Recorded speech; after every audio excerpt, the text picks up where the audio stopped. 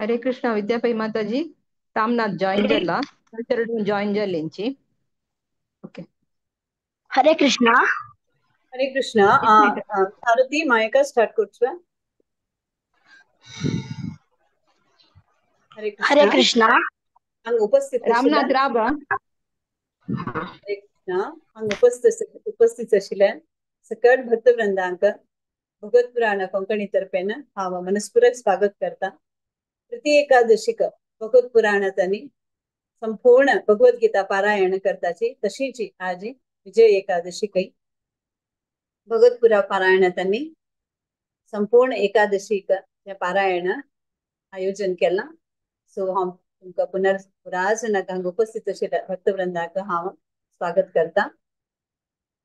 देवाले गुरुले आनी अलगडेले आमी स्मरण करून आशीर्वाद घेवन आयचे आमी कार्यक्रम सुरू करूया। सुरवेक आमी मंगळाचरण दाखोवन सुरू करूया। मंगळाचरण सांगू येता आसाची माय माताजी। हरे कृष्ण माय माताजी। हरे कृष्णा लाइक पढ़ना है। ओम अज्ञानतिमिरान्धस्य ज्ञानाञ्जनशलाकया चक्षुरुन्मीलितं येन तस्मै श्रीगुरवे नमः। श्रीचैतन्यमनोभीष्टं स्थापितं येन भूतले स्वयं रूप कदा मह्यं ददाति स्वपदान्तिकं। वन्देऽहं श्रीगुरो श्रीयुतपदकमलं श्रीगुरून् वैष्णवांश्च श्रीरूपं साग्रजातां सहगण रघुनाथान्वितं तं सजीवं साद्वैतं सावधूतं परिजनसहितं कृष्णचैतन्यदेवं श्रीराधाकृष्णपादान् सहगण ललिता श्री विशाखान्वितांश्च। हे कृष्ण करुणा सिंधु दीनबंधो जगत्पते गोपेश गोपिका कांत राधा कांत नमोस्तुते। तप्त कांचन गौरांगी राधे वृंदावनेश्वरी वृषभानुसुते देवी प्रणमामि हरिप्रिये। वाञ्छाकल्पतरुभ्यश्च कृपा सिन्धुभ्य एव च पतितानां पावनेभ्यो वैष्णवेभ्यो नमो नमः। जय श्री कृष्ण चैतन्य प्रभु नित्यानंद श्री अद्वैत गदाधर श्रीवासादि गौरभक्तवृंद। हरे कृष्णा कृष्ण कृष्णा हरे हरे हरे राम राम राम हरे हरे। हरे कृष्णा कृष्ण कृष्ण हरे हरे हरे राम राम राम हरे हरे। हरे कृष्णा कृष्ण कृष्ण हरे हरे हरे राम राम राम हरे हरे। हरे कृष्ण। हरे कृष्णा माय माताजी चंद तुमगेला एज यूजुअल दुरुस्वराలు आजपणे मंगळाचरण सुरू केलं मस्त मस्त धन्यवाद। आता गीता माता सांगत असाची गेले भारती पै माताजी। हरे कृष्ण माताजी। हरे कृष्ण। आदिशंकराचार्य विरचित गीता महात्म्य। गीता शास्त्रम् इदं पुण्यं य पठेत् प्रयत पुमान् विष्णो पदम् अवाप्नोति भयशोकादिवर्जितः। गीताध्ययनशीलस्य प्राणायामपरस्य च नैव सन्ति हि पापानि पूर्वजन्म कृतानि च। मलिने मोचनं पुंसां जलस्नानं दिने दिने सकृत् गीतांबसि स्नानं संसारमलनाशनं। गीता सुगीता कर्तव्य किम् अन्यै शास्त्रविस्तरैः या स्वयं पद्मनाभस्य मुखपद्माद् विनिष्कृता। भारतामृत सर्वस्वं विष्णोर्वक्त्राद् विनिष्कृतं। गीता गंगोदकं पीत्वा पुनर्जन्म न विद्यते। सर्वोपनिषदो गावो दुग्धा गोपालनन्दनः पार्थो वत्ससुधीर्भोक्ता दुग्धं गीतामृतं महत्।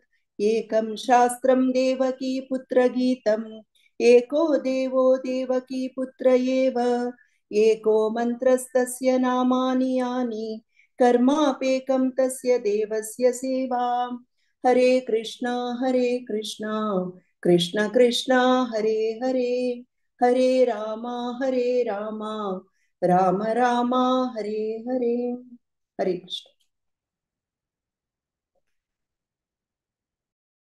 हरे कृष्णा भारती माताजी मस्त मस्त धन्यवाद आजी आमगेरे टीमानाची मंगलाचरण बनी गीता महात्म्य संगमायचे कार्यक्रमाला सुरुवात केली मस्त मस्त धन्यवाद कोणा गीता महात्म्याने मंगलाचरण सांगा की प्लीज तानी कोणाक नाव दिव्या भारतीपै माताजी का माया नायक माताजी का टीम लीडर असाची कोऑर्डिनेटर तुम गेला हड्डांक पुराजनाक हे करायचे शिकयाचे मुखार येवच्याक सांगच्याक तांकी प्रोत्साहन करायची गीता महात्म्यानी मंगलाचरण सो हांव पुराजनाक हे करता रिक्वेस्ट करता की तुमगेले टिमाचे मेंबर्स पुराजना सांगून तुम्ही मुखार येवका हे सांगता म्हणून हांव तुमगेले निमून घेता तशी कार्यक्रम खूपच फुडेची आम्ही एक अनाउन्समेंट पॅम्पलेट आणतो आयचे जपा टॉक आम्ही 6 o'clock म्हणून घालेला सो आज जपा टॉक 7:30 जाता असं आणि कारणांतर निमित्त आज रवी प्रभू हांका येवचे जायना प्रभूजी का सो मथुरा माताजी मथुरा माताजी येताची बट 7:30 तांणी स्टार्ट करता तांगेले जपा टॉक सो पुराजन लेक 6:30 का कंटिन्यूस 7:30 तनक आमगेले अध्याय चलता पठण चलता ओके हरे कृष्णा आता मी फर्स्ट अध्याय शुरू करूया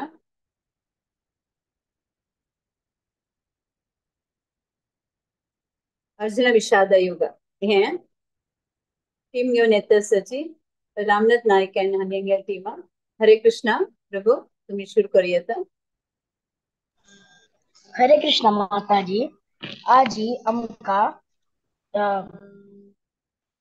प्रथमोध्याय अवकाश मिळाला भागवत मस्त मस्त आज एका प्रथमोध्याय वॉइस हरे कृष्णा पडता वॉइस चिक्की वॉइस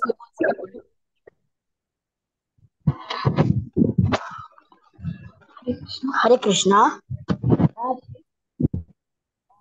प्रथमोध्याय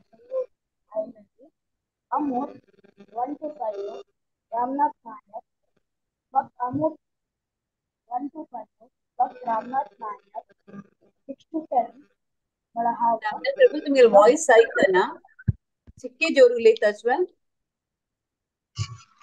हरे कृष्णा हाँ सांगाच भक्त दैविक शणै 11 to 15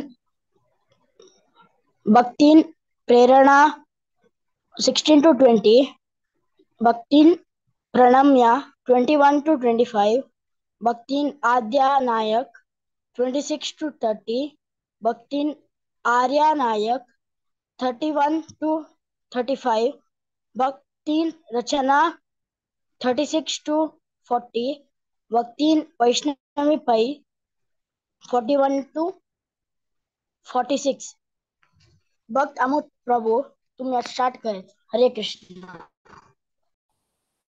हरे कृष्णा ओम श्री परमात्मने नमः श्रीमद् भगवद गीता अथ प्रथमोऽध्यायः अर्जुन विषाद योगः धृतराष्ट्र उवाच धर्मक्षेत्रे कुरुक्षेत्रे समवेतायुत्सवः मामकाः पाण्डवाश्चैव किमकुर्वत सञ्जय सञ्जय उवाच दृष्टा तु पाण्डवानीकं व्यूढं दुर्योधनस्यदा आचार्यमुपसंगम्य राजा वचनमब्रवीत् पश्येतां पाण्डुपुत्राणाम् आचार्य महतीं च मु व्यूढं द्रुपदपुत्रेण तव शिष्येण धीमताम् अत्र शूरा महेश्वासा भीमार्जुनसमायुधि युधानो विराटश्च द्रुपदश्च महारथः दृष्टकेतुश्चेकितानं काशीराजश्च वीर्यवान् पुरुजित् कुन्तिभोजश्च शैब्यश्च नरपुङ्गवः। हरे कृष्ण। हरे कृष्ण। सुदामन्यश्च विक्रान्त उत्तमौजश्च वीर्यवान् सौभद्रो द्रौपदेयश्च सर्व एव महारथाः। अस्माकं तु विशिष्टाये तानि बोधादिगोत्तमः नायका मम सैन्यस्य संयातं तान् विविधे भवान् भीष्मश्च कर्णश्च कृपश्च समितिञ्जयः अश्वत्थमा विकर्णश्च सौमदत्ति तथैव च अने च भवशूरा मदर्थेद्य सजीविताः नानाशस्त्रप्रहरणाः सर्वे युद्धविशारदाः अपर्याप्तं तदस्माकं बलं भीष्माभिरक्षितं पर्याप्तं मे तेषां बलं भीमाभिरक्षितं। हरे कृष्ण। हरे कृष्णा। अयनेषु स सर्वेषु यथा भागमवस्थिताः भीष्ममेवाभिरक्षन्तु भवन्तु सर्व एव हि तस्य सञ्जनयन् हर्षं कुरुवृद्धः पितामहः सिंहनादं विनद्योच्चै शङ्खं दद्मो प्रतापवान् ततः शङ्काश्च भैर्यश्च प्रणवानकगोमुखाः सहस्रैवाभ्यहन्यन्त सशब्दस्तु मूलोऽभवत् ततः श्वेतैरहैर्युक्ते महती स्यन्दने स्थितौ माधवा पाण्डवाश्चैव दिव्यौ शङ्खौ प्रदध्मतौ पाञ्चजन्यं ऋषिकेशो देवदत्तं धनञ्जय पौण्ड्रं दद्मो महाशङ्खं भीमकर्मावृकोदरः। हरे कृष्ण। हरे कृष्ण। अनन्तविजयं राजा कुन्तीपुत्रो युधिष्ठिरः नकुलः सहदेवश्च सुघोषमणिपुष्पकौ काश्यश्च परमेश्वासः शिखण्डी च महारथः धृष्टद्युम्नो विराटश्च सात्यकीश्च द्रुपदो द्रौपदेयाश्च सर्वशः पृथिवीपते सौभद्रश्च महाबाहु शङ्खान् दद्मो पृथक् पृथक् सघोषोदात्तराष्ट्राणां हृदयानि व्यदारयत् नभश्च पृथिवीं चैव तुमुलो व्यनुनादयन् अतः व्यवस्थितान् दृष्ट्वा धार्तराष्ट्रान् कपिध्वजः प्रवृत्ति शस्त्रसम्पाते धनुरुद्यम्य पाण्डवः। हरे कृष्ण। हरे कृष्ण। ऋषिकेशं तदा वाक्यमिदमाह महीपते अर्जुन उवाच सेनयोरुभयोर्मध्ये रथं स्थापयमेच्युत यावदेतानिरीक्षेऽहं योद्धुकामानवस्थितान् सैन्मसह युद्धव्या अस्मिन् रणसमध्यमे योत्स्य मानानवेक्षेऽहं ययिते त्रासमागतः धार्तराष्ट्रस्य दुर्बुद्धे बुद्धिप्रियचिकीर्षवः। सञ्जय उवाच एवमुक्तो ऋषिकेशो गुडाकेशेन भारत सेनयोरुभयोर्मध्ये स्थापयित्वा रथोत्तमम् भीष्मद्रोणाप्रमुखतथा सर्वेषां चामहीक्षिताम् उवाच पार्थ पश्येतां समवेतान् कुरुनिति। हरे कृष्ण। हरे कृष्ण। तत्र पश्यस्तिन्तान् पार्थः पितॄनथ पितामहान् आचार्यान् मातुलान् भ्रातॄन् पुत्रान् पौत्रान् सख्युस्तथा स्वशुरानस्तुहृदश्चैव सेनयोरुभयोरपि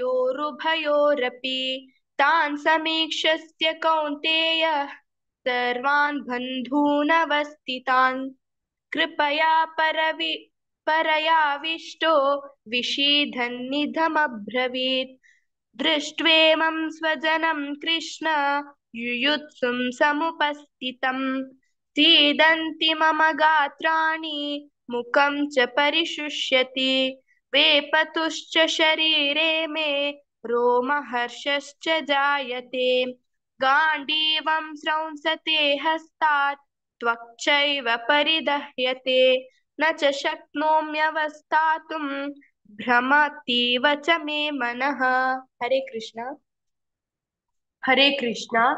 निमित्तानि च पश्यामि विपरीतानि केशव न च श्रेयोनुपश्यामि हत्वा स्वजनमाहवे न काङ्क्षे विजयं कृष्ण न च राज्यं सुखानि च किं नो राज्येन गोविन्द किं भोगैर्जीवितेन वा येषामर्थे काङ्क्षितं नो राज्यं भोगा सुखानि च त इमेव स्थिता युद्धे प्राणं त्यक्त्वा धनानि च आचार्य पितरः पुत्राः तथैव च पितामहाः मातुलाश्वशुरा पौत्राः शाल्या सम्बन्धिनस्तथा एतान् हन्तुमिच्छामि घ्नतोऽपि मधुसूदन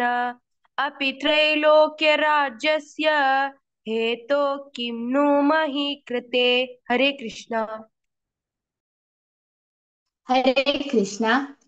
निहत्य धार्तराष्ट्रान्नः का प्रीतिः स्यात् जनार्दन पापमेवाश्रयेदस्मान् हत्वैतान्नाततायिनः तस्मान्नार्हा वयं हन्तुं धार्तराष्ट्रान् स्वबान्धवान् स्वजनं हि कथं हत्वा सुखिनः स्याम माधव यद्यप्येतेन पश्यन्ति लोभोपहत चेतसः कुलक्षयकृतं दोषं मित्रद्रोहे च पातकम् कथं न ज्ञेयमस्माभिः पापादस्मान्निवर्तितुम् कुलक्षयकृतं दोषं प्रपश्यद्भिजनार्दन कुलक्षये प्रणश्यन्ति कुलधर्माः सनातनाः धर्मे नष्टे कुलं कृत्स्नम् अधर्मोऽभिभवत्युत। हरे कृष्ण। हरे कृष्ण। अधर्माभिभवात् कृष्ण प्रदुष्यन्ति कुलस्त्रियः स्त्रीषु दुष्टासु वार्ष्णेय जायते वर्णसङ्करः संकरो नरकायैव कुलज्ञानां कुलस्य च पतन्ति पितरो ह्येषां लुप्तपिण्डोदकक्रियाः दोषैरेतैः कुलज्ञानां वर्णसङ्करकारकैः उत्साद्यन्ते जातिधर्माः कुलधर्माश्च शाश्वताः उत्सन्नकुलधर्माणां मनुष्याणां जनार्दन नरके नियतं वासो भवतीत्यनुशुश्रुमा अहो बत महात्पापं कर्तुं व्यवसिता वयं यद्राज्यसुखलोभेन हन्तुं स्वजनमुद्यताः यदि माम प्रतीकारम् अशस्त्रं शस्त्रपाणयः धार्तराष्ट्रारणे हन्युः तन्मे क्षेमतरं भवेत्। संजय उवाच एवमुक्त्वार्जुनः सङ्ख्ये रथोपस्थ उपाविशत् विसृज्य सशरं चापं शोकसंविघ्नमानसः ॐ तत्सदिति श्रीमद्भगवद्गीतासु उपनिषत्सु ब्रह्मविद्यानां योगशास्त्रे श्रीकृष्णार्जुनसंवादे अर्जुन विषाद योगो नाम प्रथमोऽध्यायः। हरे कृष्णा कृष्ण कृष्ण हरे हरे हरे राम राम राम हरे हरे। हरे कृष्णा। हरे कृष्ण। आज हम का प्रथम अध्याय सांगूक अवकाश दिलेलेक आवाज सांगून घेता. तशीच रश्मी भट माताजीक आमका अवकाश दिलेलेक मस्त मस्त धन्यवाद सांगून घेता. हरे कृष्णा. हरे कृष्णा. मस्त मस्त धन्यवाद देवा. पूरा चिडवण भारी चंद कोण एकदम लयबद्ध जाऊन म्हणताच पडत तशी चंद कोण सांगला फर्स्ट अध्याय. सो मस्त मस्त धन्यवाद रश्मी भट माताजी के ನಿಮ್ಗೆ ಪೂರಾ ಟೀಮ್ ಆಗೈತೆ ನಿಮ್ಗೆ ಪೂರಾ ಜನ ನಾವ್ ಮಕ್ಕಳು ಹುಡುಗಸ್ನಾ ದೇವಾ ಬಟ್ ರಾಮನಾಥ್ भक्त रामनाथ तुझ्या तर्फे तू सांग तांक पुरा जनाक ओकेना भारी छंद कोण वाजिला तुम्ही मस्त मस्त धन्यवाद अशीच प्रति एकादशी येऊन तुम्ही एककाचे कंटिन्युअस 18 अध्याय तनक कंप्लीट करायची ओके मस्त मस्त धन्यवाद. हरे कृष्णा. आता मी दोन्ही अध्यायाच्या सांख्य योग हे सांगू येतसची हर ग्रेस मधुर मंदाकिनी माताजी आणि हिंगे टीम. हरे कृष्णा माताजी धन्यवाद. हरे कृष्ण माताजी दंडवत प्रणाम.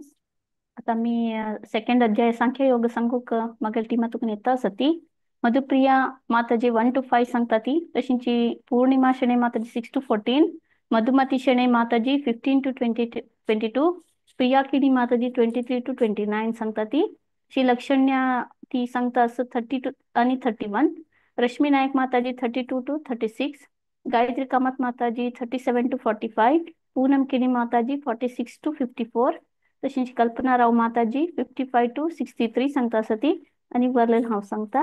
हरे कृष्णा. मधुप्रिया माताजी स्टार्ट करेत तुम्ही. हरे कृष्णा. हरे कृष्णा. ओम नमो भगवते वासुदेवाय. अतः द्वितीयोऽध्यायः सांख्ययोगः. संजय उवाच तं तथा कृपयाविष्टम् अश्रुपूर्णकुलेक्षणम् विषिदान्तमिदं वाक्यम् उवाच मधुसूदनः. श्रीभगवान् उवाच कुटस्त्वाकश्मलमिदं विषमे समुपास्थितम् अनार्यजुष्टम् अस्वर्ग्यम् अकीर्तिकरमर्जुन. क्लैब्यमास्मागमः पार्थ नैतात्त्वय्युपपद्यते क्षुद्रं हृदय दौर्बल्यं त्वत्योत्स्थितः परं तपा. अर्जुन उवाच कथं भीष्ममहं साङ्ख्ये द्रोणं च मधुसूदन इषुभिः प्रतियोत्स्यामि पूजार्हं वरिसूदन. गुरून् हत्वा हि महानुभावान् श्रेयो भोक्तुं भैक्ष्यमपीह लोके हत्वार्थकामास्म गुरूनिहैव भुञ्जीय भोजान् रुधिरा प्रदिग्नान्. हरे कृष्ण. हरे कृष्ण.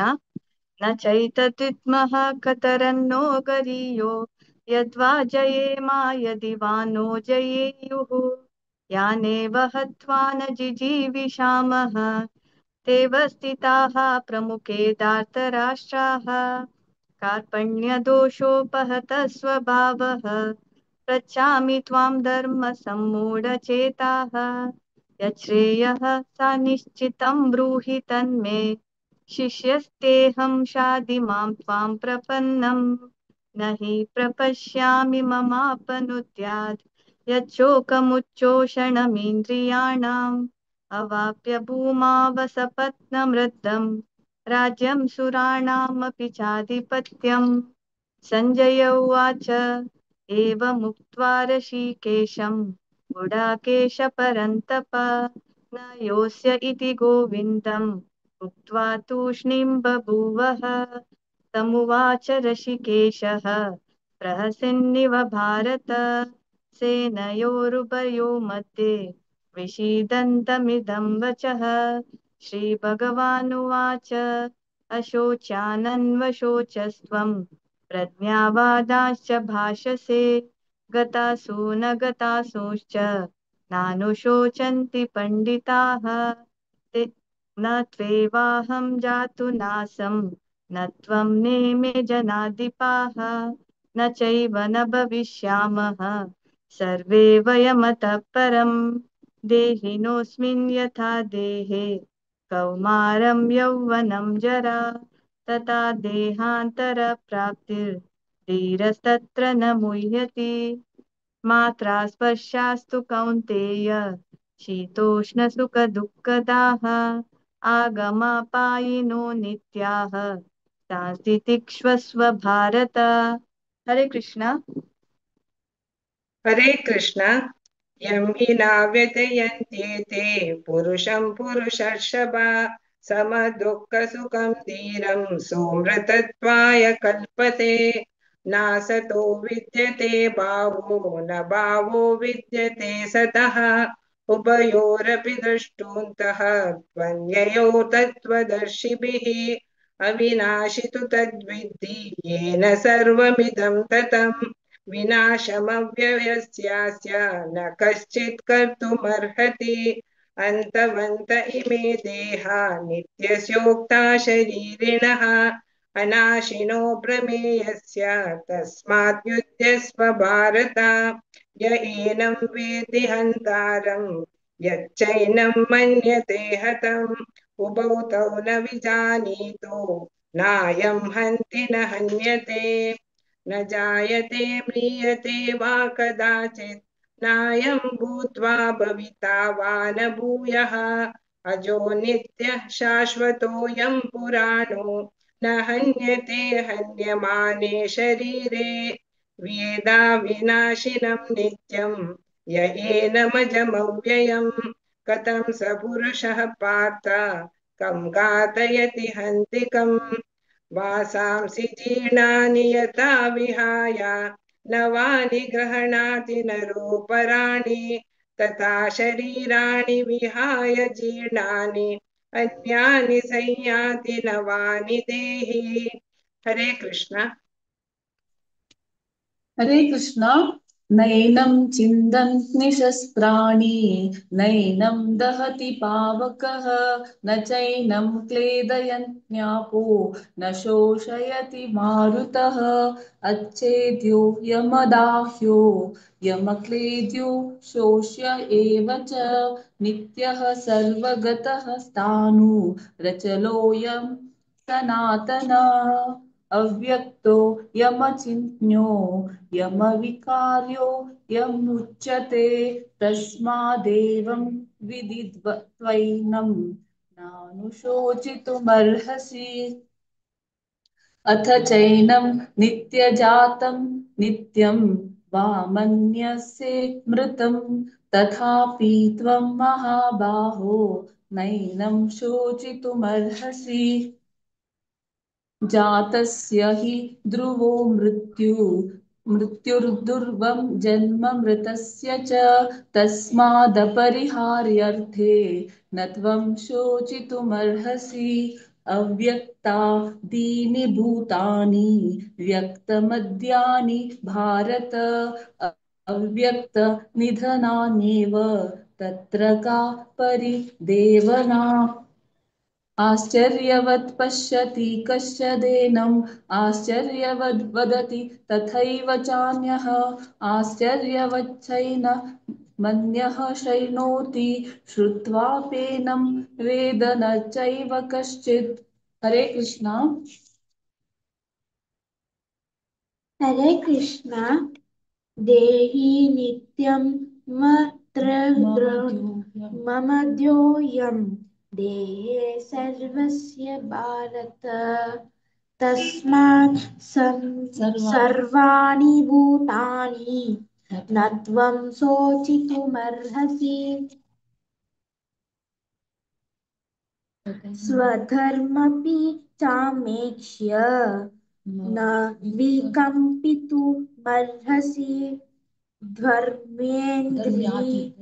धर्म्यान्द्रियुद्धाश्रे योऽन्यत् क्षत्रियस्य न विद्यते।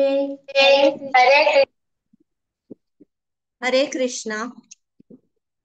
यत्र छायाचोपपन्नं स्वर्गद्वारम् अपावृतं सुखिनः क्षत्रियाः पार्थ लभन्ते युद्धमित्रसम् अथ चेत्त्वम् इमं धर्म्यं सङ्ग्रामं न करिष्यसि ततः स्वधर्मं कीर्तिं च हित्वा पापमवाप्स्यसि अकीर्तिं चापि भूतानि कथयिष्यन्ति ते व्ययाम् भावितस्य चाकीर्तिर्मरणादतिरीच्यते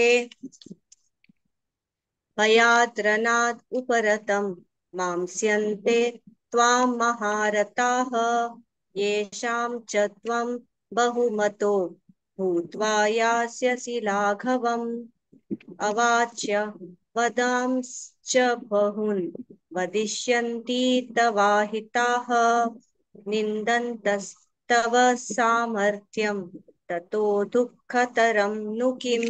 हरे कृष्ण। हरे कृष्ण।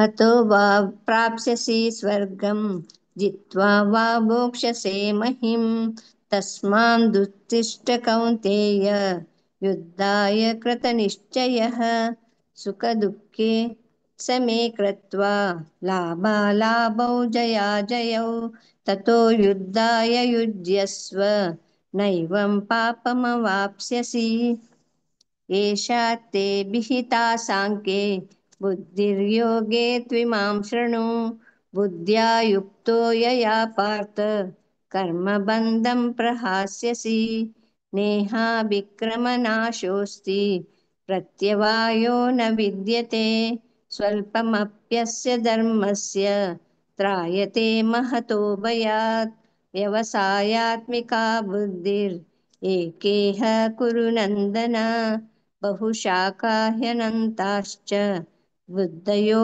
व्यवसायिनाम् यामिमां पुष्टितां वाचं प्रवदन्त्यविपश्चितः वेदवादरता पार्थ नान्यदस्तीति वादिनः कामात्मानस्वर्गपरा जन्मकर्मफलप्रदां क्रियाविशेषबहुलां भोगैश्वर्यं पर्यगतिं प्रति भोगैश्वर्यप्रसक्तानां तयापहृतचेतसां व्यवसायात्मिका बुद्धिर्समाधौ न विधीयते त्रैगुण्यविषया वेदा निस्त्रैगुण्यो भवार्जुन निर्द्वन्द्वो नित्यसत्त्वस्थो निर्योगक्षेम आत्मवान्। हरे कृष्ण। हरे कृष्ण। यावानर्थ उदपाने सर्वतः सम्प्लुतोदके तावान् सर्वेषु वेदेषु ब्राह्मणस्य विजानतः कर्मण्येवाधिकारस्ते मा फलेषु कदाचन मा कर्मफलहेतुर्भुः मा ते सङ्गोऽस्त्वकर्मणि योगस्थः कुरु कर्माणि सङ्गं त्यक्त्वा धनञ्जय सिद्ध्यसिद्ध्यो समो भूत्वा समत्वं योग उच्यते दूरेण यवरं कर्म बुद्धियोगा धनञ्जय बुद्धौ शरणमन्विच्छ कृपणाफलहेतवः बुद्धियुक्तो जहातीह उभे सुकृतदुष्कृते तस्माद्योगाय युज्यस्व योगः कर्मसु कौशलम् कर्मजं बुद्धियुक्ता हि फलं त्यक्त्वा मनीषिणः जन्मबन्धविनिर्मुक्ता पदं गच्छन्त्यनामयम् यदा ते मोहकलिलं बुद्धिर्व्यतितरिष्यति तदा गन्तासि निर्वेदं श्रोतव्यस्य श्रुतस्य च श्रुतिविप्रतिपन्ना ते यदा स्थास्यति निश्चला समाधावचला बुद्धिः तदा योगमवाप्स्यसि। अर्जुन उवाच स्थितप्रज्ञस्य का भाषा समाधिस्थस्य केशव स्थितधि किं प्रभाषेत किमासीत व्रजेत किम्। हरे कृष्ण। हरे कृष्ण।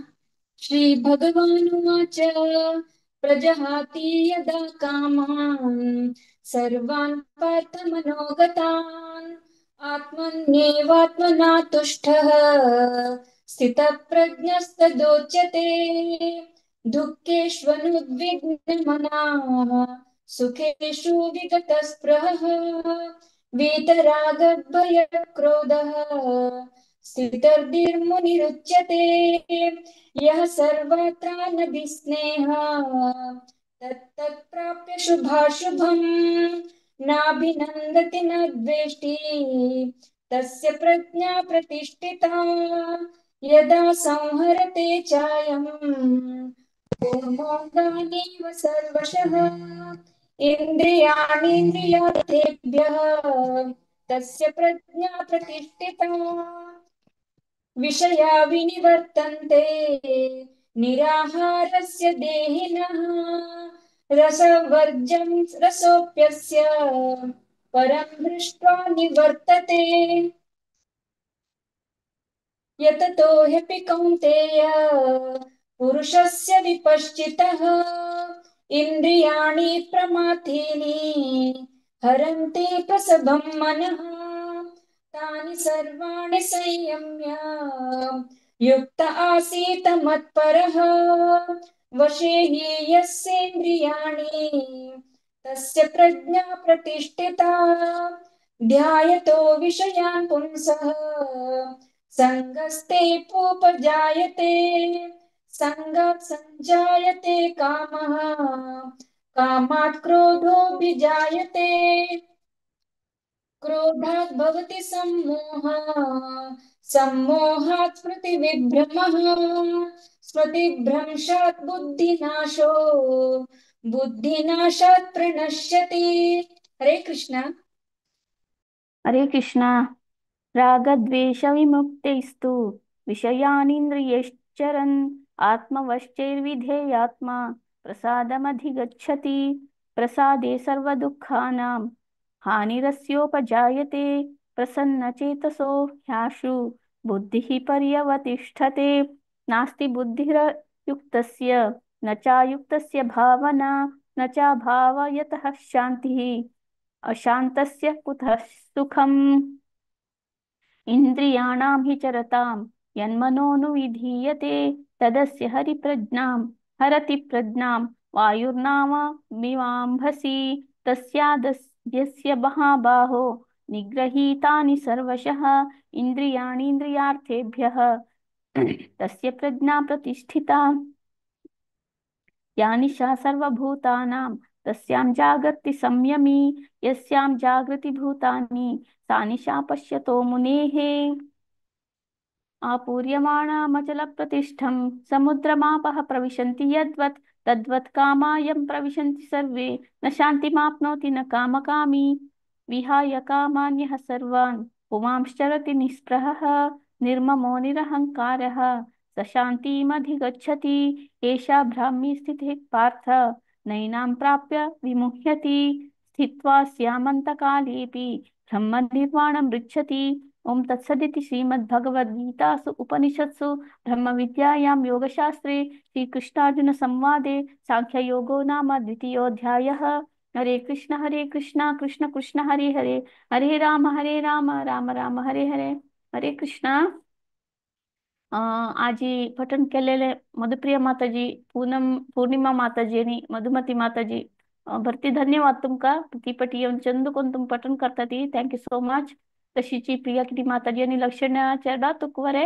एक्झाम टाइम असतरी तू येऊन बरेल संगीलाच लाईक करून देवा तशीची रश्मी नाईक माताजी गायत्री कामत माताजी आणि पूनम किनी माताजी आणि कल्पनाराव माताजी तुम सर्वांक थँक्स व्हेरी मच आणि धन्यवाद आणि आमचे अवकाश दिलेले भगवत पूर्ण कोकणी टीमाक अनंत अनंत धन्यवाद सांगतात हरे कृष्ण ओवर टू यू विनोदवाणी माताजी हरे कृष्ण दंडोत प्रणाम हरे कृष्णा मस्त मस्त धन्यवाद म्हणजे मंदाकिनी माता ॲज युजल तुमच्या टीम भारी संत करवायची आणि ती एकादशी काय त्याची अशींची तुम्ही तांची सपोर्ट दिताची तशींची तांनी मन कोण मनस्फूर्ती वाजिताची अशींची प्रति एकादशी येवका अशींची तांनी कृष्णाला सेवा करका म्हणून हांव निमून घेता भगवत पुराणा कंपनी तर्फे तुमच्या पुरा जण टीमाक मस्त मस्त धन्यवाद देता मनस्फूर्त हरे कृष्ण म्हणतो आता मी 3 अध्याय कर्मयोग या समूहची ममताश्री माताजी आणि हंगेल टीम हरे कृष्ण माताजी स्वागत हरे कृष्ण माताजी कर्मयोगु 3 अध्याय संचयत सची भक्तीन चिरस्वी श्लोकवन आणि उमेश प्रभू उषा माताजी आणि श्रीनीती माताजी श्लोक 2 to 7, Nalinamma shloka 8 to 10, Maruti Prabhu आणि प्रीती माताजी श्लोक 11 to 14, निर्मला माताजी आणि सुरेश प्रभू श्लोक 15 to 18, राधिका भट माताजी आणि क्षितिज भक्त क्षितिज श्लोक 19 and 20, माया माताजी आणि पांडुरंग प्रभू श्लोक 21 to 24, सुरेखा माताजी श्लोक 25 to 27, भक्त शुभम भक्तीन साक्षी आणि शशिकला माताजी श्लोक 28 to 30, आणि रूपा माताजी श्लोक 31 and 32, भक्त सोहम मंगेश प्रभू आणि वनिता माताजी श्लोक 33 to 38, आणि राजा प्रभू राधिका माताजी आणि भक्तीन ईशा 39 to 43. हरे कृष्णा. हरे कृष्ण. वसुदेवसुतं देवं कंसचानूरमर्दनं देवकी परमानन्दं कृष्णं वन्दे जगद्गुरुम्. अथ तृतीयोऽध्यायः कर्मयोगः.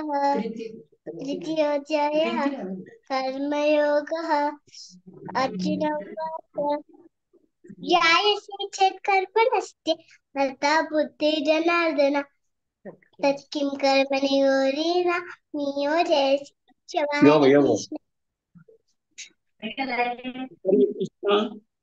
स्वामी श्रेणेव व्याख्येन बुद्धिं मोहयसीव मे तदेकं वद निश्चित्य येन श्रेयो अहमाप्नुयाम्. श्री भगवान उवाच लोके जिता निष्ठा पुरा नघा ज्ञानयोगेन साख्यानां कर्मयोगेन योगिनाम्. हरे कृष्ण. न कर्मणां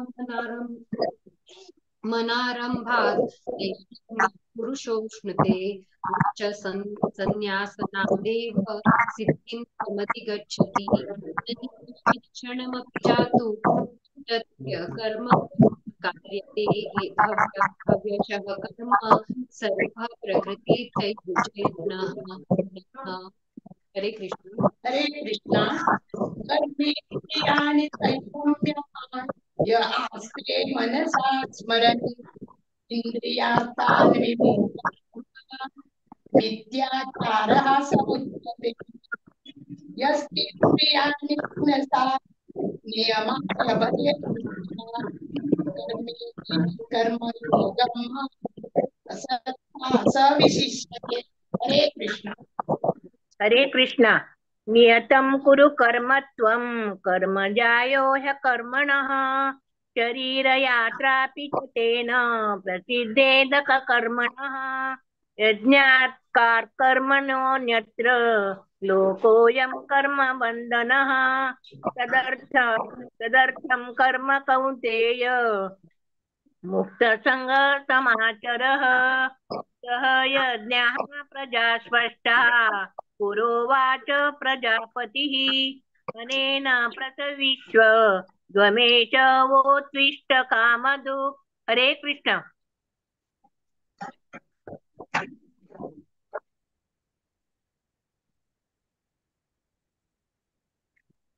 मर्तना स्टार्ट.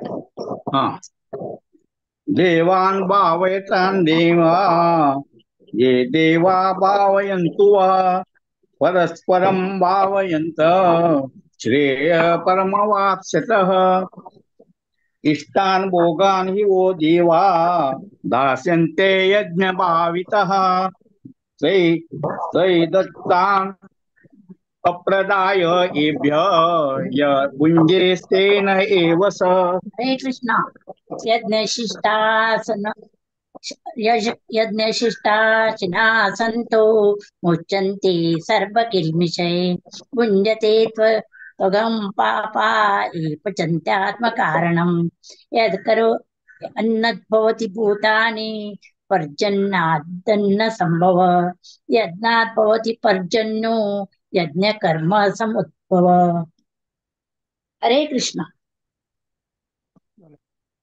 हरे Volume कृष्ण of कर्म ब्रह्मोद्भवं विद्धि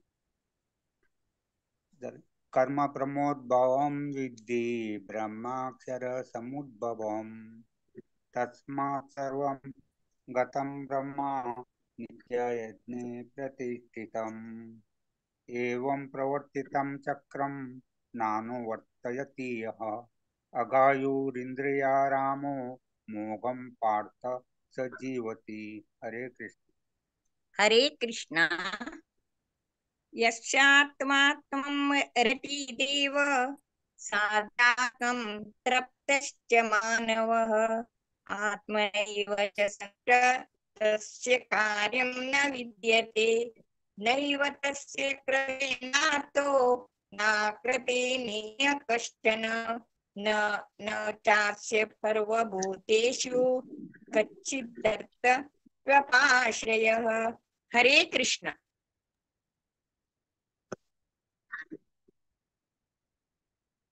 हरे कृष्ण तस्मादशक्त सततं कार्यं कर्म समाचार अशक्तो हाचरन्न कर्म परमाप्नोति पुरुषः। हरे कृष्ण कर्मण्येवाहि संसिद्धि मास्तिता जनकादयम् लोकसङ्ग्रहमेवापि सम्पस्य न कर्तुमर्हसि। यद यद यद हरे कृष्ण यददाचरति श्रेष्ठस्तस्तदेवोत्तरो जनः स प्रमाणं कुरुते लोकस्तस्य धनुवर्तते न मे पार्थास्ति कर्तव्यं त्रिषु लोकेषु किंचन नानावाप्तमवाप्यव्यं वर्तत एव च कर्मणि। हरे कृष्ण यदि हेयं न वर्तेयं जातु कर्मण्यतन्द्रिता मम वर्त्मानुवर्तन्ते मनुष्या पार्थ सर्वशः उत्सीदेयुरिमे लोका न कुर्यां कर्म चेदहं शङ्करस्य च कर्ता स्यामुपन्यामि मा प्रजाः। हरे कृष्ण। हरे कृष्णा सक्ता कर्मण्य विद्वांसो यथा कुर्वन्ति भारत कुर्यात् विद्वांस सक्तश चिकीर्षु लोक संभ्रम न बुद्धिभेदं जनयेद अज्ञानं कर्म संगनाम जोषिमयेत् सर्वकर्माणि विद्वान् युक्त समाचरन् प्रकृती क्रियमाणानि गुणैः कर्माणि सर्वश अहंकार विगुणात्मा कर्ताहमिति मन्यते। हरे कृष्णा।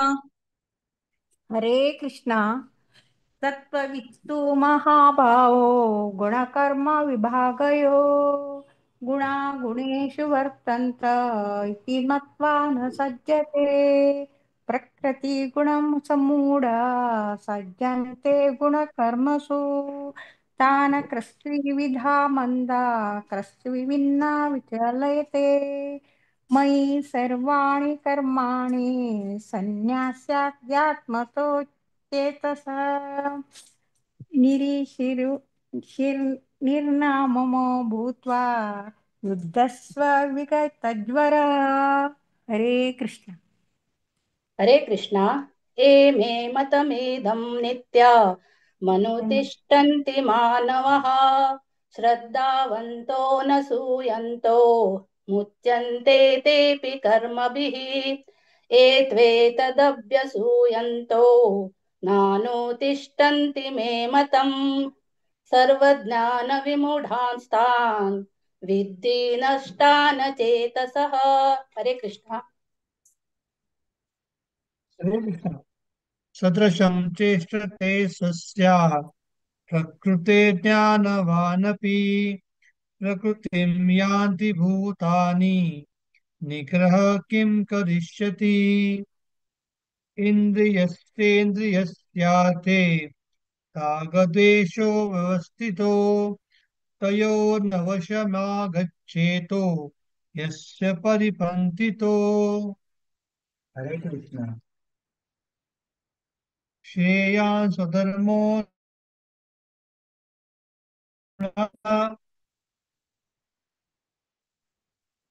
परधर्मा स्वनुष्ठितात् स्वधर्मे निधनं धर्मो परधर्मो भवानतः। अर्जुन उवाच अथ केन प्रयुक्तोऽयं पापं चरितपुरुषः अनिच्छन्ति श्रपि वृक्षायो बालादिव नियुर्जितः। हरे कृष्ण। श्री भगवानुवाच काम एष क्रोध एष रजगुण समुद्रवः महाशनो महापाप्मा विद्येन महीवरेण्यम् भूमेनाव्रियते वह्निः शतादर्शो मलेन च यथोलबलेनावृतो गर्भस्थ गर्भस्तथा तेनेदमावृतम्। हरे कृष्ण। हरे कृष्ण। आवृतं ज्ञानमेतेन ज्ञानिनो नित्यवैरिणा कामरूपेण कौन्तेय दुष्पुरेणानलेन च इन्द्रियाणि मनोबुद्धिर्स्यादिष्टानमुच्यते एतैर्विमोहयुत्येष ज्ञानमावृत्य देहिनम् तस्मात् त्वमिन्द्रियाण्यादौ नियम्य भरतर्षभ पाप्मानं प्रजहिह्येनं ज्ञानविज्ञाननाशनम्। हरे कृष्ण। इन्द्रियाणि पराणि अहुः इन्द्रियो भयः परमं मनः मनसा तु परा बुद्धे परतसु सः एवं बुद्धेः परं बुद्ध्वा संस्तभ्य आत्मना जहि शत्रुमं महाबाहो कामरूपं दुरासदम्। ॐ तत्सदिति श्रीमद्भगवद्गीतासु उपनिषत्सु ब्रह्मविद्यायां योगशास्त्रे श्रीकृष्णार्जुनसंवादे कर्मयोगो नाम तृतीयोऽध्यायः। हरे कृष्णा कृष्ण कृष्ण हरे हरे हरे राम राम राम हरे हरे हरे कृष्णा कृष्ण कृष्ण हरे हरे हरे राम राम हरे हरे हरे कृष्णा कृष्ण कृष्ण हरे हरे हरे राम राम हरे हरे हरे कृष्ण। हरे कृष्ण। हरे कृष्णा।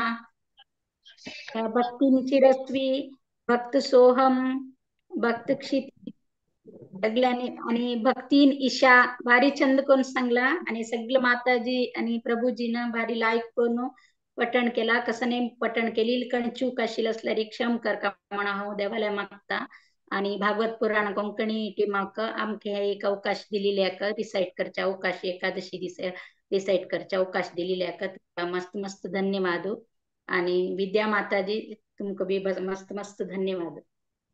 हरे कृष्णा। ओवर टू यू विद्या माता। हरे कृष्णा। दशमी माताजी मस्त मस्त धन्यवाद। तुम्ही प्रति एकादशी का तुम्ही टीम घेऊन येताची चंदकोन वाजिताची पुराजन तंगे प्रयत्न करताची वारी चंद करवाची विचारतो पुराजन तू चुकी जाता आम्ही चुकी करताची हे करताना असं बट येताची श्रद्धेर येताची तीर येताची वाजूची तांगेला मस्त धन्यवाद तुम्ही टीम म्हणतो अशीच प्रति एकादशी होका म्हणून तुमगे लाईक रिक्वेस्ट करून घेता तुमगे पुराठी मांडवा भगवत पुराण कंपनी तर्फे बस पूर्वक धन्यवाद। हरे कृष्ण। आता मी चारी चॅप्टरावरच्या घेऊन येत चारी चॅप्टर डॉक्टर सेवी कामत प्रभूजी हंगे टीमा। हरे कृष्ण प्रभूजी। हरे कृष्णा माताजी प्रभुजी तन्नी बायर आशिल्ली आमगेले तिमाचे 4th चॅप्टराचे डिटेल्स हांव सांगता 1 to 4 Ramnath किणीमाम वाजितसती 5 to 8 Pushpa किणीमाई वाजितसती 9 to 17 Ramnath Rao वाजितसती 18 to 34 हांव सांगता 35 to 42 रामनाथ किणीमाम सांगतासती रामनाथ किणीमाम श्री कृष्ण परब्रह्मणे नमः। अथ चतुर्थोऽध्यायः ज्ञानकर्म संन्यास योगः। श्रीभगवानुवाच इमं विवस्वते योगं प्रोक्तवानहमव्ययम् विवस्वान्मनवे प्राह मनुरिक्ष्वाकवे ब्रवीत् एवं परम्परा प्राप्त मिमं राजर्षयो विदुः सकाले नेह महता योगो नष्टपरन्तप स एवायं मया तेद्य योगः प्रोक्तः पुरातनः भक्तोऽसि मे सखा चेति रहस्यं हेतमुत्तमम्। अर्जुन उवाच अपरं भवतो जन्म परं जन्म विवस्वतः कथमेतद्विजानीयाम् समादो प्रोक्तवानिति। हरे कृष्णा। हे कृष्ण श्रीभगवानुवाच बहूनि मे यतीतानि जन्मानि तव तानि सर्वाणि न प्रीमन्ति परं तव अजो विसर्जन्यायास्वलोऽपि सन् प्रकृतिं स्वामधिष्ठाय सम्भवाम्यहम् यदा यदा हि धर्मस्य ग्लानिर्भवति भारत अभ्युत्थानधर्मस्य तदात्मानं सुधामहम् परित्राणाय साधूनां विनाशाय च धर्मसंस्थापनाय संभवामि युगे। हरे कृष्णा। हरे कृष्ण। जन्म कर्म च मे दिव्यम् एवं यो वेति तत्त्वतः त्यक्त्वा देहं पुनर्जन्म नैति मामेति सोऽर्जुन। वीतरागभयक्रोधाः मन्मया मामुपाश्रिताः बहवो ज्ञानतपसा पूता मद्भावमागताः ये यथा मां प्रपद्यन्ते तांस्तथैव भजाम्यहम्। मम वर्त्मानुवर्तन्ते मनुष्या पार्थ सर्वशः काङ्क्षतः कर्मणां सिद्धिं यजन्त इह देवताः। क्षिप्रं हि मानुषे लोके सिद्धिर्भवति कर्मजा चातुर्वर्ण्यं मया सृष्टं गुणकर्म विभागशः तस्य कर्तारमपि मां विद्यकर्तारमव्ययम्। न मां कर्माणि लिम्पन्ति न मे कर्मफले स्पृहा इति मां योऽभिजानाति कर्मभिर्न स बध्यते। एवं ज्ञात्वा कृतं कर्म पूर्वैरपि मुमुक्षुभिः कुरु कर्मैव तस्मात् त्वं पूर्वै पूर्वतरं कृतम्। किं कर्म किमकर्मेति कवयोऽप्यत्र मोहिताः तत्ते कर्म प्रवक्ष्यामि यज्ञात्वा मोक्ष्यसे शुभात्। कर्मणो ह्यपि बोधव्यं च विकर्मणः अकर्मणश्च बोधव्यं गहना कर्मणो गतिः। हरे कृष्ण।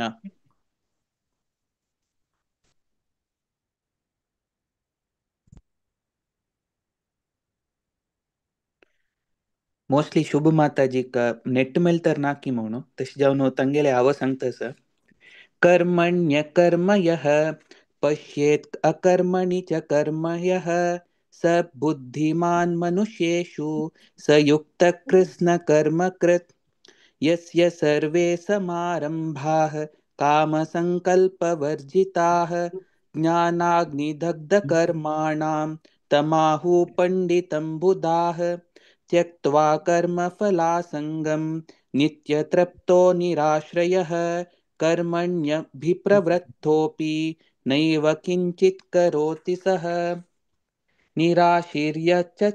निराशीर्यत चित्तात्मा त्यक्तसर्वपरिग्रह शारीरं केवलं कर्म कुर्वान्नाप्नोति किल्बिषम् यद्रच्छालाभसन्तुष्टो द्वन्द्वातीतो विमत्सरः समसिद्धावसिद्धौ च कृत्वापि न निबध्यते गतसङ्गस्य मुक्तस्य ज्ञानावस्थितचेतसः यज्ञायाचरतः कर्म समग्रं प्रविलीयते ब्रह्मार्पणं ब्रह्मविः ब्रह्माग्नौ ब्रह्मणाहुतं ब्रह्मैव तेन गन्तव्यं ब्रह्मकर्म समाधिना दैवमेवापरे यज्ञं योगिनः पर्युपासते ब्रह्माज्ञावपरे यज्ञं यज्ञेनैवोपजुह्वति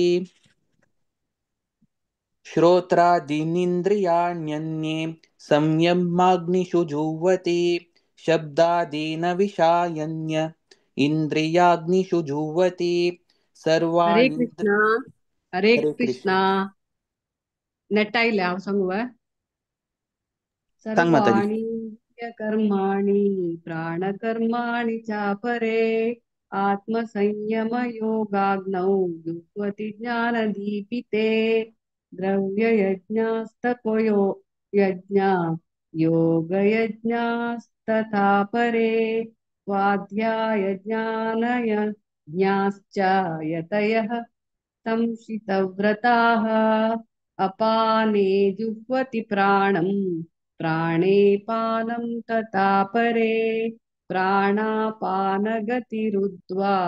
प्राणायामपरायणाः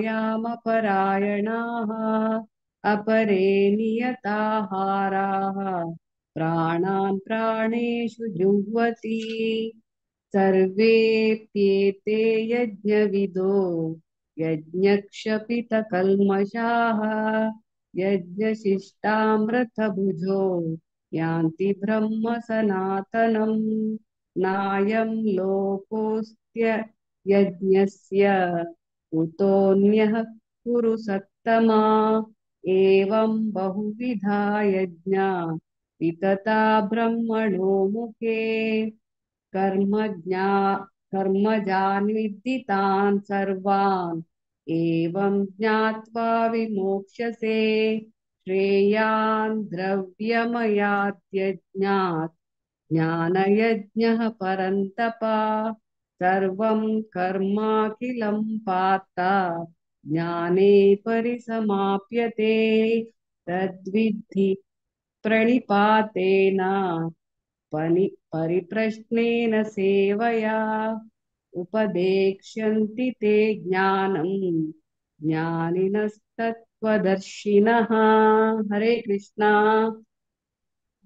यज्ञापानपुनर्मोहम् एवं याचति पाण्डवा येन भूतान्यशेषेण रक्तस्यात्मन्यथो मयि अपि चेदसि पापेभ्यः सर्वेभ्यः पापकृत्तमः सर्वं ज्ञानप्लवेनैव प्रजिनं सन्तरिष्यति यथेधांसि समिद्धोऽग्नि भस्मासात् कुरुतेर्जना ज्ञानाग्नि सर्वकर्माणि भस्मसात् कुरुते तथा न हि ज्ञानेन सदृशम् पवित्रमिह विद्यते तत्त्वयं योगसंसिद्धः कालेनात्मनि विन्दति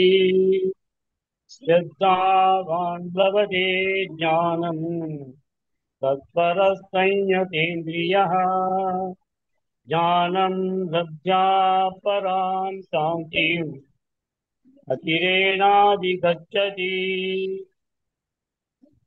अज्ञश्चास्त्रदानश्च संशयात्मा विनश्यति नायं लोकोऽस्ति न परो न सुखं संशयात्मनः योगसंयच्च कर्माणम् ज्ञानसम्भिन्न संशयम् आत्मवन्तन्न कर्माणि निबध्नन्ति धनञ्जय तस्मादज्ञानसम्भूतम् रक्तं जानाति नात्मनः चित्तेनं संशयं योग मापिष्टोत्तिष्ठ भारत ॐ तत्सदिति श्रीमद्भगवद्गीतासु उपनिषत्सु ब्रह्मविद्यायां योगशास्त्रे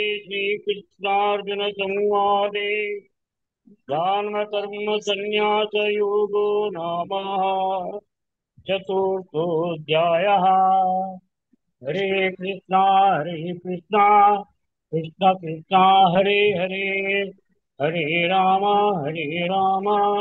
राम राम हरे हरे हरे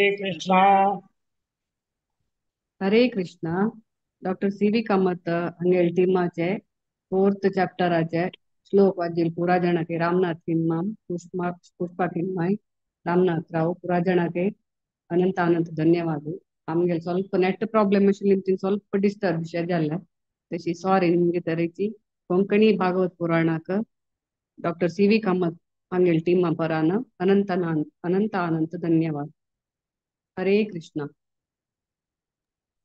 हरे कृष्णा शुभ माताजी मस्त मस्त धन्यवाद डॉक्टर सी.व्ही. कामत प्रभूजी त्यांनी प्रति एकादशी त्यांना टीम घेऊन येताची त्यांनी मस्त बिझी असताची बिझी शेड्यूल असता गेले जाल्यार त्यांनी चुक्कनशी एव्हरी प्रति एकादशीक त्यांनी एक चॅप्टर घेताची अशींची त्यांनी मुखारी ती एकादशी येऊन त्यांनी पुराजनकरन सेव बरोबर म्हणून हांव निमून घेता तशी पुराजनक भगवत पुराण कंपनी तर्फे नाव तुमच्या टीमाक मस्त मस्त धन्यवाद देता हरे कृष्ण आता मी पंचाध्यायाच्या कर्मसन्यास योग या सांगू येत असची 1 to 6 धन्य आचार्य 7 to 12 Arjuna Rao 13 to 18 Ashutosh Rao 19 to 24 आश्रता प्रभु माताजी 25 to 29 अचला आचार्य हरे कृष्ण धन्य हरे कृष्ण ओम श्री परमात्मने नमः श्रीमद्भगवद्गीता अथ पंचमोऽध्यायः अर्जुन उवाच सन्न्यासं कर्मणां कृष्ण पुनर्योगं च शंससि यत् श्रेय एतयोरेकं तन्मे ब्रूहि सुनिश्चितम् श्रीभगवानुवाच सन्न्यासः कर्मयोगश्च निःश्रेयः सकरावुभौ तयोस्तु कर्मसन्न्यासात् कर्मयोगो विशिष्यते ज्ञेयः स नित्यसन्न्यासी यो न द्वेष्टि न काङ्क्षति निर्द्वन्द्वो हि महाबाहो सुखं बन्धात् प्रमुच्यते साङ्ख्ययोगो पृथक् बालाः प्रवदन्ति न पण्डिताः एकमप्यास्थितः सम्यक् उभयोर्विन्दते फलम् यत् साङ्ख्यै प्राप्यते स्थानं तद्योगैरपि गम्यते एकं साङ्ख्यं च योगं च यः पश्यति स पश्यति सन्न्यासस्तु महाबाहो दुःखमाप्तुमयो गतः योगयुक्तो मुनिर्ब्रह्म न चिरेणाधिगच्छति हरे कृष्ण योगयुक्तो विशुद्धात्मा विजितात्मा जितेन्द्रियः सर्वभूतात्मभूतात्मा कुर्वन्नपि न लिप्यते नैव किञ्चित् करोमीति युक्तो मन्येत तत्त्ववित् पश्यन् शृण्वन् स्पृशन् जिघ्रन् अश्नन् गच्छन् स्वपन् श्वसन् प्रलपन् विसृजन् गृह्णन् उन्मिषन् निमिषन्नपि इन्द्रियाणीन्द्रियार्थेषु वर्तन्त इति धारयन् ब्रह्मण्याधाय कर्माणि सङ्गं त्यक्त्वा करोति यः लिप्यते न स पापेन पद्मपत्रमिवाम्भसा कायेन मनसा बुद्ध्या केवलैरिन्द्रियैरपि योगिनः कर्म कुर्वन्ति सङ्गं त्यक्त्वात्मशुद्धये युक्तः कर्मफलं त्यक्त्वा शान्तिमाप्नोति नैष्टिकीम् अयुक्तः कामकारेण फले सक्तो निबध्यते सर्वकर्माणि मनसा सन्न्यस्यास्ते सुखं वशे नवद्वारे पुरे देहि नैव कुर्वन्न कारयन् न कर्तृत्वं न कर्माणि लोकस्य सृजति प्रभुः न कर्मफलसंयोगं स्वभावस्तु प्रवर्तते नादत्ते कस्यचित् पापं न चैव सुकृतं विभुः अज्ञानेनावृतं ज्ञानं तेन मुह्यन्ति जन्तवः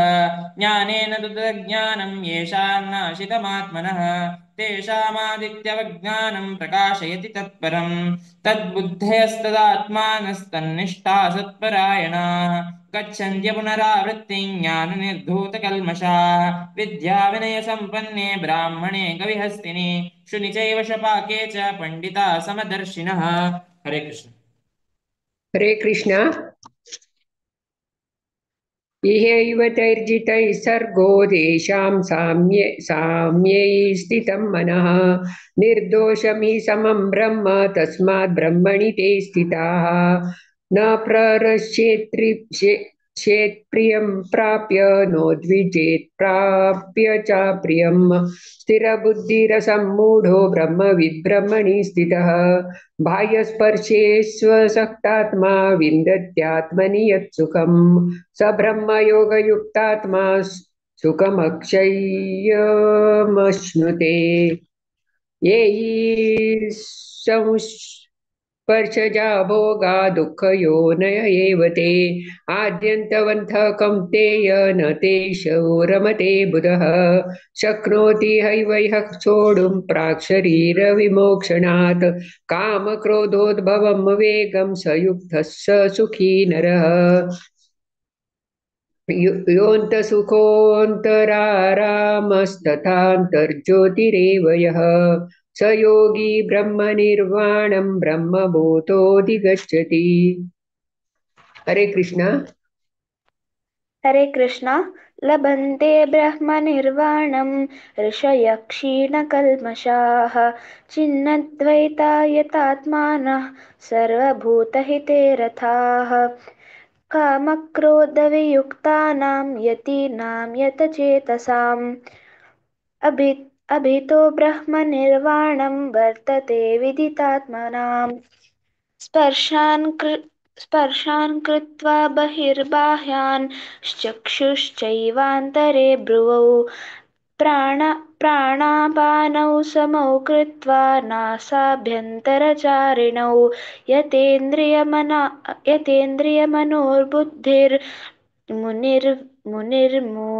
मुनिर्मोक्षपरायणः विगते च भयक्रोधो यः सदा मुक्त एव सः भोक्तारं यज्ञतपसां सर्वलोकमहेश्वरं सुहृदं सर्वभूतानां ज्ञात्वा मां शान्तिमृच्छति। ॐ तत्सदिति श्रीमद्भगवद्गीतासु उपनिषत्सु ब्रह्मविद्यायां योगशास्त्रे श्रीकृष्णार्जुनसंवादे कर्मसन्न्यासयोगो नाम पञ्चमोऽध्यायः। श्रीकृष्णार्पणमस्तु। हरे कृष्ण। हरे कृष्ण। हरे कृष्ण. हरिचंद्र प्रभू अचला धन्य अर्जुन राव आशुतोष राव आणि आशीलता माताजी तिरुडुवान भारी चंदुकोन प्रति एकादशी कशी येताची शी प्रति एकादशी ओका म्हणून तुमगेला कुराजन निमून घेता तिरुडुवान एक तशी आशीलता माताजी तुम्ही प्रति एकादशी येताची మస్తు ధన్యవాదాలు భగవత్ పురాణ కొక్కని తరపని రాజనకు మనస్పూర్వక ధన్యవాదాలు. हरे कृष्णा. अंत में संचय अध्याय बचा ध्यान योग या संगो यत्तसची प्रतिभा नायक हंगे टीम. हरे कृष्ण माता जी तुमचे स्वागत आहे. कृष्णा. हरे कृष्ण माताजी. आमका आज आत्मसंयम योगा संचय अध्याय दिला. आता ನಾವು ಮಜ್ಜುನ್ ಸಂಗತ 1 ರಿಂದ 5 ಪ್ರಭಾ ಕಾಮತ, 6 ರಿಂದ 10 ಸುಧಾ ಕಾಮತ, 11 ರಿಂದ 15 ಸ್ಮಿತಾ ಪ್ರಭು, 16 ರಿಂದ 20 ಶೈಲಾ ಪೈ, 21 ರಿಂದ 25 ಶೈಲಾ ಕಿಣೆ, 26 ರಿಂದ 30 ರಶ್ಮಿ ಪೈ, 31 ರಿಂದ 35 ಜಯಂತಿ ಪ್ರಭು, 36 ರಿಂದ 40 ಸುಪ್ರಭಾ ಪೈ, 41 ರಿಂದ 43 ಸುನಿತಾ ಪೈ, 44 ರಿಂದ 47 ಶಾಂತಿ ಪೈ. ಹರೇ ಕೃಷ್ಣ.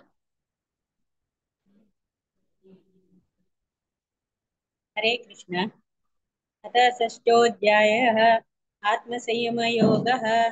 श्रीभगवानुवाच अनाश्रितः कर्मफलं कार्यं कर्म करोति यः स सन्न्यासी च योगी च न निरग्निर्न चाक्रियः. यं सन्न्यासमिति यो योगं तं विद्धि पाण्डव न हन्यसङ्कल्पो हि भवति आरुक्षोर्यो नियोगं कर्मकारणमुच्यते योगारूढस्य तस्यैव क्षमकारणमुच्यते. यदा हि नेन्द्रियार्थेषु न कर्मस्वनुषज्यते सर्वसङ्कल्पसन्न्यासी योगारूढस्तदोच्यते. उद्धरेदात्मनात्मानं नात्मानमवसादयेत् आत्मैवात्मनो बन्धो आत्मैव रिपुरात्मनः. हरे कृष्ण. हरे कृष्ण. बन्धुरात्मात्मनस्तस्य एनात्मैवात्मना जितः आत्मानस्तु अनात्मानस्तु शत्रुत्वे वर्तेतात्मैव शत्रुवत्. हितात्मना प्रशान्तस्य परमात्मा समाहितः शीतोष्णसुखदुःखेषु तथा मानापमानः. ज्ञानविज्ञानतृप्तात्मा कूटस्थो विजितेन्द्रियः युक्तयुज्यते योगी समलोष्टाश्मकाञ्चनः. सुहृन्मित्रार्दासीना मध्यस्था द्वेषबन्धुषु साधुष्वपि च पापेषु समबुद्धिर्विशिष्यते. योगी युञ्जीत सततम् आत्मानं रहसि स्थितः एकाकी यतचित्तात्मा निराशीरपरितः.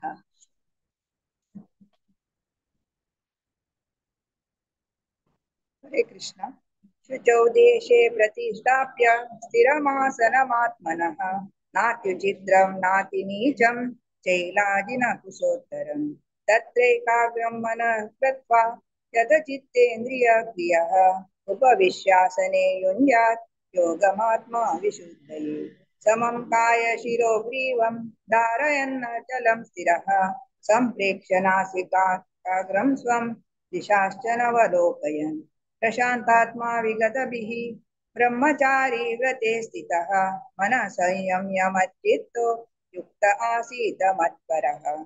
युञ्जनेवं सदात्मानं योगी नियतमानसः शान्तिं निर्वाण परमां मत्संस्थामधिगच्छति. हरे कृष्ण. हरे कृष्ण. नात्यष्टतस्तु योगोऽस्ति न चैकान्तमनश्नतः न चातिस्वप्नशीलस्य जाग्रतो नैव चार्जुन. युक्ताहारविहारस्य युक्तचेष्टस्य कर्मसु युक्तस्वप्नावबोधस्य योगो भवति दुःखः.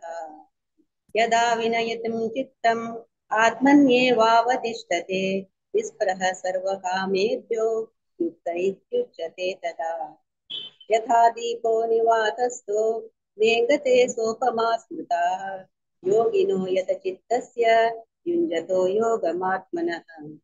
यत्रो परमते चित्तं निरुद्धं योगसेवया यत्र चैवात्मनात्मानं पश्यन्नात्मति तुष्यति.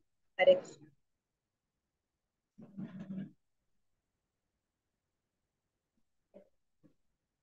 हरे कृष्ण। सुखमात्यन्तिकं यत्तत् बुद्धिग्राह्यमतीन्द्रियं वेति यत्र न चैवायं स्थितश्चलति तत्त्वतः। यं लब्ध्वा चापरं लाभं मन्यते नाधिकं ततः।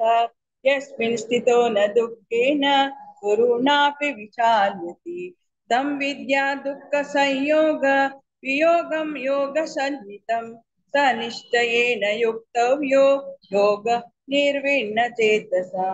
संकल्प प्रभवान् कामान् त्यक्त्वा सर्वान् शेषतः मनसैवेन्द्रियग्रामं विनियम्य समन्ततः शनैः शनैरुपरमेत् बुद्ध्या प्रतिगृहीतया आत्मसंस्थं मनः कृत्वा न किंचिदपि चिन्तयेत्। हरे कृष्ण।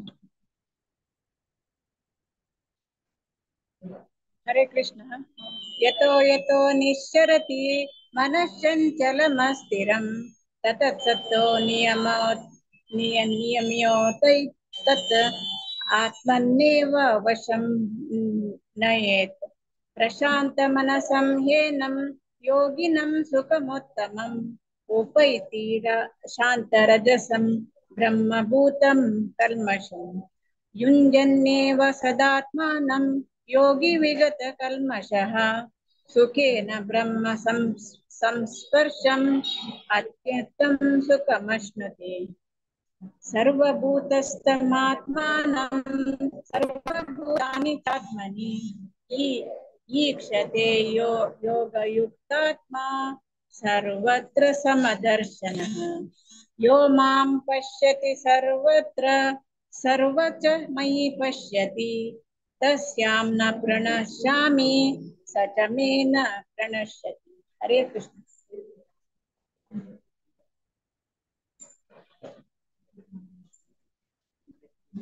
हरे कृष्ण। सर्वभूतस्थितं यो मां भजेत्यत्वमास्थितः सर्वथा वर्तमानोऽपि स योगी मयि वर्तते। आत्मौपम्येन सर्वत्र समं पश्यति अर्जुन सुखं वा यदि वा दुःखं स योगी परमो मतः। योऽयं योगस्वया प्रोक्ता साम्येन मधुसूदन एतस्याहं न पश्यामि चञ्चलात्वात् स्थितिं स्थिराम्। चञ्चलं हि मनः कृष्ण प्रमाथि बलवद्दृढं तस्याहं निग्रहं मन्ये वायोरिव सुदुष्करम्। श्री भगवान् उवाच असंशयं महाबाहो मनो दुर्निग्रहं चलम् अभ्यासेन तु कौन्तेय वैराग्येण च गृह्यते। हरे कृष्ण।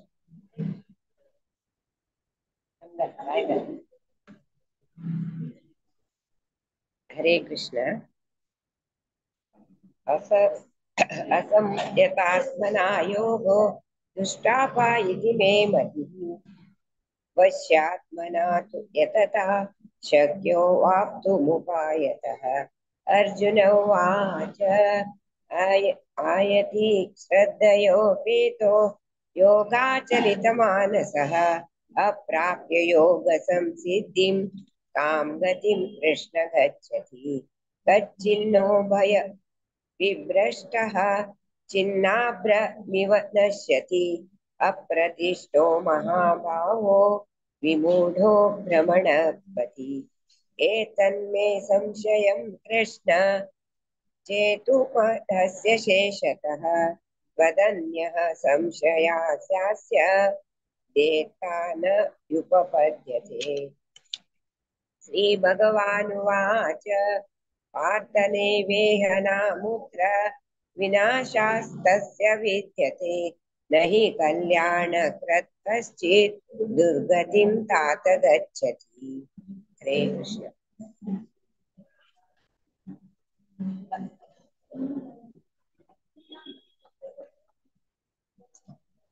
हरे कृष्ण।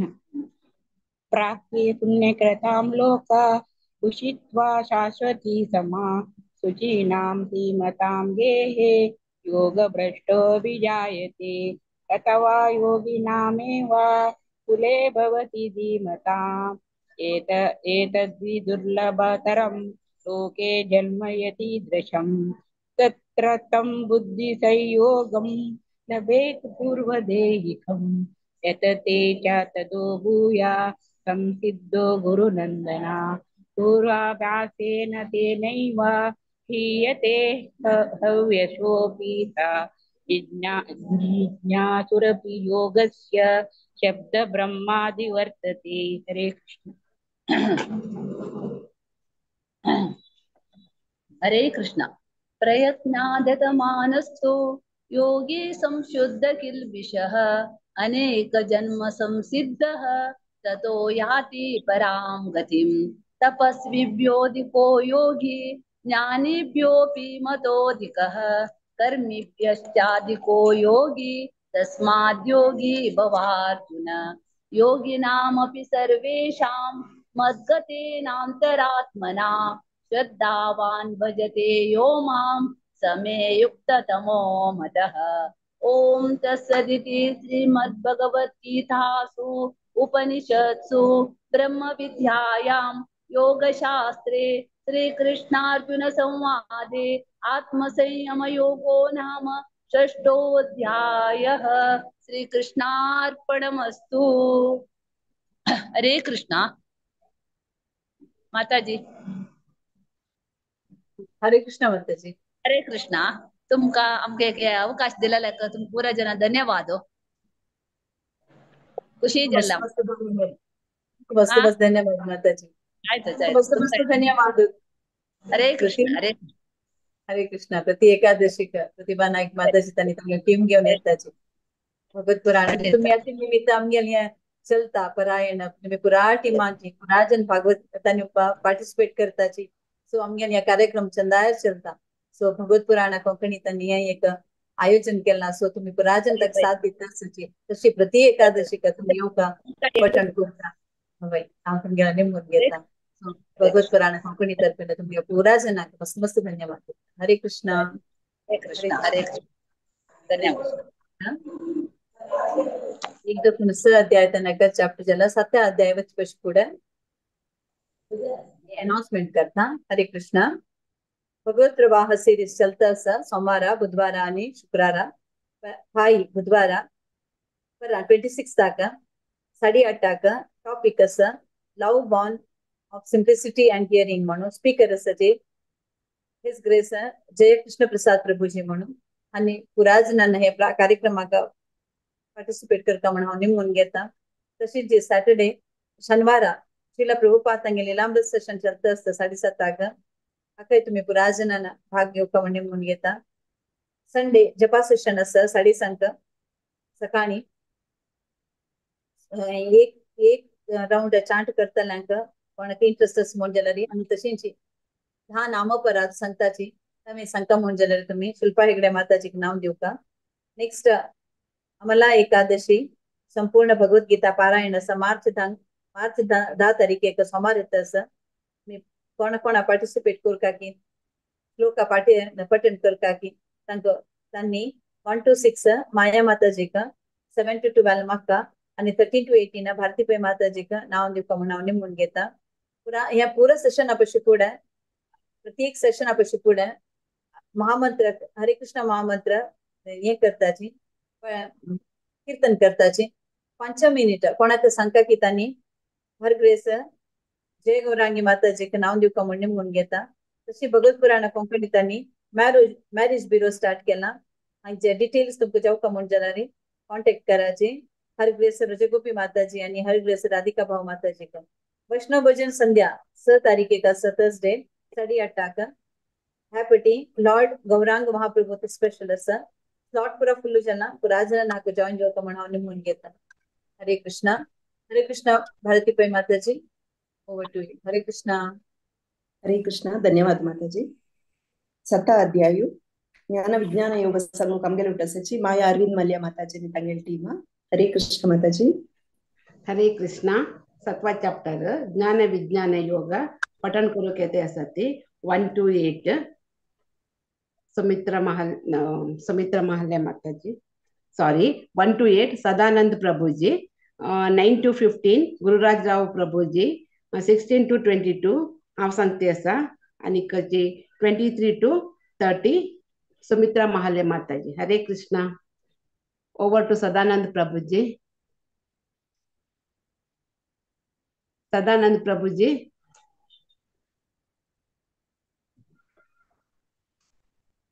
हरे कृष्णा.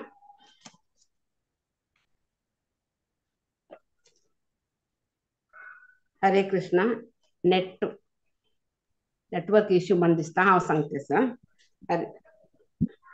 ओम श्री भगवते वासुदेवाय. ओम श्री. अथ सप्तमोऽध्यायः ज्ञानविज्ञानयोगः. श्रीभगवानुवाच मय्यासक्तमना पार्थ योगं युज्मनाद्रशयः असंशयं समग्रं मां यथा ज्ञास्यसि तच्छृणु. ज्ञानं तेऽहं सविज्ञानम् इदं रक्ष्याम्यशेषतः. यज्ञात्वा नेह भूयोऽन्यत् ज्ञातमव्ययमशिष्यते. मनुष्याणां सहस्रेषु कश्चिदति सिद्धये यततामपि सिद्धानां कश्चिन्नाम वेति तत्त्वतः. भूविरापो नलो वायुः गं मनो बुद्धिरेव च. अहंकार इति यं मे भिन्ना प्रकृतिरष्टधा. अपरेयमितस्त्वन्यां प्रकृतिं विद्धि मे परां. जीवभूता महाभावो ययेदं जायते जगत्. एतद्योनीनि भूतानि सर्वाणि तुपधारय. अहं कृष्णस्य जगतः प्रभव प्रलयस्तथा. मत्तः परतरं ज्ञानात् किञ्चिदस्ति धनञ्जय. मयि सर्वमिदं प्रोतं स्तोत्रे मणिगणा इव. रसोऽहमप्सु कौन्तेय प्रभास्मि शशिसूर्ययोः. प्रणव सर्ववेदेषु शब्दः खे पौरुषं नशु. हरे कृष्णा. हरे कृष्ण. पुण्यो गन्तः पृथिव्यां च तेजस्माश्चि विभवसौ जीवमसि तपस्विषु. बीजं सर्वभूतानां विद्धि प्रार्थ सनातनम्. बुद्धिर्बुद्धिमातामस्मि तेजस्वी जनामहाम्. बलं बलवतां चाहं कामरागविवर्जितं. धर्मविरुद्धो भूतेषु कामोऽस्मि भरतर्षभः. ये चैव सात्विका भावा राजासस्तामसाश्रये. मत्त एव तान् विद्धि न त्वाहं तेषु नामये. त्रिभिर्गुणमय्यार्भावैरभि सर्वमिदं जगत्. मोहितं न बीजनाति मामाभ्ये परमव्यमम्. दैवीं हेषु प्रणामहि मया दुरत्या. मामेव ये प्रपद्यन्ते मामे मेता तरन्ति ते. न मां दुष्कृतिनो मूढा प्रपद्यन्ते नराधमः. मायाय प्रहता ज्ञाना असुरं भावमाश्रितः. हरे कृष्ण.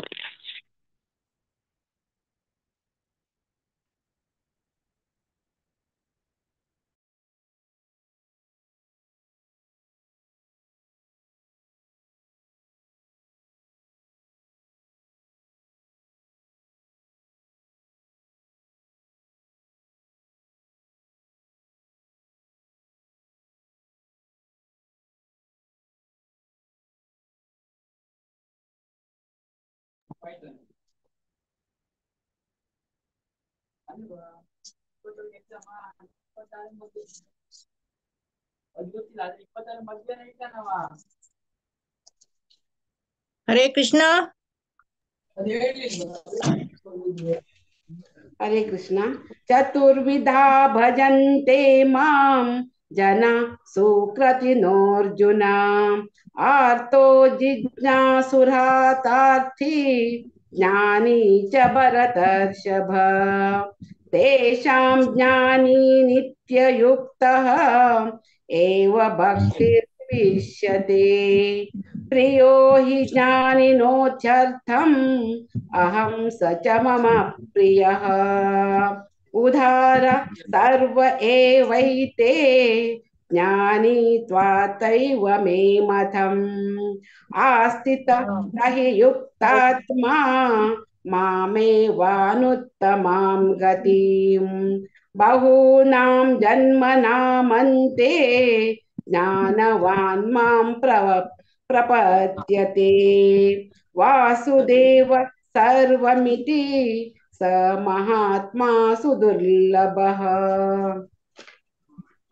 कामैस्तैस्तैरतज्ञानाः प्रपद्यन्त्येन देवताः तं तं नियममास्ताय प्रकृत्या नियता स्वया यो यो यां तनुं भक्तः श्रद्धया चेतुमिच्छति तस्य तस्याचलां श्रद्धां तामेव विदधाम्यहम् स तया श्रद्धया युक्तः तस्याराधनमीहते लभते च तत कामान् मय्येव विवितान् हितान् हरे कृष्णा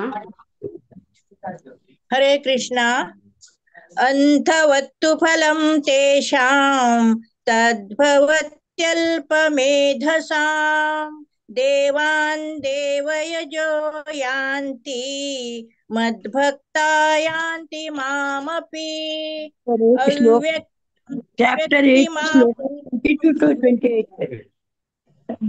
मन्यन्ते माम बुद्धयः परं भावमजानन्तः ममाव्यमयमनुत्तमं नाहं प्रकाश सर्वस्य योगमाया समावृतः मूढोऽयं नाभिजानाति लोको मामजमव्ययम् वेदाहं समतीतानि वर्तमानानि चार्जुन भविष्याणि च भूतानि मां तु वेद न कश्चन इच्छाद्वेषसमुत्थेन द्वन्द्वमोहेन भारत सर्वभूतानि सम्मोहं सर्गे यान्ति परन्तप येषां त्वन्तगतं पापं जनानां पुण्यकर्मणां ते द्वन्द्वमोहनिर्मुक्ताः भजन्ते मां दृढव्रताः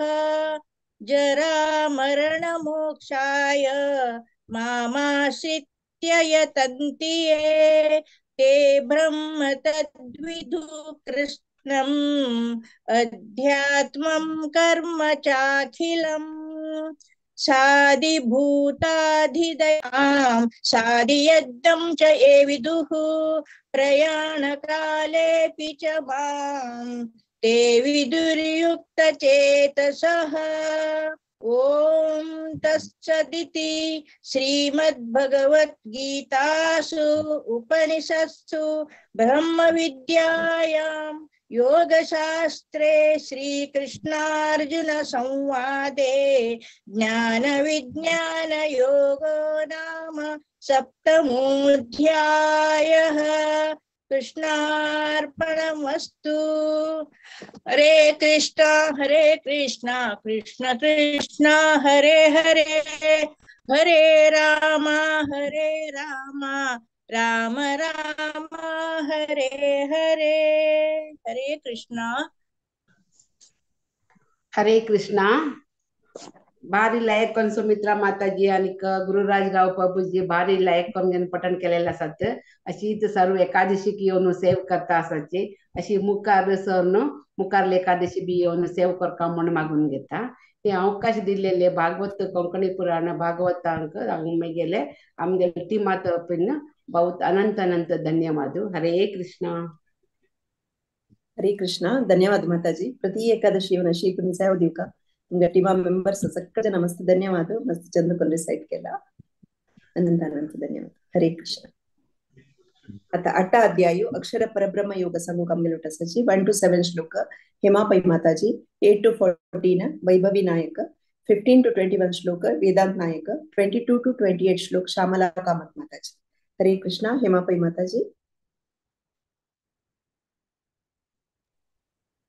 हरे कृष्ण सकडांग प्रणाम ओम नमो भगवते वासुदेवाय अष्टमोऽध्याय अक्षर ब्रह्म योग अर्जुन उवाच किं तद्ब्रह्म किमध्यात्मं किं कर्म पुरुषोत्तम अधिभूतं च किं प्रोक्तम् अधिदैवं किमुच्यते अधियज्ञः कथं कोत्र देहे अस्मिन् मधुसूदन प्रयाण काले च कथं ज्ञेयो असि नियतात्मभिः श्री भगवानुवाच अक्षर ब्रह्म परमं स्वभावो अध्यात्मम् उच्यते भूतभावोद्भव करो विसर्ग कर्म संगितः अधिभूतं शरो भावा पुरुषश्च अधिदैवतम् अधियज्ञो अहमेवात्र देहे देहभृतांवर अंतकाले च मामेव स्मरन् मुक्त्वा कलेवरम् य प्रयाति समद्भावं याति नस्तत्र संशयः यं यं वापि स्मरन् भावं त्यजत्यन्ते कलेवरम् तं तमेवेति कौन्तेय सदा तद्भाव भावितः तस्मात् सर्वेषु कालेषु मामनुस्मर युध्य च मय्यार्पितो मनो बुद्धिम् एवेश्यस्य संशयम् हरे कृष्ण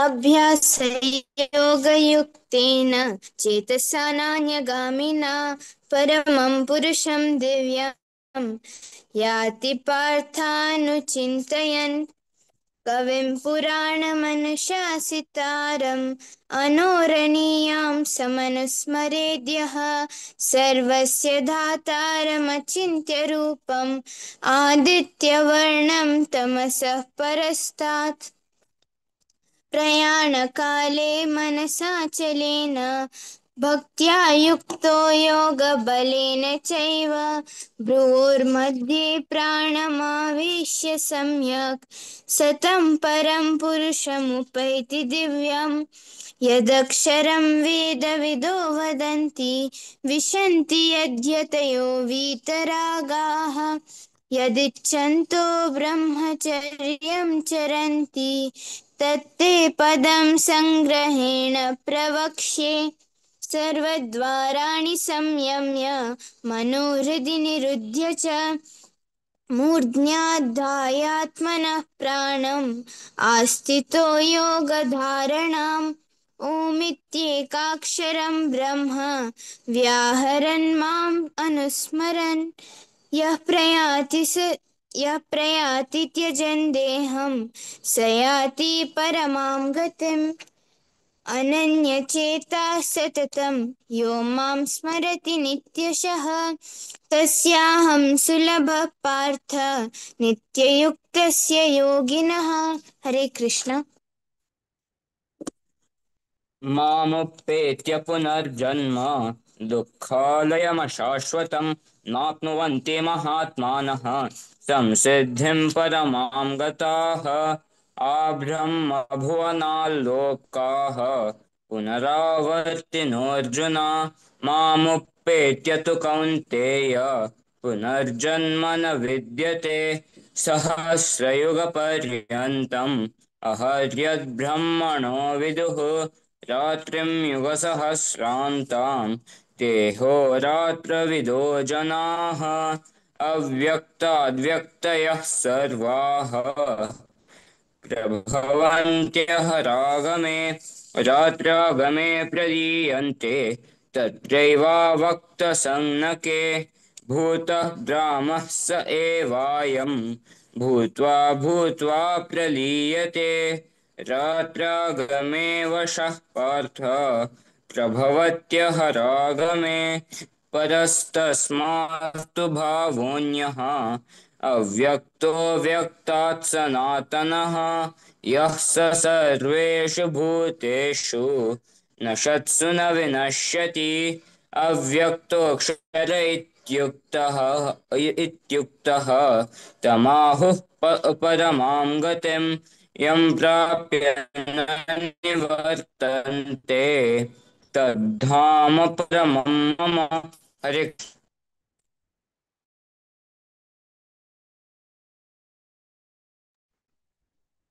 हरे कृष्ण। श्यामला कामत माताजी। यत्र काले त्वनं वृत्तिं मा वृत्तिं चैव योगिनः प्रयाता यान्ति तं कालं वक्ष्यामि भरतर्षभ। अग्निर्ज्योतिरः शुक्ल षण्मासा उत्तरायणं तत्र प्रयाता गच्छन्ति ब्रह्मविदो जनाः। धूमं रात्रिस्तथा कृष्ण षण्मासा दक्षिणायम् आयनं तत्र चान्द्रमसं ज्योतिर्योगी प्राप्य निवर्तते। शुक्लकृष्णे गति हेते जगतः शाश्वते मते एकया यात्यनावृत्तिम् अन्यया वर्तते पुनः। नैते स्मृतिर्पार्थ जानन् योगी मुह्यति कश्चन तस्मात् सर्वेषु कालेषु योगयुक्तो भवार्जुन। वेदेषु यज्ञेषु तपसु चैव दानेषु यत् पुण्यफलं प्रदिष्टम् अत्येति तत्सर्वमिदं विदित्वा योगी परं स्थानमुप्यति चाद्यम्। ॐ तत्सदिति श्रीमद्भगवद्गीतासु उपनिषत्सु ब्रह्मविद्यायां योगशास्त्रे श्रीकृष्णार्जुन संवादे अक्षरब्रह्मयोगो नाम अष्टमोऽध्यायः। हरे कृष्णा कृष्ण कृष्ण हरे हरे हरे राम राम राम हरे हरे हरे कृष्णा कृष्ण कृष्ण हरे हरे हरे राम राम राम हरे हरे। एक अवकाश दिलेला का धन्यवाद. हरे कृष्ण. अनंतानंत धन्यवाद हेमाबाई माताजी, श्यामला कामत माताजी. प्रति एकादशी आता तुम्ही मस्त कशी दिसता अशी मुखार सेवा देऊ का म्हणून विनंती करता. तशीच वैभवी नायक आणि वेदांत नायक स्कूला వచ్చి చెరడువ చలరి తంగలమ్మ మస్తు ధన్యవాదాలు. ప్రతి ఏకాదశి చెరడువ పార్టిసిಪೇಟ್ ಕರೆಸಿದ್ದಾಜಿ ಮಸ್ತ್ ಧನ್ಯವಾದ. ಬಾರಿ ಚಂದಕೊಂಡು ರಿಸೈಟ್ केला सगळ्यांना. हरे कृष्ण. आता 9वा अध्याय राज्य विद्या राज्य गुह्य योग संगम गेलुटासाची 1 to 6 श्लोक पूर्णिमा कृष्णमूर्ती माताजी, 7 to 12 श्लोक भक्त घनश्याम, 13 to 18 श्लोक रजनी पै माताजी, 19 to 24 श्लोक पूनम कामत माताजी, 25 to 30 वनिता पै माताजी, 31 to 34 प्रमिला भट्ट माताजी. पूर्णिमा माताजी. हरे कृष्ण. हरे कृष्ण. ओम नमो भगवते वासुदेवाय. अथ 9मोऽध्यायः राजविद्या राजगुह्ययोगः. श्रीभगवानुवाच इदं तु ते गुह्यतमं प्रवक्ष्याम्यनसूयवे ज्ञानं विज्ञानसहितं यज्ञात्वा मोक्ष्यसे शुभात्. राजविद्या राजगुह्यं पवित्रमिदमुत्तमम् प्रत्यक्षावगमं धर्म्यं सुसुखं कर्तुमव्ययम्. अश्रद्धदानाः पुरुषा धर्मस्यास्य परन्तप अप्राप्य मां निवर्तन्ते मृत्युसंसारवर्त्मनि. मया ततमिदं सर्वं जगदव्यक्तमूर्तिना मत्स्थानि सर्वभूतानि न न चाहं तेष्वस्थितः न च मत्स्थानि भूतानि पश्य मे योगमैश्वरम् भूतभृन्न च भूतस्थो ममात्मा भूतभावनः यथाकाशस्थितो नित्यं वायुः सर्वत्र गोमहान् तथा सर्वाणि भूतानि मत्स्थानीत्युपधारय। हरे कृष्णा। हरे कृष्ण। सर्वभूतानि कौन्तेय प्रकृतिं यान्ति मामिकाम् कल्पक्षमे पुनस्तानि कल्पादौ विसृजाम्यहम् प्रकृतिं प्रकृतिं स्वामवष्टभ्य विसृजामि पुनः पुनः भूतग्राममिदं कृत्स्नम् अवशं प्रकृतेर्वशात् न च मां तानि कर्माणि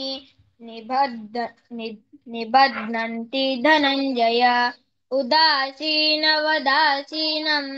असक्तं तेषु कर्मसु मयाध्यक्षेण प्रकृतिः सूयते सचराचरम्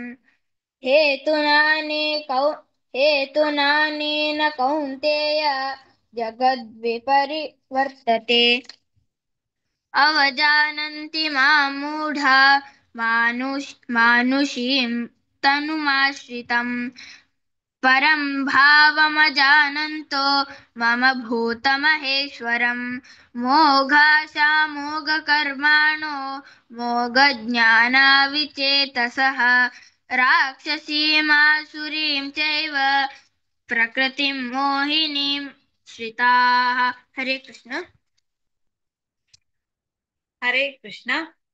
महात्मानस्तु मां पार्थ दैवीं प्रकृतिमाश्रिताः भजन्त्यनन्यमनसो ज्ञात्वा भूतादिमव्ययम् सततं कीर्तयन्तो मां यतन्तश्च दृढव्रताः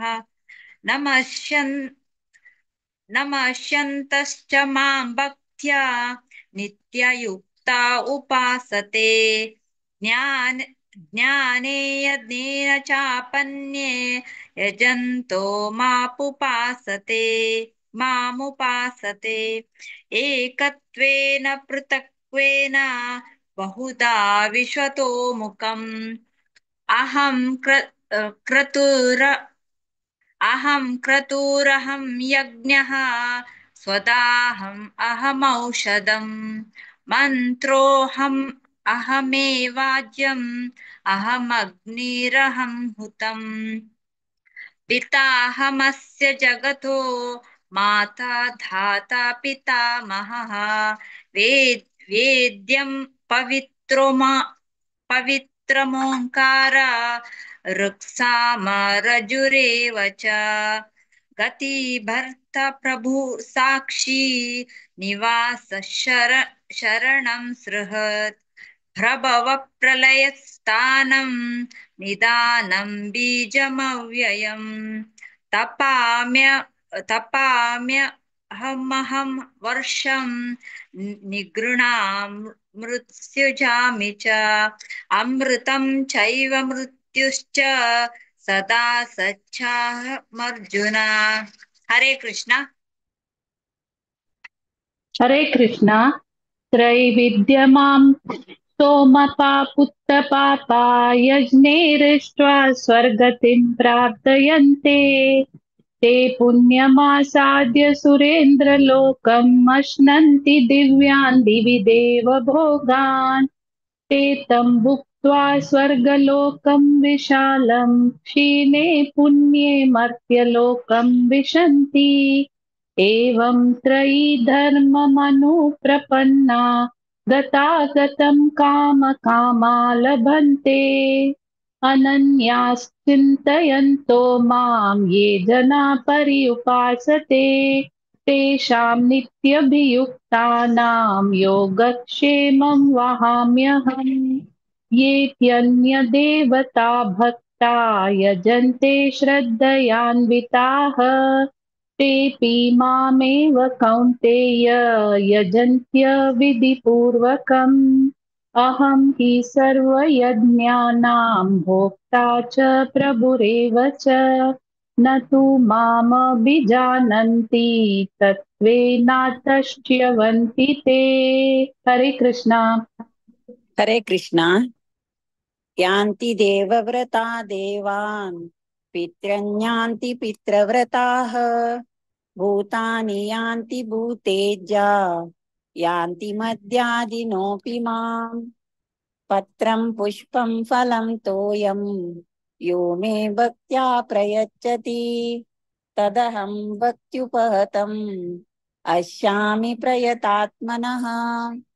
यत्करोषि यदस्नासि यज्जुहोषि ददासि यत्यपस्यसि कौन्तेय तत्कुरुष्व मदर्पणम्। शुभाशुभेवं मोक्षसे कर्म बन्धने हि संन्यासयोगयुक्तात्मा विमुक्तो मामुपैष्यसि। समोऽहं सर्वभूतेषु न मे द्वेष्टिस्ति न प्रियः। ये भजन्ति तु मां भक्त्या मयि तेषु चाप्यहम्। अपि चेत्स्यु दुराचारो भजते मामनन्यभाक् साधुरेव समन्तव्यः सम्यग्व्यवसितो हि सः। हरे कृष्णा। क्षिप्रं भवति धर्मात्मा शश्वच्छान्ति निगच्छति कौन्तेय प्रतिजानीहि न मे भक्तः प्रणश्यति। मां हि पार्थव्यपाश्रित्य येऽपि सुपापयोनयः स्त्रियो वैशास्तथा शूद्रास्तेऽपि यान्ति परां गतिम्। किं पुनर्ब्राह्मणाः पुण्या भक्ता राजर्षयस्तथा अनित्यमसुखं लोकम् इमं प्राप्य भजस्व माम्। मन्मना भव मद्भक्तो मद्याजी मां नमस्कुरु मामे वैश्यसि युक्त्वैवम् आत्मानं मत्परायणः। ॐ तत्सदिति श्रीमद्भगवद्गीतासु उपनिषत्सु ब्रह्मविद्यायां योगशास्त्रे श्रीकृष्णार्जुनसंवादे राजविद्या राजगुह्ययोगो नाम नवमोऽध्यायः। ओम श्री कृष्णार्पणमस्तु। हरे कृष्णा. ಹರೇ ಕೃಷ್ಣ. ಅನಂತ ಧನ್ಯವಾದ. ಸಕ್ಕಳ ಜನ ಬಾರಿ ಚಂದ ಕೊಂಡು ಡಿಸೈಡ್ केला. पूर्णिमा कृष्णमूर्ती माताजी प्रति एकादशी येताची अशीमुखारी सावदेवक माताजी बारी चंद करून स्पष्ट जाऊन खुशी दिसल्या. मस्त धन्यवाद माताजी. तशीची घनश्याम चरडू प्रति एकादशी येता मस्त धन्यवाद. रजनीबाई माताजी प्रति एकादशी येता तुम्ही चंद करून डिसाइड करता अशी मुखारी सावदेवक म्हणून विनंती करता. पूनम कामत माताजी अन्य आमगेल रेग्युलर रिसाइटर प्रति एकादशी येताची मस्त धन्यवाद माताजी. तशीची वनिताबाई माताजी मस्त धन्यवाद. प्रति एकादशी योगा बारी चंद को रिसाइड केला. प्रमिळा भट माताजी फर्स्ट टाइम येता असाची अशी मुखारी योगा माताजी बारी चंद को स्पष्ट जाऊन तुम्ही रिसाइड केला. प्रति एकादशी तुमगे सावदेव को म्हणून विनंती करता. अनंत धन्यवाद. हरे कृष्णा. आजी जपा टॉक दिवच्या कामगेल उठासाची वरिष्ठ वैष्णव हर ग्रेस मथुरा माता देवकी माताजी. हरे कृष्ण माताजी दंडवत प्रणाम. हरे कृष्ण. हरे कृष्ण. ಹಂಗ ಒಟ್ಟು ಐಲೆ ಒಟ್ಟು ಸರ್ವರಲೆ ಪೂರ ವೈಷ್ಣವಿಕ ಮಿಗೆಲೆ ಅನಂತ ನಮಸ್ಕಾರ आणि मस्त धन्यवाद. थोडेची हांव हरिनामा ಬಗ್ಗೆ सांगच्याक हांव प्रयत्न करता. दोन्ही भागवत दोन्ही कॅन्टो तांतू तिन्ही चॅप्टर 17 श्लोक तांतू कसं म्हणता म्हळ्यार आयुर्हरति वै पुंसाम् उदयन अस्तं च यन् असो तस्यार्थे यत् क्षणो नित उत्तम श्लोक वार्तय. आयुर्हरति वै पुंसान् उदयन अस्तं च म्हळ्यार सूर्य उदय जाता अस्त जाता कसं जाता आमगे आयुष्य उणी जाता वता आसता. उणी जतावतस ते सकडांगुतस न सो यन असो तस्यार्थे यत क्षणोन्हित उत्तम श्लोक वार्तया आम्ही नित्य कसं करताची भौतिका खाऊचे पिऊचे निदोचे नकनतील पुरा सकड अगत्यनातील विषय उरलं आमगेल आयुष्य पूर्ती व्यर्थ करता असची केतना आमगेल आयुष्य सार्थक जाता आम्ही केतना देवोत्तम परमपुरुष कृष्णाल बग्गे आम्ही तागेले नाम रूप गुण लीला त्याच्या बग्गे वाजिताची ऐकताची तागे नाम जप करताची तेदना ते केलेलं आयुष्य आमगेल सार्थक म्हणून भागवतांतू सांगता तशी आमगेले आता माजर सुने सरपू सोखणी तांका पुरसकड कसलेचे जीवन उद्देश कसले गुतना त्यांनी कर्मानुसार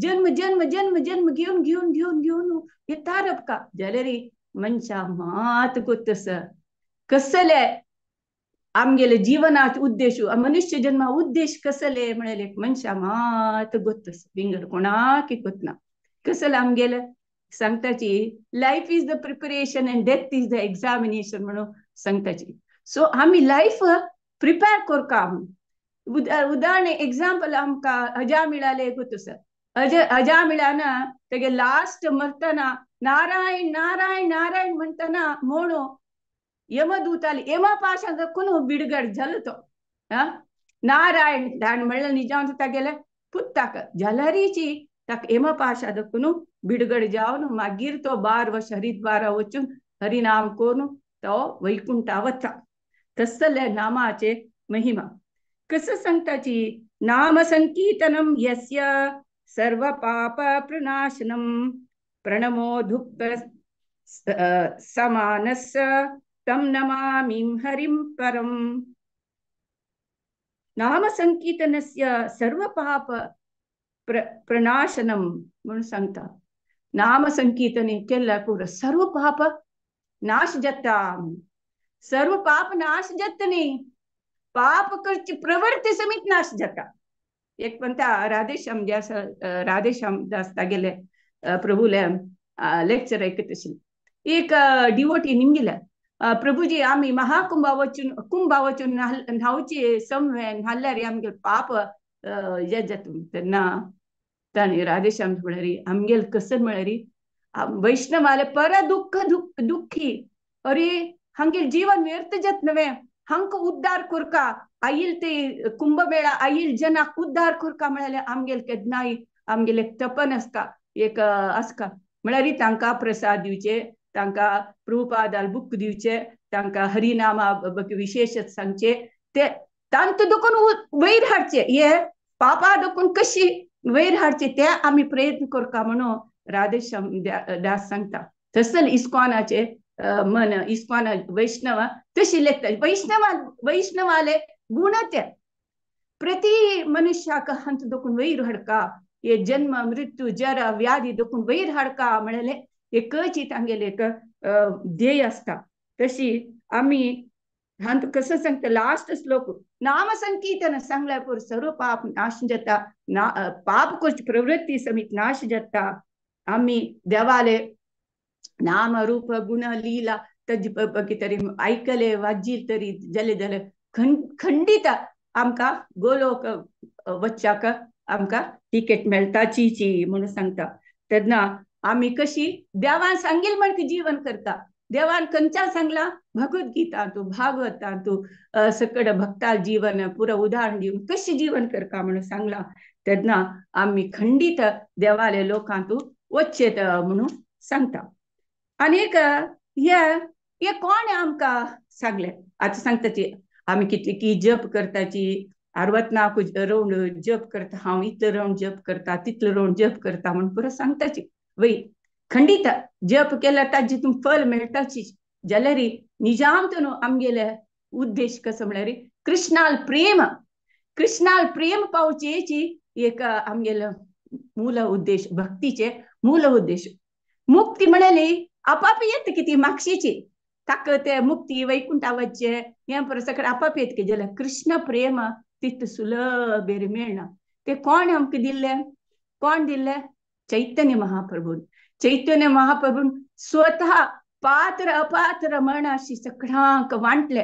कृष्ण प्रेम गे फ्री जाल्यार ते कृष्ण प्रेम आमी कितले जप करका, शुद्ध नाम घेतल्यार मात आमकां कृष्ण प्रेम मेळटा. जाल्यार चैतन्य महाप्रभून आमके करून दिले. ते प्रभुपादान आमकां सगळ्यांक वांटले, तुम्ही खाली हरी नाम जप करायची, मन दिवन हरे कृष्ण कृष्ण कृष्ण हरे हरे, हरे राम राम राम हरे मन दिवन तरी म्हणले जाल्यार खंडित तुमकां एक न एक दिवस कृष्णाल प्रेम म्हळ्यार कृष्णाल खातीर रडचे. अयो देवा कृष्ण, हांव तुगेले दुखून इतलो दूर आसमो, हांव तुगेले खातीर कसली हांव उडगास करतना म्हणून ते रण्य आमगे भितर देखून खंडित येता म्हणून चैतन्य महाप्रभू सांगले.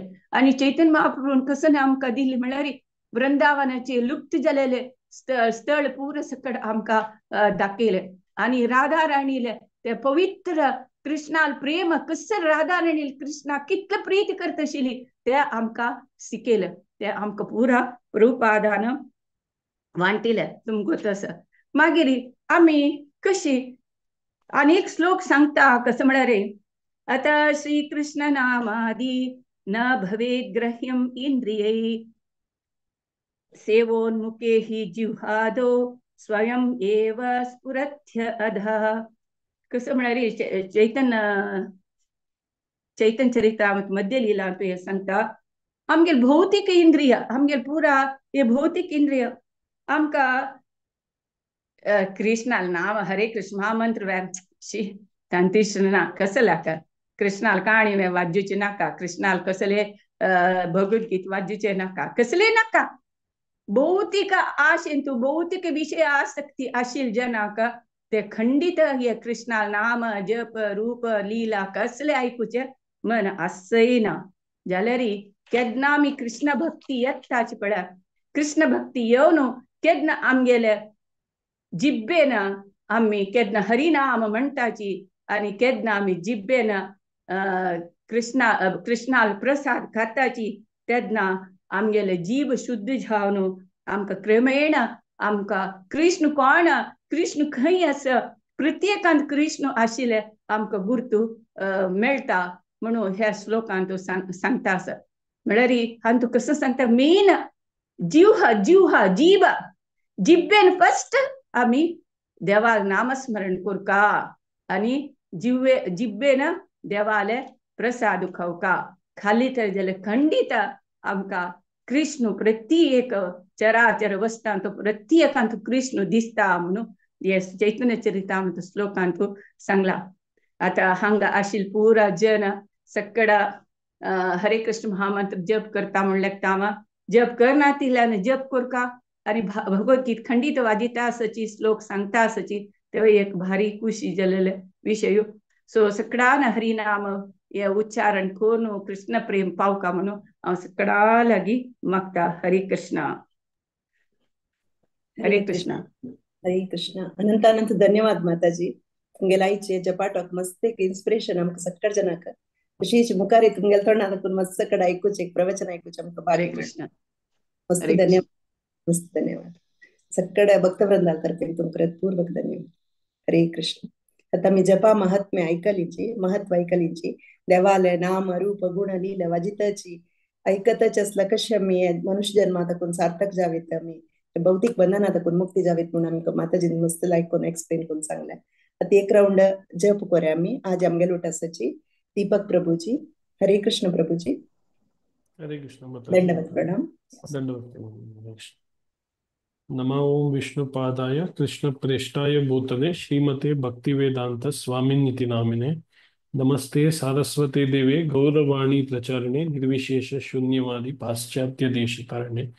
जय श्री कृष्ण चैतन्य प्रभु नित्यानंद श्री अद्वैत गदाधर श्रीवासादि गौर भक्त वृंदा.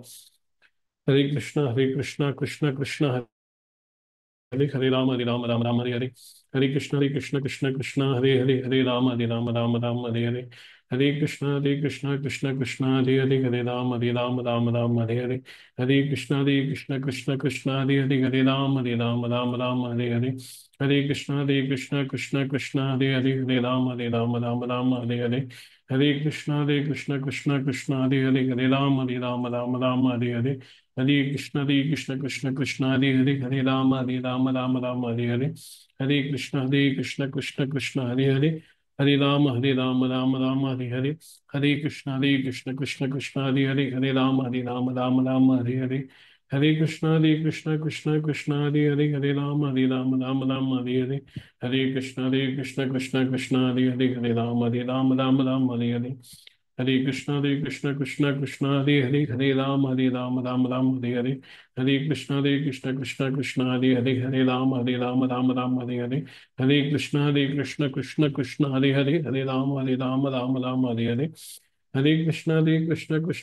हरे राम हरे कृष्ण कृष्ण हरे राम हरे कृष्ण कृष्ण हरे राम हरे कृष्ण कृष्ण हरे राम हरे कृष्ण कृष्ण हरे राम हरे कृष्ण कृष्ण हरे राम हरे कृष्ण कृष्ण हरे राम हरे कृष्ण कृष्ण हरे राम हरे कृष्ण कृष्ण हरे राम हरे कृष्ण हरे राम हरे कृष्ण कृष्ण हरे राम हरे कृष्ण कृष्ण हरे राम हरे कृष्ण कृष्ण हरे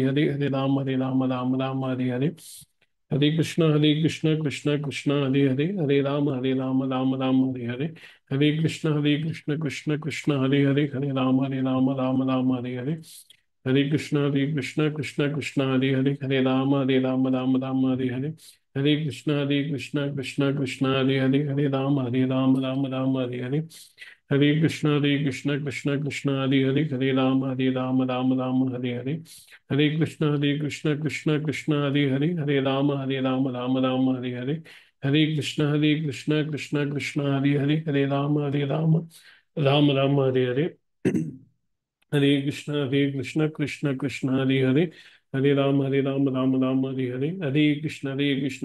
कृष्ण हरे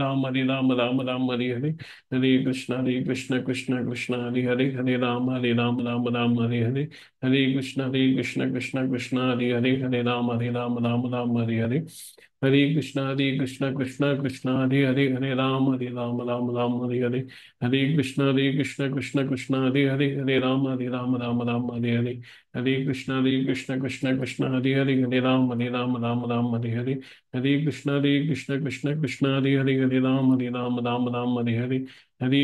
कृष्ण हरे राम हरे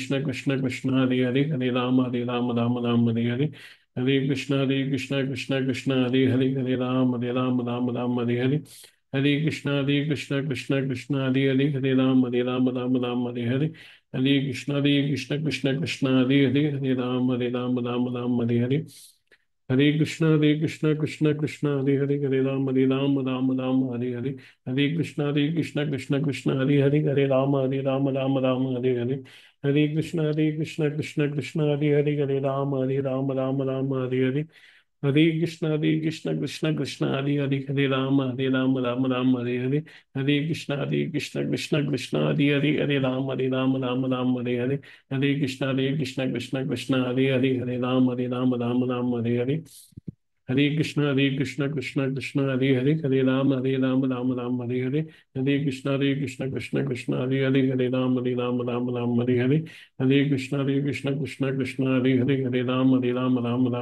कृष्ण कृष्ण हरे कृष्ण हरे कृष्ण हरे राम हरे कृष्ण हरे कृष्ण हरे राम हरे कृष्ण हरे राम हरे कृष्ण हरे हरे कृष्ण कृष्ण हरे राम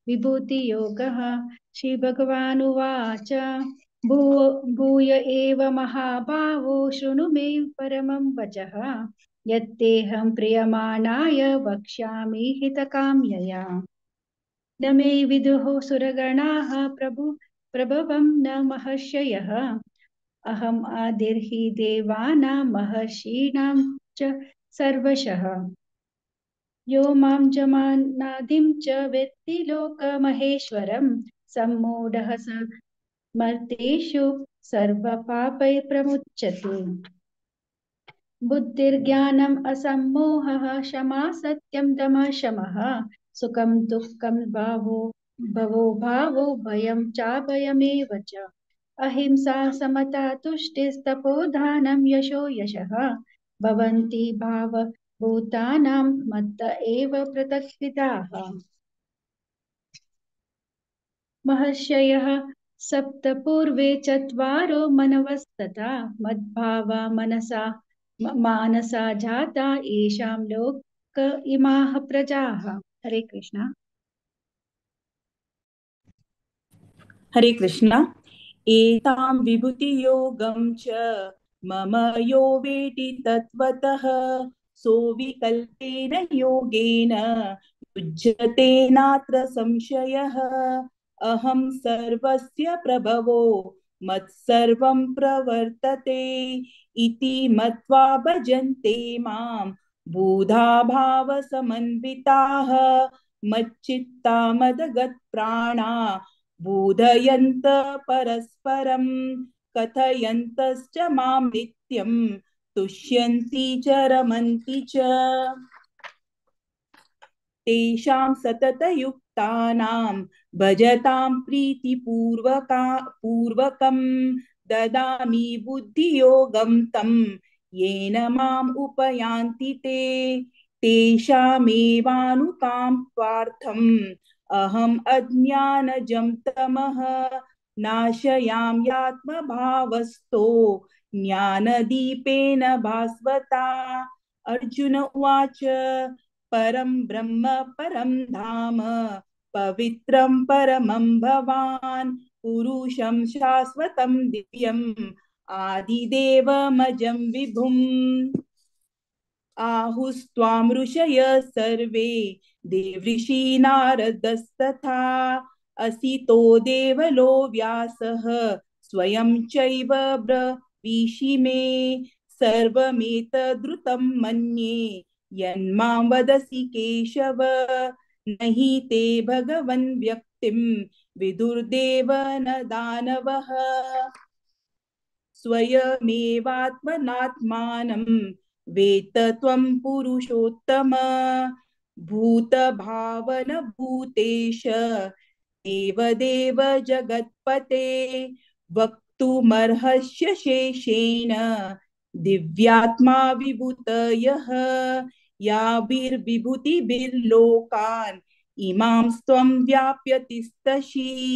कथं विद्यामहं योगिन् त्वां सदा परिचिन्तयन् केषु केषु च भावेषु चिन्त्योऽसि भगवन्मया विस्तरेणात्मनो योगं विभूतिं च जनार्दन भूय कथय तृप्तिर्हि शृण्वतो नास्ति मे मृतम्। हरे कृष्ण। हरे कृष्ण। श्री भगवानुवाच हन्त ते कथयिष्यामि दिव्या ह्यात्मविभूतयः प्रभान्यतः कुरु श्रेष्ठ नास्त्यन्तो विस्तरस्य मे। अहम् आत्मा गुडाकेश सर्वभूताशयस्थितः अहम् आदिश्च मध्यं च भूतानामन्त एव च। आदित्यानामहं विष्णु ज्योतिषां रविरंशुमं मरीचिर्मरुताम् अस्मि नक्षत्राणाम् अहं शशि वेदानां सामवेदोऽस्मि देवानाम् अस्मि वासवः इन्द्रियाणां मनश्चास्मि भूतानाम् अस्मि चेतनां रुद्राणां शङ्करश्चास्मि वित्तेषो यक्ष रक्षसां वसूनां पावकश्चास्मि मेरुशिखरिणामहम् पुरोधसां च मुख्यं मां विद्धि पार्थ बृहस्पतिं सेनानीनामहं स्कन्द सरसाम अस्मि संग्रहः महर्षीणां हरे कृष्णा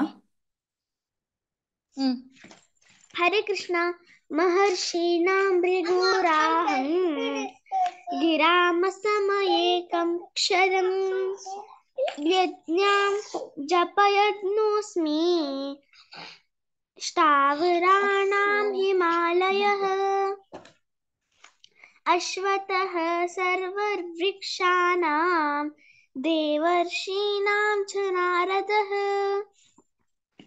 गन्धर्वाणां चित्ररथः सिद्धानां कपिलो मुनिः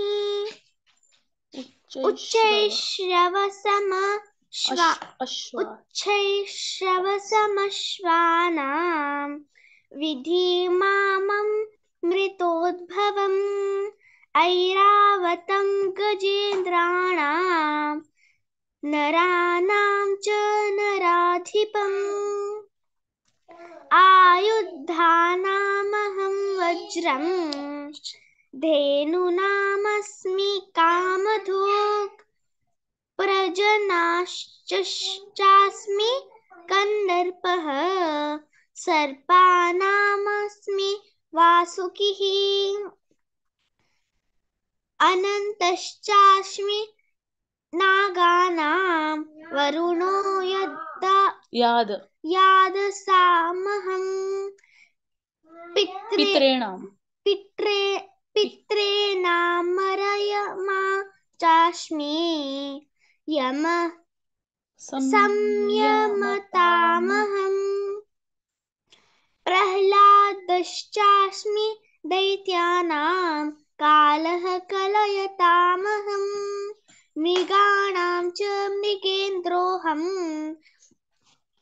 वैनत्यश्च पक्षिणां हरे कृष्णा हरे कृष्णा पवनः पवतामस्मि रामः शस्त्रभृतामहं यशाणां मकरश्चास्मि स्रोतासामस्मि जानवी सर्गाणाम् आदिरन्तश्च मध्यं चैवाहमर्जुन अध्यात्मविद्यानां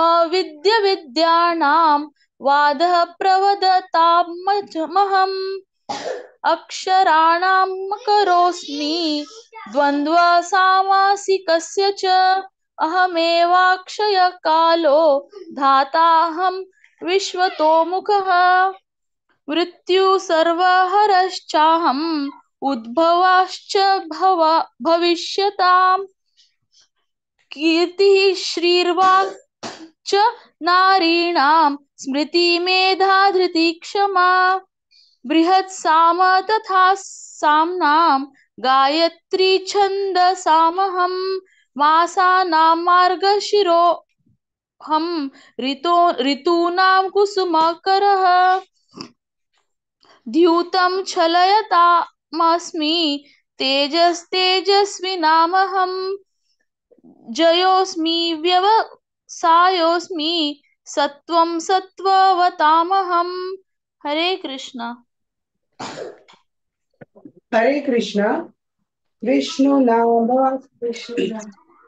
कृष्णनाम वासुदेवस्मि पाण्डवानां धनञ्जयः मुनीनामप्यहं व्यासः कविनामूषणा कविः दण्डोदम्यतामस्मि विरासीतः मौन्य चैवास्मि सोड ग ठीक दिल सोड बाबा आता नाटक ना कुद्दा पिल्लीवा तुम्ही तू पिल्लीवा कदा यच्चापि सर्वभूतानां बीजं तदहमर्जुन न तदस्ति विना यत् स्यान्मया भूतं चराचरम् नान्तोऽस्ति मम दिव्यानां विभूतीनां परन्तप एष तु देशतः प्रोक्तो विभूतेर्विस्तरो मया यद्यद् विभूतिमत्सत्त्वं श्रीमदूर्जितमेव वा तत्तद् एवावगच्छत्वं मम संभवम् अथवा बहुनैतेन किं ज्ञातेन तवार्जुन विष्टभ्याहमिदं कृत्स्नम् एकांशेन स्थितो जगत् ॐ तत्सदिति श्रीमद्भगवद्गीतासु उपनिषत्सु ब्रह्मविद्यायां योगशास्त्रे श्रीकृष्णार्जुन संवादे विभूतियोगो नाम दशमोऽध्यायः। हरे कृष्णा कृष्ण कृष्ण हरे हरे हरे राम राम राम हरे हरे हरे कृष्ण हरे कृष्ण अनंत धन्यवाद सक्कड माताजीन भारी चंदकोन डिसाइड केला कनिका मस्त चंदकोन डिसाइड केला मा तशी प्रॅक्टिस कोनी ఒక ప్రతి ఏకాదశిక तशीची पूजा माताजी शिल्पा शेणे माताजी धन्यवाद माताजी शिल्पा शेणे माताजी आशा हेगडे नाशिल्याजी तांगे श्लोक तुम्ही चंदकोन डिसाइड केला मस्त धन्यवाद तशीच विद्याकिनी माताजी पुराजा नमगे रेग्युलर रिसाइटर्स आची मस्त धन्यवाद प्रति एकादशी नशी सेवा दिवका कनिका आणि वैष्णवी भट माताजी मस्त धन्यवाद माताजी विशाखा प्रभु आणि काव्या प्रभु मस्त धन्यवाद माताजी प्रति एकादशी नशी सेवा दिवका म्हणून निमून घेता हरे कृष्ण आता 11 अध्याय विश्वरूप संदर्शन योग संघ कमगे नोटसची हर ग्रेस जय गौरांगी माताजी हरे कृष्ण माताजी दंडवत प्रणाम अस्मत् धन्यवाद आज नमगे लोटು 11 अध्याय वाचुचाक 1 to 6 Shekhar करांजे Prabhuji 7 to 12 Annapurna माताजी 13 to 19 हांव सांगता 20 to 25 प्रेमा पै माताजी 26 to 31 गीता नायक माताजी 32 to 37 स्मिता नायक माताजी 38 to 43 गंगा कुडवा माताजी 44 to 49 अनुपमा नायक माताजी 50 to 55 हीरा कामत माताजी संगत सची सकड़ा के स्वागत सर हरे कृष्णा प्रभुजी ओवर टू यू हरे कृष्णा अथ एकदशोऽध्यायः विश्वरूपदर्शनयोगः अर्जुन उवाच मदनुग्रहाय परमं गुह्यम् अध्यात्मसंयुतं यत्त्वयोक्तं वचस्तेन मोहोऽयं विगतो मम भवाप्ययौ हि भूतानां श्रुतौ विस्तरशो मया त्वत्तः कमलपत्राक्ष माहात्म्यम् अपि चाव्ययम् एवम् एतद्यथार्थत्वम् आत्मानं परमेश्वर द्रष्टुम् इच्छामि ते रूपम् ऐश्वरं पुरुषोत्तम मन्यसे यदि तच्छक्यं मया द्रष्टुम् इति प्रभो योगेश्वर ततो मे त्वं दर्शयात्मानम् अव्ययम् श्रीभगवानुवाच पश्य मे पार्थरूपाणि शतशोऽथ सहस्रशः नानाविधानि दिव्यानि नानावर्णाकृतीनि च पश्यादित्यान् वसून् रुद्रान् अश्विनौ मरुतस्तथा बहून्यदृष्टपूर्वाणि पश्याश्चर्याणि भारत हरे कृष्णा हरे कृष्णा इहैकस्तं जगत्कृत्स्नं पश्चाद्यासचराचरं मम देहे गुडाकेश यच्चान्यत् द्रष्टुमिच्छसि न तु मां शक्यसे द्रष्टुम् अनेनैव स्वचक्षुषा दिव्यं ददामि ते चक्षुः पश्य मे योगमेश्वरम् संजय उवाच एवमुक्त्वा ततो राजान् महायोगेश्वरो हरिः दर्शयामास पार्थाय परमं रूपमेश्वरम् अनेकवक्त्रनयनम् अनेकाद्भुतदर्शनम् अनेकदिव्याभरणं दिव्यानेकोद्यतायुधं दिव्यमाल्याम्बरधरं दिव्यगन्धानुलेपनं सर्वाश्चर्यमयं देवम् अनन्तं विश्वतोमुखं दिवि सूर्यसहस्रस्य भवेद्युगपतुत्थिता यदि भासदृशी सा स्यात् भासस्तस्य महात्मनः। हरे कृष्णा। हरे कृष्णा। तत्रैकस्तं जगत्प्रस्थं प्रविभक्तमनेकदा अपश्य देवदेवस्य शरीरे पाण्डवस्तदा ततः स विस्मयाविष्टो हृष्टरोमा धनञ्जयः प्रणम्य शिरसा देवं कृताञ्जलिरभाषत। अर्जुन उवाच पश्यामि देवांस्तव देवदेहे सर्वांस्तथा भूतविशेषसङ्घान् ब्रह्माणमीशं कमलासनस्थं ऋषींश्च सर्वानुरगांश्च दिव्यान् अनेकबाहूदरवक्त्रनेत्रं पश्यामि त्वां सर्वतो अनन्तरूपं नान्तं न मध्यं न पुनस्तवादिं पश्यामि विश्वेश्वर विश्वरूप किरीटिनं गदिनं चक्रिणं च तेजोराशिं सर्वतो दीप्तिमन्तं पश्यामि त्वां दुर्निरीक्षं समन्तात् दीप्तानलार्कद्युतिमप्रमेयम् त्वमक्षरं परमं वेदितव्यं त्वमस्य विश्वस्य परं निधानं त्वमव्ययः शाश्वतधर्मगोप्ता सनातनस्त्वं पुरुषो मतो मे अनादिमध्यान्तमनन्तवीर्यम् अनन्तबाहुं शशिसूर्यनेत्रं पश्यामि त्वां दीप्तहुताशवक्त्रं स्वतेजसा विश्वमिदं तपन्तम्। हरे कृष्णा। हरे कृष्णा। द्यावा पृथिव्योरमन्तरं हि व्याप्तं त्वयैकेन दिशश्च सर्वाः दृष्ट्वाद्भुतं रूपमुग्रं तवेदं लोकत्रयं प्रव्यथितं महात्मन् अमीहि त्वां सुरसङ्घा विशन्ति केचिद्भीताः प्राञ्जलयो गृह्णन्ति स्तुत्वा महर्षि सिद्धसङ्घाः स्तुवन्ति त्वां स्तुतभिः पुक्षलाभिः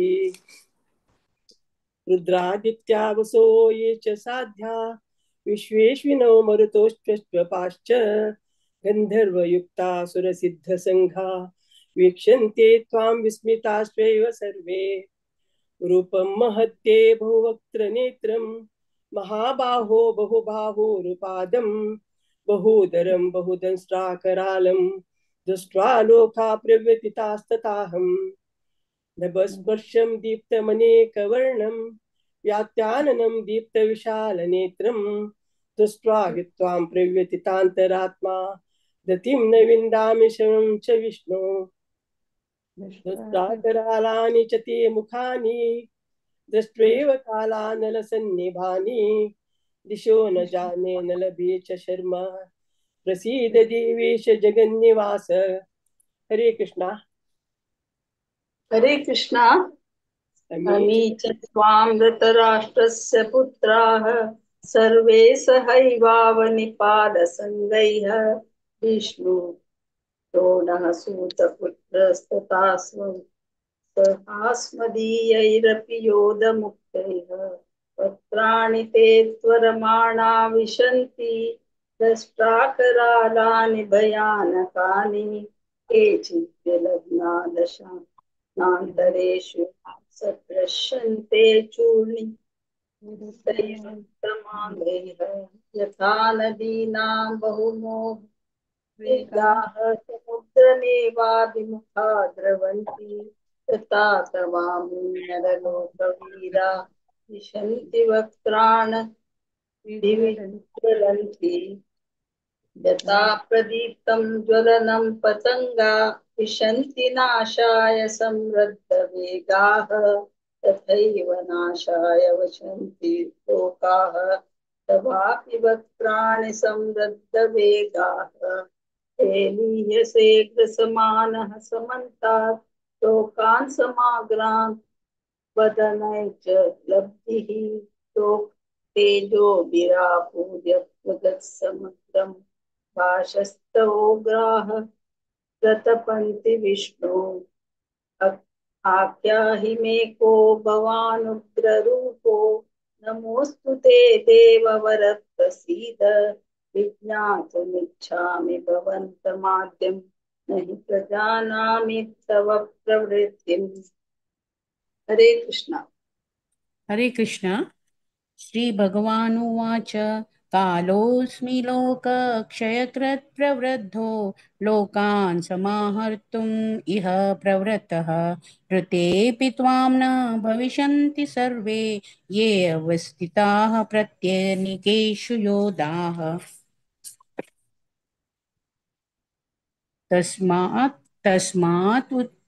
तस्मात् त्वम् उत्तिष्ठ यशो लभस्व जित्वा शत्रून् भुङ्क्ष्व राज्यं समृद्धं मया एव एते निहता पूर्वमेव निमित्तमात्रं भव सव्यसाचिन् द्रोणं च भीष्मं च जयद्रथं च कर्णं तथान्यानपि योधवीरान् मया हतान् त्वं जहिमा व्यतिष्ठा युध्यस्व जेतासि रणे सपत्नान्।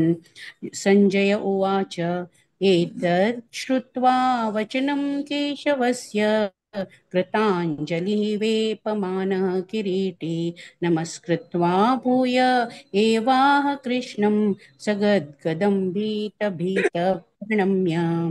अर्जुन उवाच स्थाने ऋषिकेश तव प्रकृत्या जगत्प्रहस्यति अनुरज्यते च रक्षांसि भीतानि दिशो ध्रुवन्ति सर्वे नमस्यन्ति च सिद्धसङ्गोः सिद्धसङ्गाः कस्माच्च तेन न मेरन्महात्मन् गरीयसे ब्रह्मणोऽप्यादिकर्त्रे अनन्तदेवेश जगन्निवास त्वमक्षरं सदसत्तत्परं यत्। हरे कृष्णा। क्षम कराती चूक झालं. हरे कृष्ण।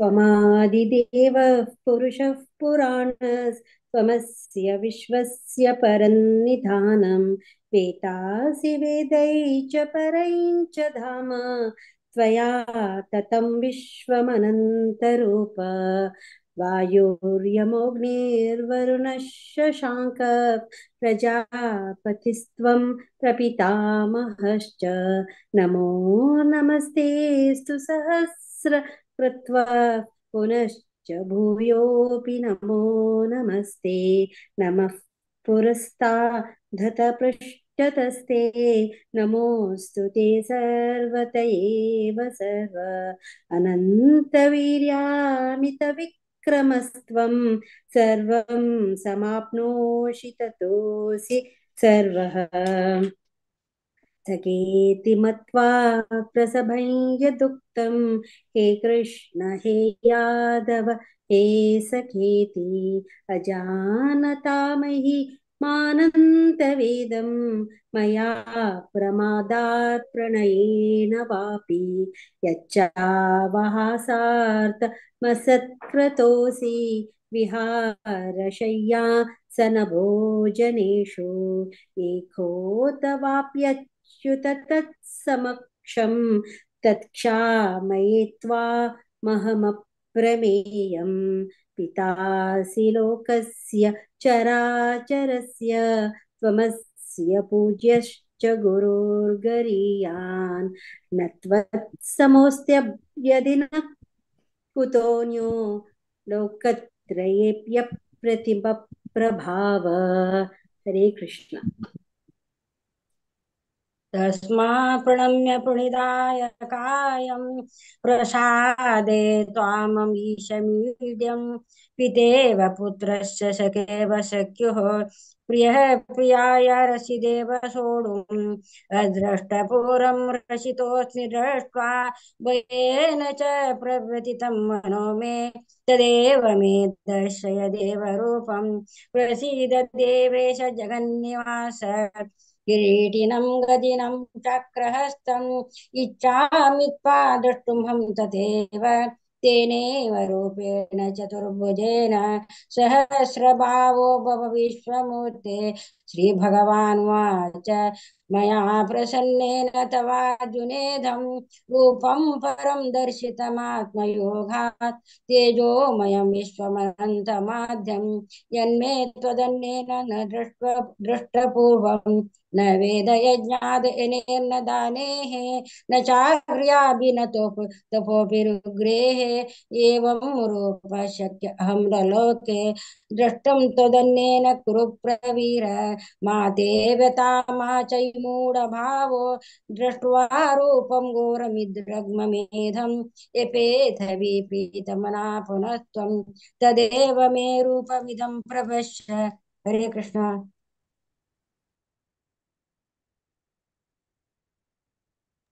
हीरा कामत माता जी,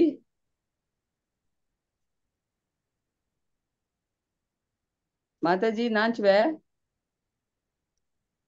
अनुपमा तुम्ही मुखाशी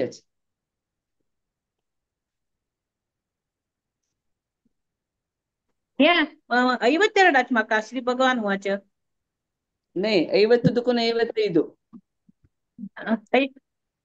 ಐವತ್ತು ಮಕ್ಕ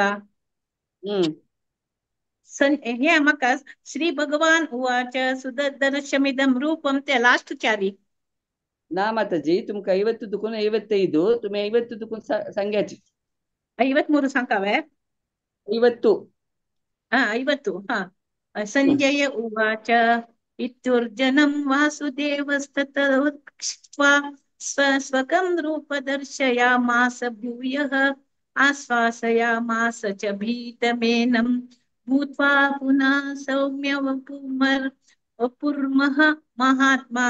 अर्जुन उवाच दृष्ट्वेदं मानुषं रूपं तव सौम्यं जनार्दन इदानीमस्मि संवृत्तः सचेताः प्रकृतिगतः। श्री भगवान उवाच सुदर्शमिदं रूपं दृष्टावानसि यन्मम देवा अपस्य रूपस्य नित्यं दर्शनाकांक्षिणः। आणि कडेर टायमाची एंड टायमाची आसूं माहिती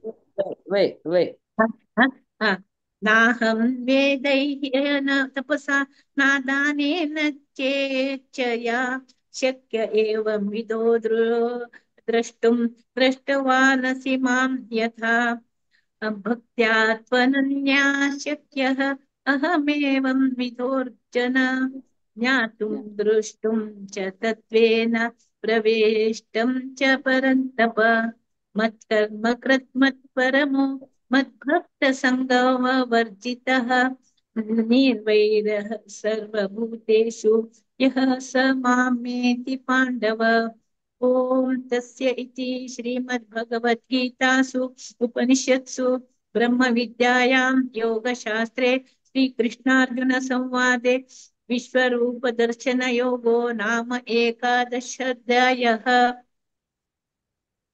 हरे कृष्ण कृष्ण कृष्ण हरे हरे राम राम राम हरे हरे। हरे कृष्ण सकडाने बारी चंदकोन सांगेल सर शेखरकराजे प्रभुजी तुम मस्त धन्यवाद। अन्नपूर्णा माताजी जे प्रेमा पै माताजी गीता नायक माताजी स्मिता नायक माताजी गंगा कुडवा माताजी अनुपमा माताजी आणि हीरा कामत माताजी टाइमर जॉईन दावनो सकडाने चंदकोन सांगेल सर सकडांके मस्त मस्त धन्यवाद। आणि आमका हे अवकाश दिलेल्याक भागवत पुराण कोंकणी टीमाक मस्त धन्यवाद। सकडांके दंडवत प्रणाम। भारती पै माताजी विद्या पै माताजी आणि माया नायक माताजी तुम्ही लायक चॅप्टर दितस चमका मस्त मस्त धन्यवाद सांगू खुशी दत्तस। हरे कृष्ण माताजी ओवर टू यू। हरे कृष्ण हरे कृष्ण माताजी दंडवत प्रणाम। मस्त ಖುಷಿ ಜಲ್ ಮಾತಾಜಿ ತುಂಗಲು ಟೂಚಿ ಆ ಚಾಪ್ಟರ್ ಚಾರ್ಟ್ ಕೊರ್ಚಾಕ मस्त ಖುಷಿ ಜಲ್ ಸಕ್ಕಡ ಜನ ಭಾರಿ ಚಂದ ಕೊನ್ನು ಡಿಸೈಡ್ केला आणि अनंत धन्यवाद। प्रति एकादशी योग माताजी अशी सेवनिका तुमगे ग्रुप आधी एक प्रभू जैसा प्रति एकादशी येताची मस्त धन्यवाद प्रभूजी खुशी दिसता जस्ट जाय ना एक पहिले तर येता पाप सगळ्यांकी देवाल सेव करची आशा करूच नो माताजी वही माताजी खुशी प्रति एकादशी योग हरे कृष्ण। हरे कृष्ण. हरे कृष्ण. आता 12 अध्याय भक्ती योग सांगू कामगे लोटसाची 1 to 6 श्लोक प्रज्ञा वागले माताजी, 7 to 12 लीलाबाई माताजी आणि 13 to 20 श्लोक दिव्या माताजी. हरे कृष्ण. प्रज्ञा माताजी. हरे कृष्ण. ओम श्री परमात्मने नमः. श्रीमद्भगवद्गीता अथ द्वादशोऽध्यायः. भक्तियोगः. श्री अर्जुन उवाच एवं सततयुक्ता ये भक्तस्त्वां पर्युपासते ये चाप्य अक्षरम् अव्यक्तां तेषां के योगवित्तम. मय्यावेश्य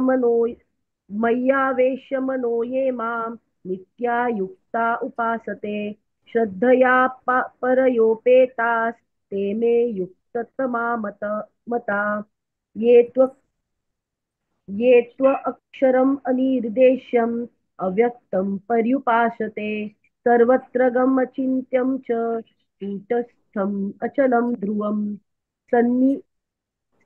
सन्नियम्येन्द्रियग्रामं सर्वत्र बुद्धय ते प्राप्नुवन्ति मामेव सर्वभूतहिते रता. क्लेशोऽधिकतरस्तेषाम् अव्यक्तासक्तचेतसाम् अव्यक्ता हि गतिर्दुःखं देहवाद्भिरवाप्यते. ये तु सर्वाणि कर्माणि मयि सन्न्यस्य मत्परा अनन्येनैव योगेन मां ध्यायन्त उपासते. हरे कृष्ण. हरे कृष्ण. तेषामहं समुद्धर्ता मृत्युसंसारसागरात् भवामि न चिरात् पार्थ मय्यावेशितचेतसाम्. मय्येव मन आदत्स्व मयि बुद्धिं निवेशय निवसिष्यसि मय्येव अत ऊर्ध्वं न संशयः. अथ चित्तं समाधातुं न शक्नोषि मयि स्थिरम् अभ्यासयोगेन तथा मामि ज्ञातुं धनञ्जय.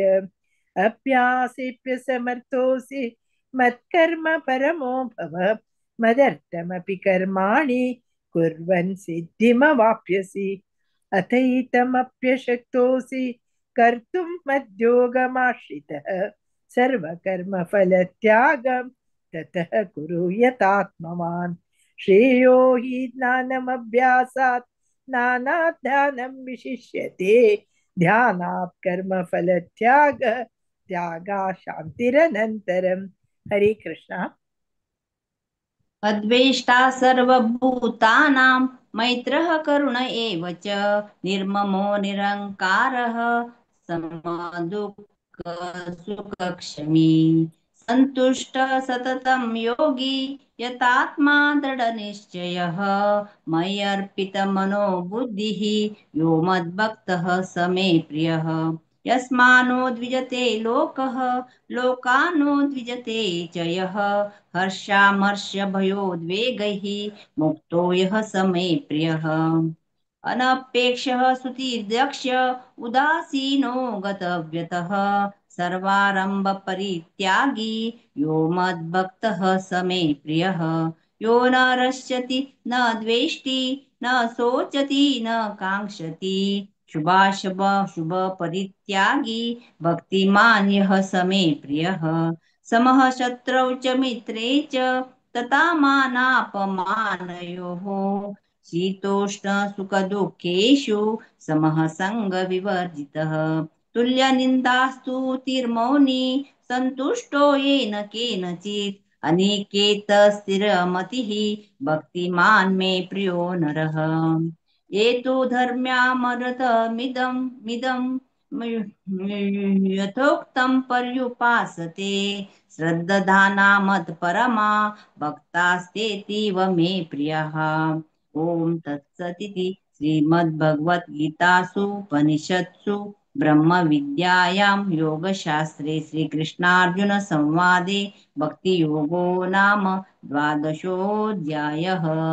हरे कृष्ण कृष्ण कृष्ण हरे हरे हरे राम राम राम हरे हरे. हरे कृष्ण माताजी. ಹರೇ ಕೃಷ್ಣ. ಅನಂತಾನಂತ ಧನ್ಯವಾದ ಪ್ರದ್ಯಾವಾಗ್ಲಿ ಮಾತಾಜಿ. ಮಸ್ತ್ ಧನ್ಯವಾದ. ಪ್ರತಿ एकादशी सेवा दिवसाची अशी मुखारी योग माताजी बार चंद करून रिसाइट केला. तशीच लीलाबाई माताजी आमगे रेग्युलर रिसाइटर प्रति एकादशी येताची खुशी दिसता. मस्त धन्यवाद माताजी. प्रति एकादशी योग बारी चंद करून रिसाइट केला. तशी दिव्या देसाई माताजी मस्त धन्यवाद. तुम्ही उमेदीन येताची अशी मुखारी योग माताजी बारी चंद करून रिसाइट केला. प्रति एकादशी योग म्हणून विनंती करता. हरे कृष्ण. थोडे अनाउन्समेंट असतं. वेडनेसडे 26 फेब्रुवारी 8:30 भागवत प्रवाह सेशन असतं. टॉपिक असतं love born of simplicity and hearing म्हणून टॉपिक. स्पीकर असाची हिस ग्रेस जय कृष्ण प्रसाद प्रभूजी. सक्कड जणांनी सेशन अटेंड करू म्हणून विनंती करता. सगळ्या गुत सोमवार बुधवार शुक्रवार भागवत प्रवाह सेशन असं रेग्युलर. तशीच सॅटर्डे श्रीला प्रभुपाद लीला session 7:30 PM India time. Sunday japa session असं 6:30 AM सकाळीची एव्हरी संडे. कोणाक एक राऊंड चॅन्टिंग लीड करका आणि 10 ऑफेन्सेस सांगू इच्छा पावताची त्यांनी श्रीमती शिल्पा हेगडे माताची कॉन्टॅक्ट करका. नेक्स्ट एकादशी 10th मार्च असं अमलकी एकादशी. सगळ्याक हांव रिक्वेस्ट करता अशी श्रद्धेन मुखार येवन तुम्ही सगळे जण तुमगेले सेवा दिवका.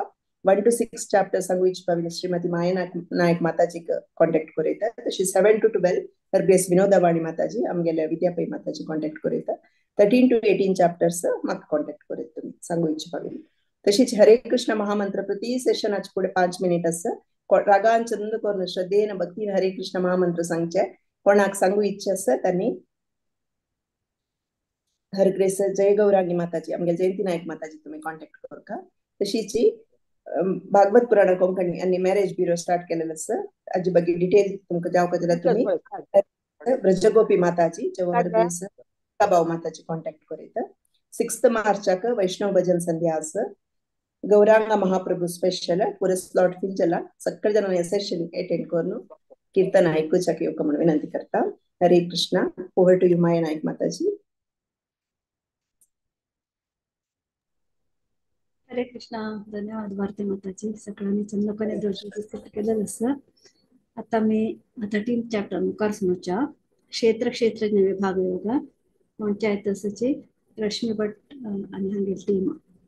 ओव्हर टू यू माताजी. हरे कृष्ण. हरे कृष्ण. 13th chapter क्षेत्र क्षेत्रज्ञ योग संघ येता असची रमा भट माताजी 1 to 5, शांता भट माताजी 6 to 10, शुभा पै माताजी 11 to 14, दिव्या किणी माताजी 15 to 19, ज्योती भंडारकर माताजी 20 to 24 हांव सांगतास 25 to 27, दिव्या शणे माताजी 28 दकून 31, सुषमा कामत माता जॉईन जायनी 32 दकून 35 ते सांगतास हांव. हरे कृष्ण. रमा भट माताजी स्टार्ट करा तुम्ही. ओम परमात्मने नमः. त्रयोदशोऽध्यायः. क्षेत्र चैतन्य विभाग योग नाम. अर्जुन उवाच प्रकृतिं पुरुषीं चैव चेतचैतन्यम् एव च एतद्विदिच्छामि ज्ञानं ज्ञेयं च केशव. श्री भगवान उवाच इदं शरीरं कौन्तेय चैतन्यत्यभिधीयते एतद्द्वैतं प्राहुः चैतन्यैति तद्विद. चैतन्यच्चापि मा विद्धि सर्वक्षेत्रेषु भारत. चेतसि तद्मयो ज्ञानम् एतज्ज्ञानं मतं मम. तत्क्षेत्रे यत्याद्यश्च यद्विकारि यतश्च यत् ततयो तत्प्रभावश्च तत्समासेन मे शृणु. ऋषिर्भिः बहुधा गीतं शब्दोर्विविधे पृथक् ब्रह्मसूत्रपदश्चैव हेतुं मध्युर्विनिश्चिते. आत्मगी सुने खातीर 5 दिल्ली ती पण हांव म्हणटा कारण ना ती करत.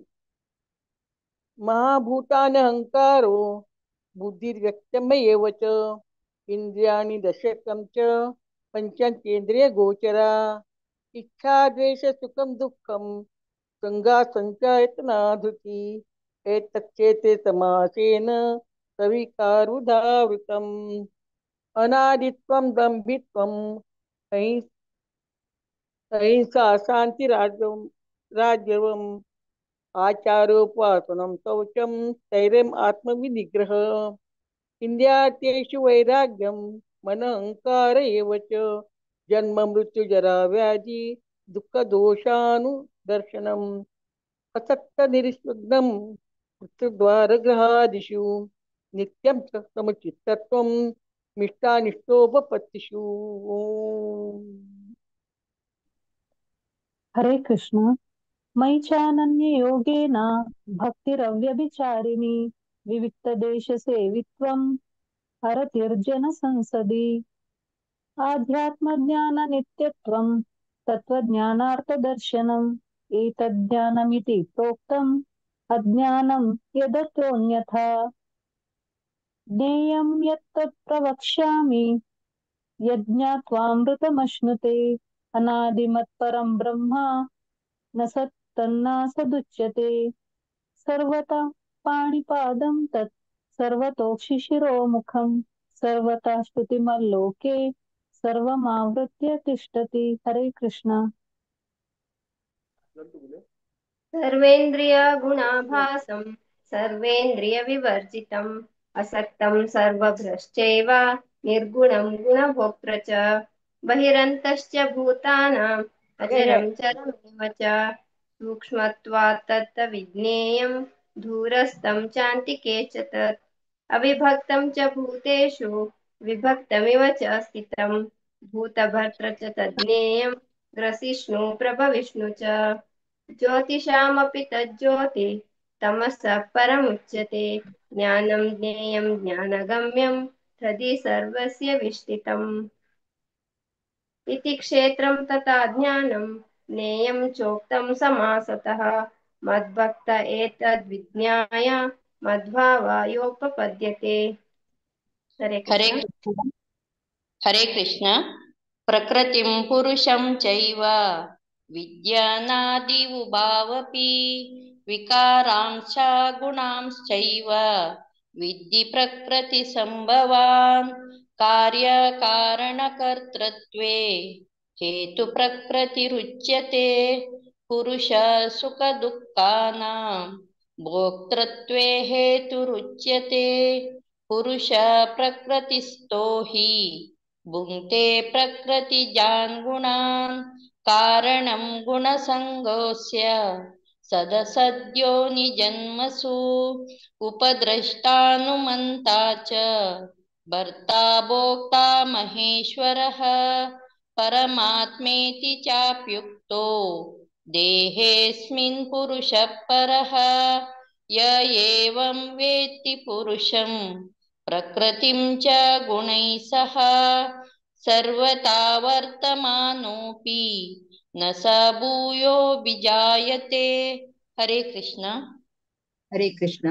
ध्यानेनात्मनि पश्यन्ति केचिदात्मानमात्मना अन्ये साङ्ख्येन योगेन कर्मयोगेन चापरे अन्ये त्वेमुजनानन्तः श्रुत्वानेभ्य उपासते तेऽपि चातितरन्त्येव मृत्युं श्रुतिपरायणाः यावत् साञ्जायते किञ्चित् सत्वं स्थावरजङ्गमं क्षेत्रक्षेत्रज्ञसंयोगात् तद्विद्धि भरतर्षभ। हरे कृष्णा। माइक ऑन करी दिव्या। हरे कृष्ण। ऐकत वा? हरे कृष्ण। ऐक पडतं स्टार्ट कर। समं पश्यन् हि सर्वत्र समवस्थितमीश्वरम् न हीनस्ति आत्मना आत्मानं ततः यान्ति परां गतिम् प्रकृत्यैव च कर्माणि क्रियमाणानि सर्वशः यः पश्यति तथा आत्मानम् अकर्तारं सः पश्यति यदा भूतपृथग्भावम्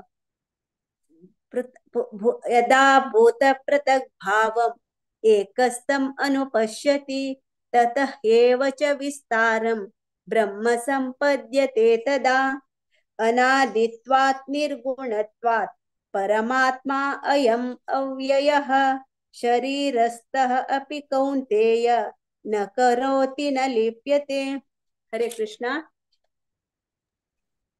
यथा सर्वगतं सौक्ष्मात् आकाशं नोपलिप्यते सर्वत्रावस्थितो देहे तथात्मानोपलिप्यते यथा प्रकाशयत्येकः कृत्स्नं लोकमिमं रविः क्षेत्रं क्षेत्री तथा कृत्स्नं प्रकाशयति भारत क्षेत्रक्षेत्रज्ञयोरेवम् अन्तरं ज्ञानचक्षुषा भूतप्रकृतिमोक्षं च ये विदुर्यान्ति ते परम् ॐ तत्सत् इति श्रीमद्भगवद्गीतासु उपनिषत्सु ब्रह्मविद्यायां योगशास्त्रे श्रीकृष्णार्जुनसंवादे क्षेत्रक्षेत्रज्ञयोगो नाम त्रयोदशोऽध्यायः। हरे कृष्णा कृष्णा कृष्णा हरे हरे हरे राम राम राम हरे हरे. हरे कृष्ण. मस्त मस्त ಧನ್ಯವಾದ ರಮಾ ಭಟ್ ಮಾತಾಜಿ, दिव्याकिणी माताजी आणि शुभापई माताजी आणि दिव्या शणे माताजी आणि विजया भंडारकर माताजी आणि पूरजन प्रति एकादशीयोनु पारायण करताची तशी मस्त मस्त धन्यवाद पूरा माताजीन भारी चंद कोण सांगला तशीची भागवत पुराण कोंकणी तांका मस्त मस्त धन्यवाद सांगता आमक दिलेला अवकाश खातीर. हरे कृष्णा. हरे कृष्णा. रश्मी भट माताजी मस्त मस्त धन्यवाद.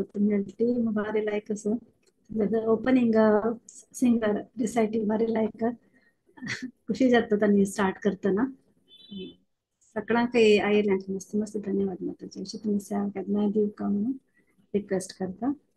धन्यवाद. हरे कृष्ण माताजी.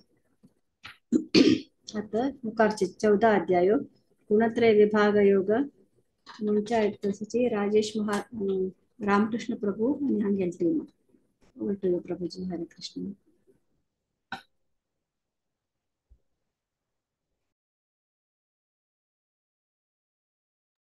ऑडिओ ऑन कर राम. या हरे कृष्णा. हरे कृष्णा.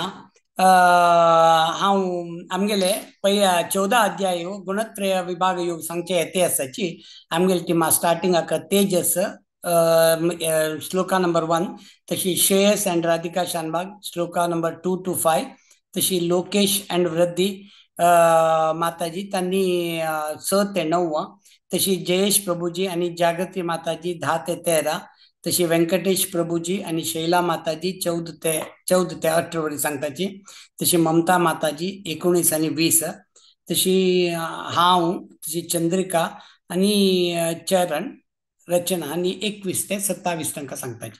हरे कृष्णा. ओवर टू यू तेजस. हरे कृष्णा. वसुदेव सुतं देवं कंसचाणूरमर्दनं देवकी परमानन्दं कृष्णं वन्दे जगद्गुरुम्. ॐ श्री परमात्मने नमः. अथ चतुर्दशोऽध्यायः गुणत्रय विभाग योगः.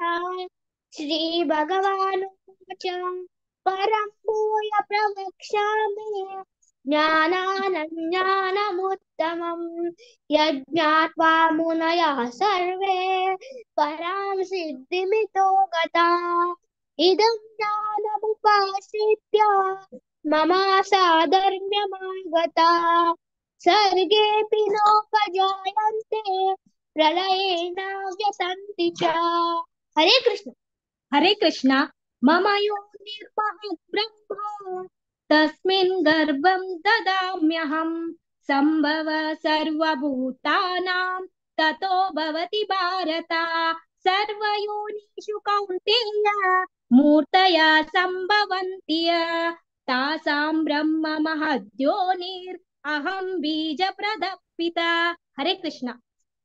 हरे कृष्ण. सत्वं रजस्तमः गुणा प्रकृति संभव निबध्नन्ति महाबाहो देहि देहेन कौन्तेयम्. हरे कृष्ण. हरे कृष्णा.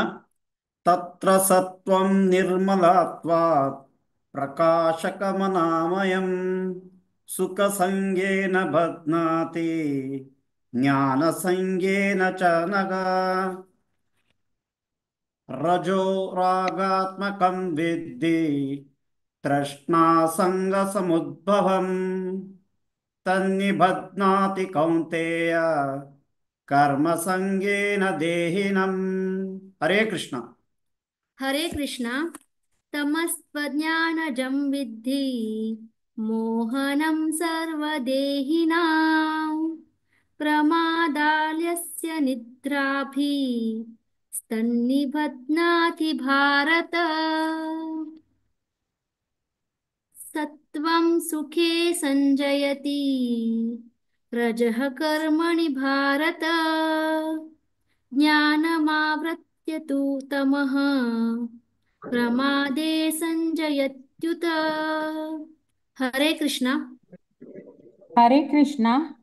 रजस्तमश्चाभिभूय सत्वं भवति भारत रजसत्वं तमश्चैव तमः सत्वं रजस्तथा सर्वद्वारेषु देहेऽस्मिन् प्रकाश उपजायते ज्ञानं यदा तदा विद्या द्विवृद्धं सत्वमित्युत।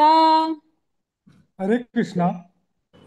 लोभ प्रवृत्तिरारंभः कर्मणामशमस्पृहा रजस्येतानि जायन्ते विवृद्धे भरतर्षभ अप्रकाशो प्रवृत्तिश्च प्रमादो मोह एव च तमस्येतानि जायन्ते विवृद्धे कुरु नंदन। हरे कृष्णा। हरे कृष्णा।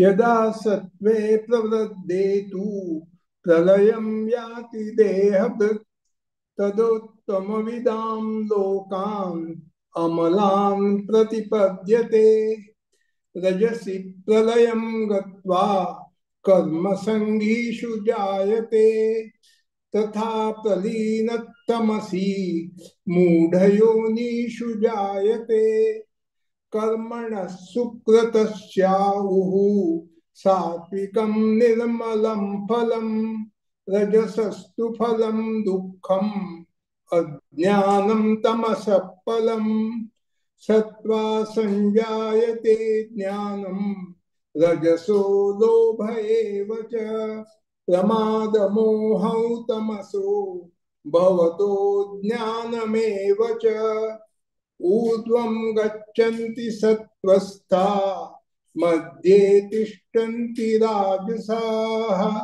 जगन्यगुणवृत्तिस्ताः अधो गच्छन्ति तामसाः। हरे कृष्णा। हरे कृष्णा। नान्यं गुणेभ्य कर्तारं यदा दृष्टानुपश्यति गुणेभ्यश्च परं वेत्ति मद्भावं सोऽधिगच्छति गुणानेतानतित्यत्रिन् देहि देहसमुद्भवान् जन्म मृत्युजरा दुःखै विमुक्तो मृतमश्नुते। हरे हरे कृष्णा।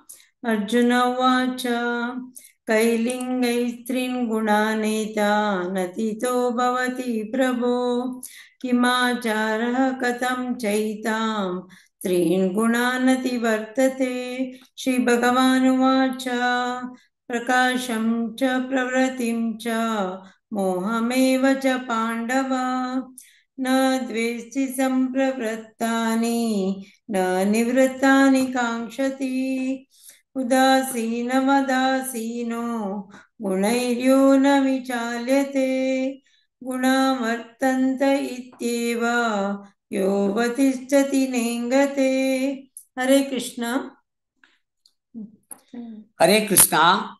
सम दुःख सुख स्वस्थ समलोष्टात्मकाञ्चन तुल्य प्रिया प्रियो धीर्य स्तुल्य निंदात्म संस्तुति मानापमानयोस्तुल्य स्तुल्यो मित्रारिपक्षयो सर्वारंभ परित्यागी गुणातीतः स उच्यते मां च यो व्यभिचारेण भक्ति योगेन सेवते सगुणान् समिते त्रैरान् ब्रह्मभूयाय कल्पते ब्रह्मणो हि प्रतिष्ठाहम् अमृतस्याव्ययस्य च शाश्वतस्य च धर्मस्य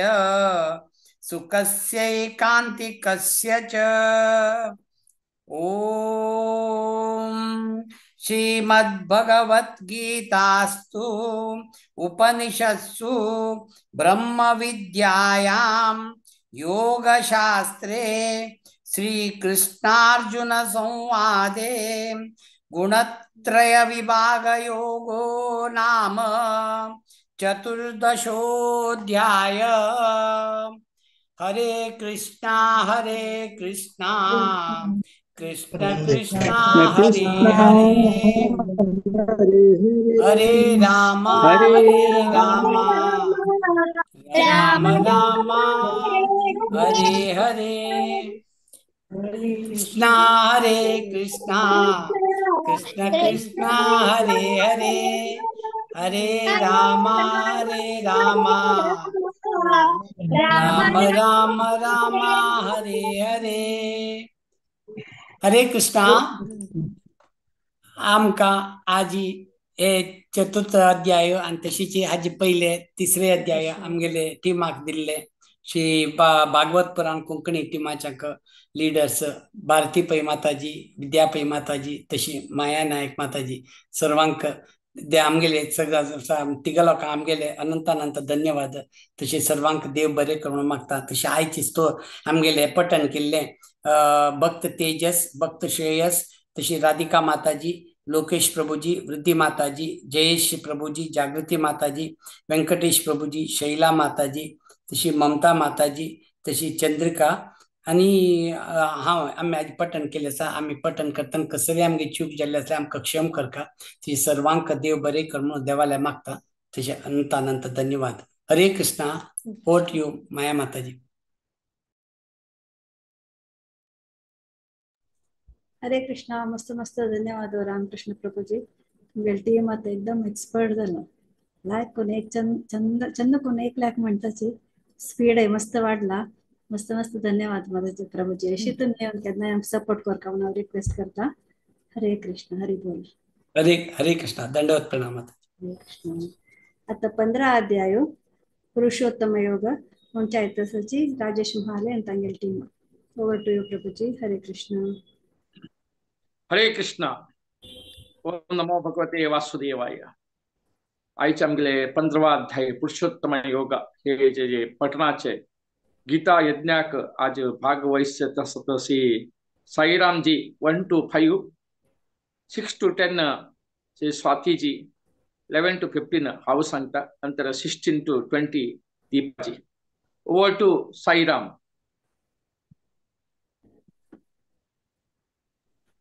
साईराम जी। अथ पंचदशोऽध्यायः पुरुषोत्तमयोगः। श्रीभगवानुवाच ऊर्ध्वमूलमदः शाखम् अश्वत्थं प्राहुरव्ययम् छन्दांसि यस्य पर्णानि यस्तं वेद स वेदवित् अधश्चोद्रं प्रशस्तास्तस्य शाखाः गुणप्रवृद्धा विषयप्रवालाः अधश्च मूलान्यूनसन्ततानि कर्मानुबन्धीनि मनुष्यलोके न रूपमस्येह तथोपलभ्यते नान्तो न चादिर्न च सम्प्रतिष्ठा अश्वत्थमेनं सुमीरूढमूलम् असङ्गशस्त्रेण दृढेन चित्वा ततः पदं तत्त्वरिमार्गितव्यं यस्मिन् गता न निवर्तन्ति भूयः तमेव चाद्यं पुरुषं प्रपद्ये यतः प्रवर्ति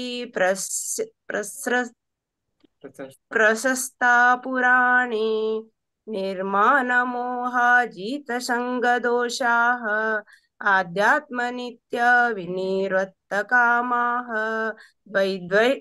द्वन्द्वैर्विमुक्ताः सुखदुःखसौन्ये गच्छन्त्यमूढाः पदव्ययं तथा। हरे कृष्ण।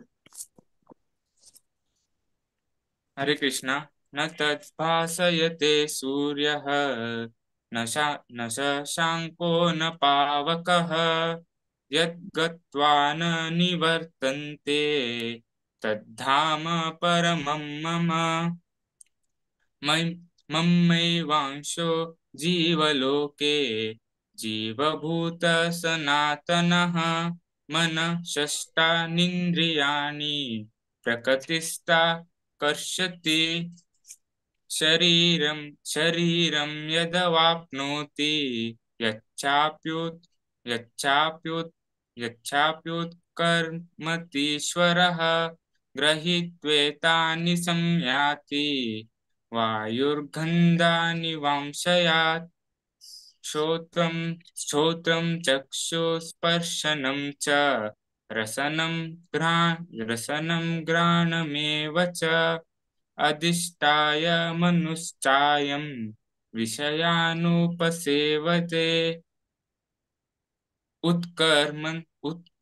उत्कर्मन्तं स्थितं वापि भुञ्जानं वा गुणान्वितं विमूढं पश्यन्ति ज्ञानचक्षुषः। हरे कृष्ण।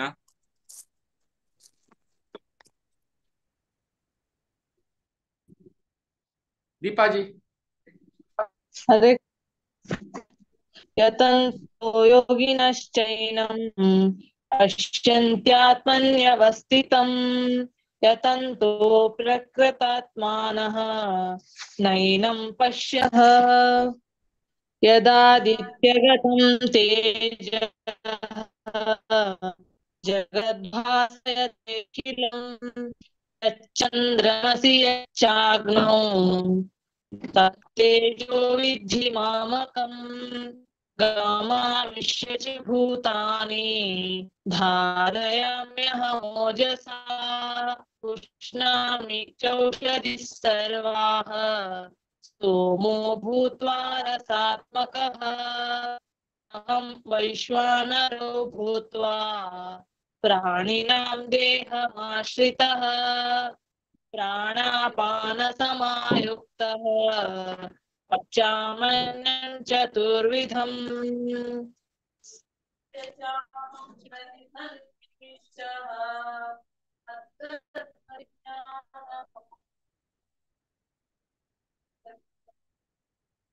नेक्स्ट किती का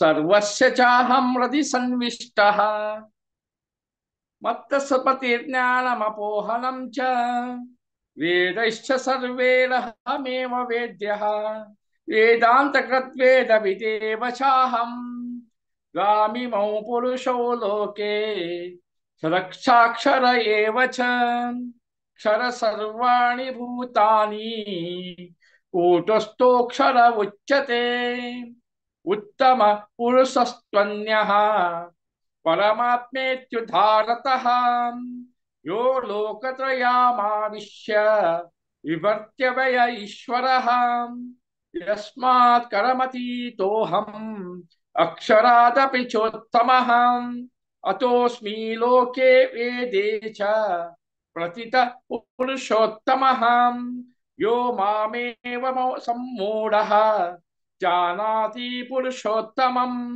स सर्व भजति मां सर्वभावेन भारतम् इति गुह्यतमं शास्त्रम् इदमुक्तं मया नघ एतद्बुद्ध्वा बुद्धिमान् स्यात् कृतकृत्यश्च भारत। ओम तत्सत इति मद्भगवद्गीतासु उपनिषत्सु ब्रह्म विद्यायां योगशास्त्रे श्रीकृष्णार्जुन संवादे पुरुषोत्तम योगो नाम पंचदशोऽध्यायः। हरे कृष्ण कृष्ण कृष्ण हरे हरे, हरे राम राम राम हरे हरे। ओम कृष्णाय वासुदेवाय हरे परमात्मने प्रणतक्लेशनाशाय गोविंदाय नमो नमः। ओम नमो भगवते वासुदेवाय। हरे कृष्ण। आज आमका भागवत पुराणाबद्दल आमका परिवाराबद्दल आमका एक गीता यज्ञ मला पठण करच्या का आज साईराम, स्वाती, दीपा, बालचंद्र सांगला आमका एक अवकाश दिला असा। आज हे पुण्यमयवाದಂತ दिवसाबद्दल आम्ही ते शिवरात्री पूर्वाचे आम्हाला चतुर्दशी आणि द्वादशी, चतुर्दशी, एकादशी, द्वादशी, त्रयोदशी ही आम्हाला आज साधना मार्गाबद्दल आमका अवकाश दिल्या खातीर अनंत अनंत धन्यवाद करता। हरे कृष्ण हरे राम। हरे कृष्णा प्रभुजी, मस्त मस्त धन्यवाद। अशी तुमगे टीम तुम्ही घेऊन येऊ का केदनाय तुम्ही बिझी असताची जाल्यार तुम्ही केदनाय चुक्कना तेल आमगेले रेसिटेशन आहेत ताची अशी तुम्ही आमक सपोर्ट करता म्हणून रिक्वेस्ट करता प्रभुजी। हरे कृष्ण, मस्त मस्त धन्यवाद। आचारो आता 16 अध्याय देवासुर संपद विभाग योग म्हणच्या इतिहासाची 1 to 6 दीपा भट माताजी, 7 to 12 भव्या पै माताजी, 13 to 18 कलावती अवधानी माताजी, 19 to 24 आशा नायक माताजी। ओवर टू यू दीपा भट माताजी। हरे कृष्ण। हरे कृष्णा। ओम नमो भगवते वासुदेवाय। अथ षोडशोऽध्यायः दैवासुर संपत् विभाग योगः। श्री भगवानुवाच अभयं सत्त्वसंसुप्तिः ज्ञानयोग व्यवस्थितिः दानं दमश्च यज्ञश्च स्वाध्यायस्तप आर्जवम् अहिंसा सत्यम अक्रोधः त्यागः शान्तिरैपैशुनम् तया भूतेष्वलोलुप्त्वं मार्दवं हीरचापलम् तेजः क्षमा धृतिः शौचम अद्रोहो नातिमानिता भवन्ति सम्पदं दैवीम् अभिजातस्य भारत दम्भो दर्पोऽभिमानश्च क्रोधः पारुष्यमेव च अज्ञानं चाभिजातस्य पार्थ सम्पदम् आसुरीं दैवी सम्पद्विमोक्षाय निबद्धायासुरीमता मासु चः सम्पदं दैवीम् अभिजातोऽसि पाण्डव द्वौ भूतसर्गो लोकेऽस्मिन् दैव आसुर एव च दैवो विस्तरशः प्रोक्तः आसुरं पार्थ मे शृणु। हरे कृष्ण। हरे कृष्ण। प्रवृत्तिं च निवृत्तिं च जनाना विदुरासुराः न शौचं नापि चाचारो न सत्यं तेषु विद्यते असत्यमप्रतिष्ठं ते जगदाहुरनीश्वरम् अपरस्परसम्भूतं किमन्यत् कामहैतुकम् एतां दृष्टिमवष्टभ्य नष्टात्मानोऽल्पबुद्धयः प्रभवन्त्युर्गकर्माणः क्षयाय जगतो हिताः काममाश्रित्य दुष्पूरं दम्भमानमदान्विताः मोहद्गृहीत्वा सद्ग्रहान् प्रवर्तन्ते शुचिस्मृताः चिन्तामपरिमेयां च प्रलयान्तमुपाश्रिताः कामोपभोगपरमा एतावदिति निश्चिताः आशापाशशतैर्बद्धाः कामक्रोधपरायणाः इहन्ते कामभोगार्थम् अन्य एनार्थसञ्चयान्। हरे कृष्ण। हरे कृष्ण।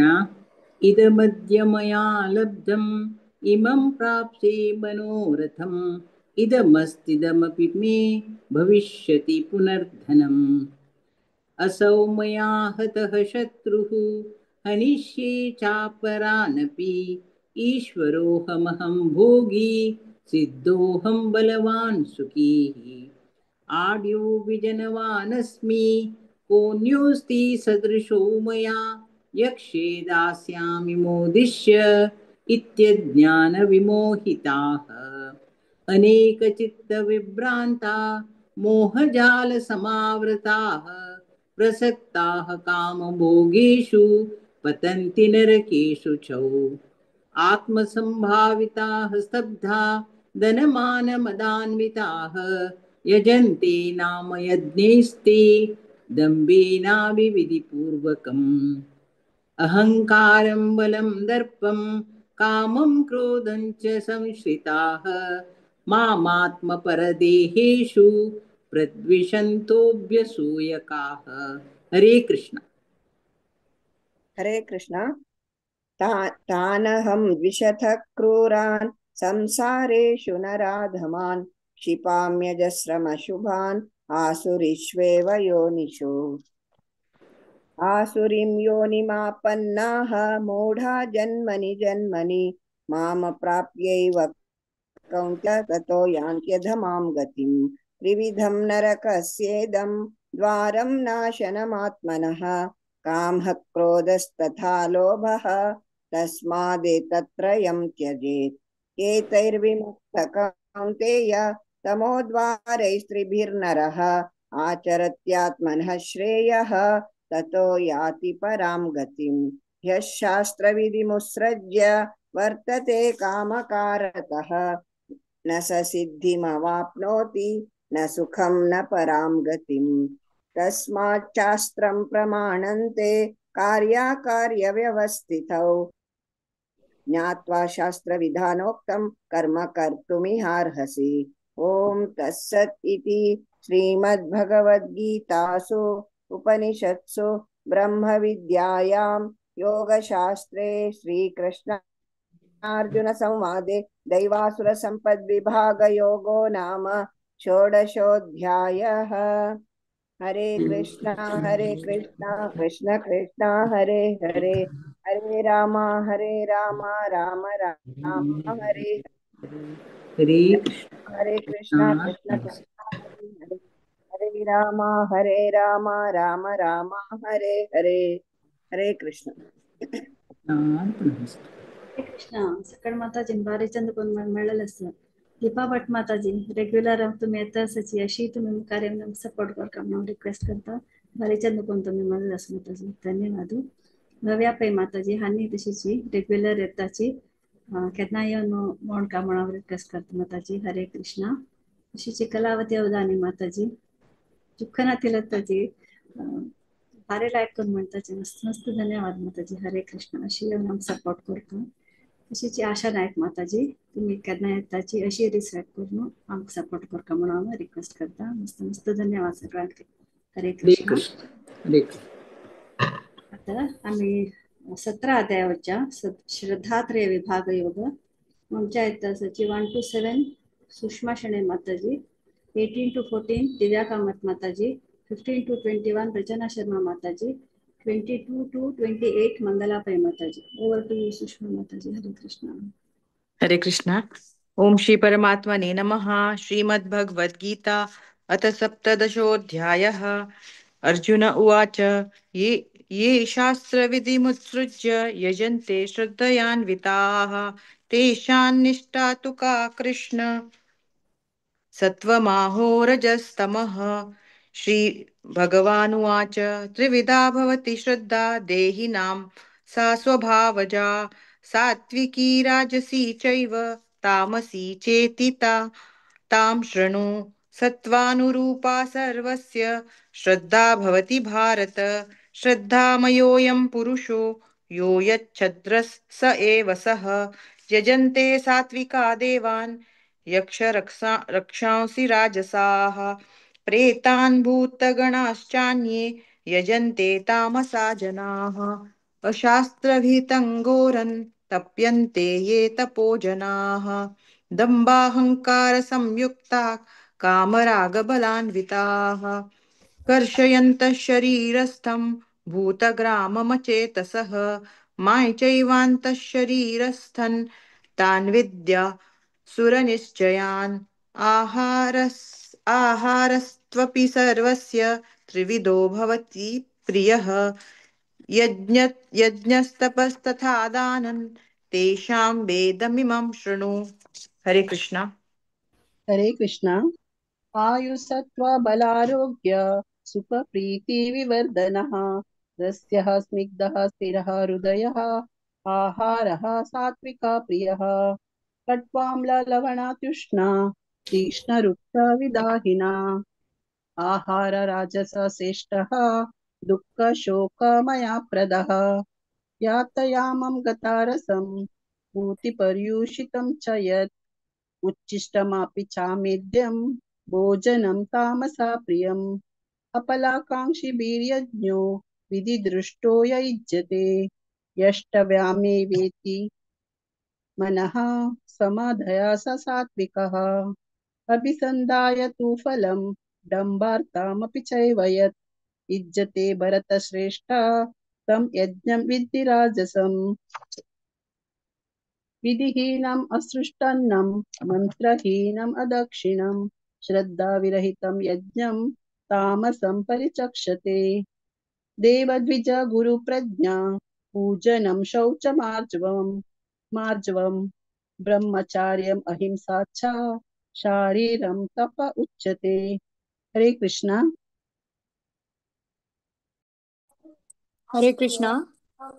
अनुद्वेगकरं वाक्यं सत्यं प्रियं हितं च यत् स्वाध्यायाभ्यसनं चैव वाङ्मयं तप उच्यते।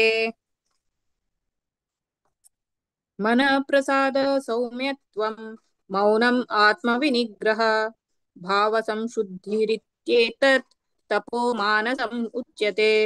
श्रद्धाया परया तप्तं तप त्रिविधं नरे अफलाकाङ्क्षीभिर्युक्ते सात्विकं परिचक्षते।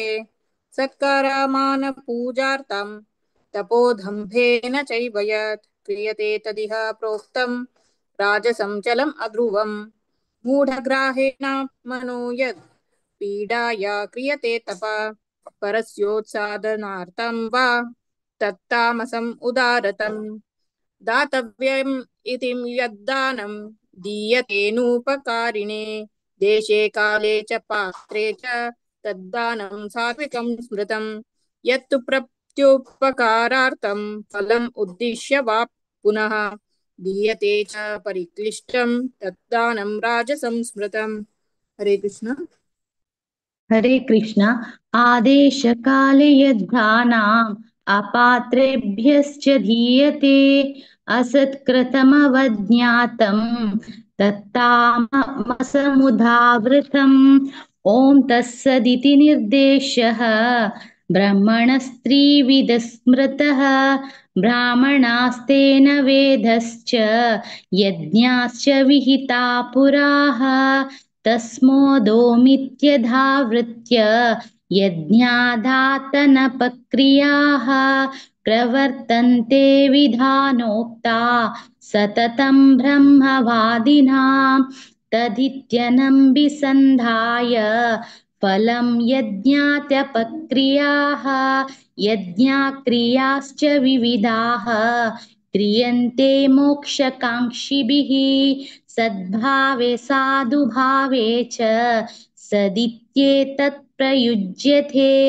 प्रशस्ते कर्मणि तथा सच्छब्दा पार्थयुज्यते यज्ञे तपसि दाने च स्थिति सदिति चोच्यते कर्म चैव ततर्तीर्थं तदतीर्थं तीर्यं सदित्येवाभिधीयते अश्रद्धाया हुतं दत्तं तपस्तप्तं कृतं च यथ असद्युच्यते पार्थ न च तत्प्रेत्यनो इह ॐ तत्सत् इति श्रीमद्भगवद्गीतासु उपनिषत्सु ब्रह्मविद्यायां योगशास्त्रे श्रीकृष्णार्जुनसंवादे श्रद्धात्रयविभागयोगो नाम सप्तदशोऽध्यायः। श्रीकृष्णार्पणमस्तु। हरे कृष्णा।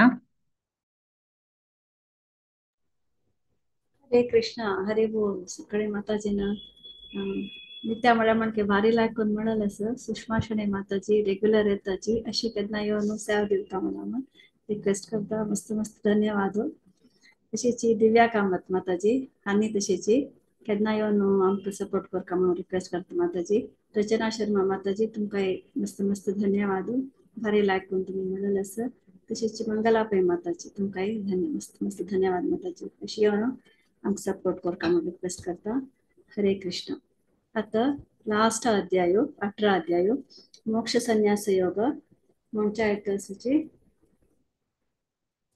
1 to 7 शांती शानबाग माताजी 8 to 14 शिल्पा हेगड़े माताजी 15 to 21 स्फूर्ति पै माताजी 22 to 28 देवकी कामत माताजी 29 to 35 प्रतीक्षा प्रभु माताजी 36 to 42 सुपर्णा भट्ट माताजी 43 to 49 संध्या ईश्वर माताजी 50 to 56 शरदी Shanbhag 57 to 63 Shishir Shanbhag 64 to 71 Pratyusha किणी 72 to 78 गीता नायक माताजी ओवर टू यू शांति माताजी हरे कृष्णा हरे कृष्ण ओम श्री परमात्मने नमः श्रीमद्भगवद्गीता अथाष्टदशोऽध्यायः मोक्षसंन्यासयोगः अर्जुन उवाच सन्न्यासस्य महाबाहो तत्त्वमिच्छामि वेदितुम् त्यागस्य च ऋषिकेश गतकेशिनिषूदन श्रीभगवानुवाच काम्यानां कर्मणां न्यासं सन्न्यासैकवयो विदुः सर्वकर्मफलत्यागं प्राहुस्त्यागं विचक्षणाः त्याजन् दोषवदित्येके कर्म प्राहुर्मनीषिणः यज्ञदानतपः कर्म न त्याजमिति चापरे निश्चयं शृणु मे तत्र त्यागे भरतसत्तमा त्यागो हि पुरुषव्याघ्र त्रिविधः सम्प्रकीर्तितः यज्ञदानतपः कर्म न त्याजन् कार्यमेव तत् यज्ञो दानं तपश्चैव पावनानि मनीषिणाम् एतान्यपि तु कर्माणि सङ्गं त्यक्त्वा फलानि च कर्तव्यानीति मे पार्थ निश्चितं मतमुत्तमम् नियतस्य तु सन्न्यासः कर्मणो नोपपद्यते मोहातस्य परित्यागस्तामतः हरे कृष्ण हरे कृष्ण दुःखमित्येव यत्कर्म कार्यक्लेशभयात् त्यजेत् सकृत्वा राजसं त्यागं नैव त्यागफलं लभेत् कार्यमित्येव यत्कर्म नियतं क्रियतेऽर्जुन सङ्गं त्यक्त्वा फलं चैव सत्यागः सात्विको मतः न द्वेष्ट्य कुशलं कर्म कुशलेनानुसज्जते त्यागी सत्त्वसमाविष्टो मेधावी चिन्न संशयः न हि देहभृतः शक्यं त्यक्तं कर्माण्यशेषतः यस्तु कर्मफलत्यागी सत्यागीत्यभिधीयते अनिष्टमिष्टमित्रं च त्रिविधं कर्मणः फलं भवत्यत्यागिनां प्रत्ये न तु सन्न्यासिनां क्वचित् पञ्चैतानि महाबाहो करणानि निबोध मे सांख्ये कृतान्ते प्रोक्तानि सिद्धये सर्वकर्मणाम् अधिष्ठानं तथा कर्ता करणं च प्रतिविधं विविधाश्च प्रतिचेष्टा दैवं चैवात्र पंचमं हरे कृष्ण शरीरवाग्मिनो वीर्यत् कर्म प्रारभते नरः न्यायं वा विपरीतं वा पञ्चैते तस्य हेतवः तत्रैवं सति कर्तारम् आत्मानं केवलं तु यः पश्यत्यकृतबुद्धित्वात् न स पश्यति दुर्मतिः यस्य नाहङ्कृतो भावः बुद्धिर्यस्य न लिप्यते हत्वापि स इमां लोकान् न हन्ति न निबध्यते ज्ञानं ज्ञेयं परिज्ञाता त्रिविधा कर्म चोदना करणं कर्म कर्तेति त्रिविधः कर्म संग्रहः ज्ञानं कर्म च कर्ता च त्रिदैव गुणभेदतः रोचते गुणसङ्ख्याने यथावत् शृणुतान्यपि सर्वभूतेषु येनैकं भावमव्ययमीक्षते अविभक्तं विभक्तेषु तज्ज्ञानं विद्धि सात्विकं। हरे कृष्ण। हरे कृष्ण। पृथक्त्वेन तु यज्ञानन् नानाभावान् पृथग्विधान् वेत्ति सर्वेषु भूतेषु तज्ज्ञानौ विद्धि राजसम्। यत्तु कृत्स्नवदेकस्मिन् कार्ये सक्तमहैतुकम् अत तत्त्वार्थवदल्पञ्च तत्तामसमुदाहृतम् नियतं सङ्गरहितम् अरागद्वेषतः कृतम् अफलप्रेप्सुना कर्म यत्तत् सात्विकमुच्यते। यत्तु कामेप्सुना कर्म साहङ्कारेण वा पुनः क्रियते बहुलायासन् तद्राजसमुदाहृतम् अनुबन्धं क्षयं हिंसाम् अनवेक्ष्य च पौरुषम् मोहादारभ्यते कर्म यत्तत्तामसमुच्यते। मुक्तसङ्गो न संवादी धृत्युत्साहसमन्वितः सिद्ध्यसिद्ध्योर्निर्विकारः कर्ता सात्विक उच्यते। रागी कर्मफलप्रेप्सुर्लुब्धो हिंसात्मको शुचिः हर्षशोकान्वितः कर्ता राजसः परिकीर्तितः अयुक्तः प्राकृतः स्तब्धः शठो नैष्कृतिको लसः विषादी दीर्घसूत्री च कर्ता तामस उच्यते। हरे कृष्ण। बुद्धिर्भेदं धृतेश्चैव गुणतस्त्रिविधं शृणु शोच्यमानमशेषेण पृथक्त्वेन धनञ्जय प्रवृत्तिं च निवृत्तिं च कार्याकार्ये भयाभये बन्धं मोक्षं च या वेत्ति बुद्धिः सा पार्थ सात्विकी यया धर्ममधर्मं च कार्यं च कार्यमेव च अयथावत् प्रजानाति बुद्धिः सा पार्थ राजसी अधर्मं धर्ममिति या मन्यते तमसावृता सर्वार्थनिपरीतांश्च बुद्धिः सा पार्थ तामसी धृत्या यया धारयते मनः प्राणेन्द्रियक्रियाः योगेनाव्यभिचारिण्या धृतिः सा पार्थ सात्विकी यया तु धर्मकर्मार्थान्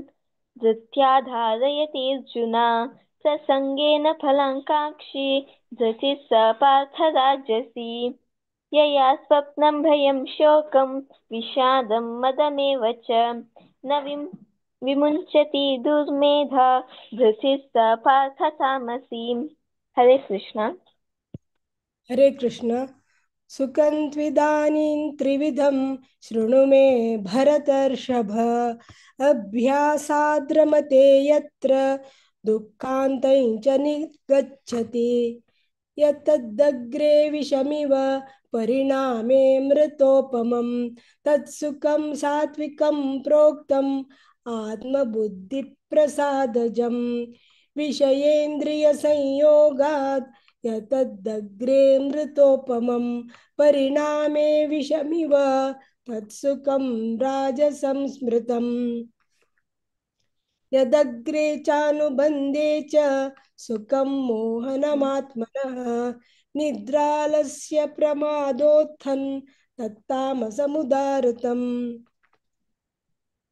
न तदस्ति पृथिव्यां वा दिवि देवेषु वा पुनः सत्वं प्रकृतिजैर्मुक्तै ये देभिः स्यात् त्रिभिर्गुणैः ब्राह्मण्यक्षत्र ब्राह्मण्य ब्राह्मणक्षत्रियविषां शूद्राणां च परन्तप कर्माणि प्रविभक्तानि स्वभावप्रभवैर्गुणैः शमोदमस्तशौचं शान्तिरार्जवमेव च ज्ञानं विज्ञानमास्तिक्यं ब्रह्मकर्म स्वभावजम्। हरे कृष्ण। हरे कृष्णा।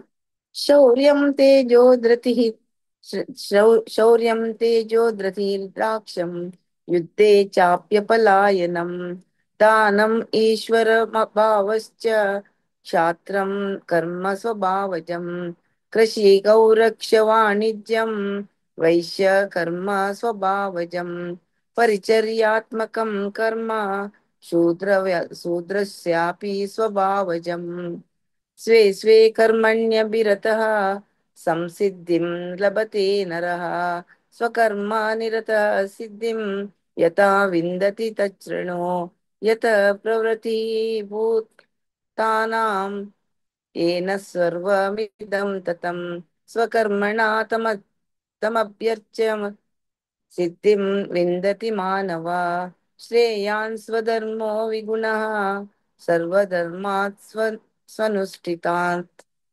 स्वभावनियतं कर्म कुर्वन्नाप्नोति किल्बिषम् सहजं कर्म कौन्तेय सदोषमपि न त्यजेत् सर्वारम्भ हि दोषेण धूमेनाग्निरिवावृताः असक्तबुद्धिः सर्वत्र जितात्मा विगतस्पृह नैष्कर्म्य सिद्धिं परामां संन्यासेनाधिगच्छति। हरे कृष्णा। हरे कृष्ण।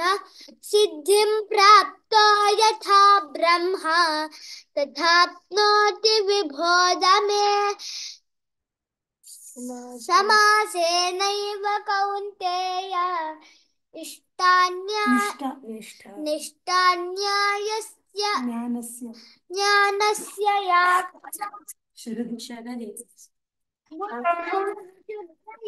युक्तः धृत्यात्मानं नियम्य च शब्दादीन् विषयान् त्यक्त्वा रागद्वेषव्यवस्थिता युद्धस्य च विविक्तसेवी लघ्वाशी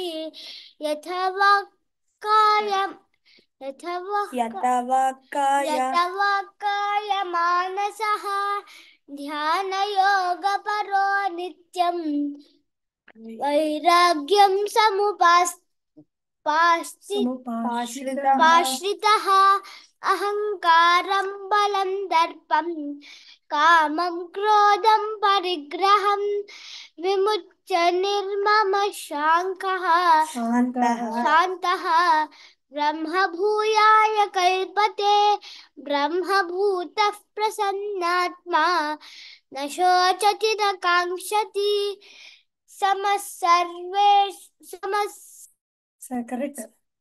समः सर्वेषु भूतेषु मद्भक्तिं लभते परां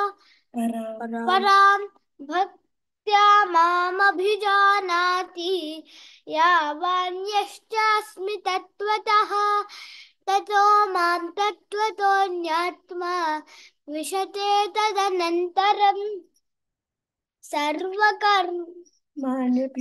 सर्वकर्माण्यपि सदा कुर्वाणो मद्व्यपाश्रयः चेतसा मत्प्रसादादवाप्नोति शाश्वतं पदमव्ययम्। हरे कृष्ण।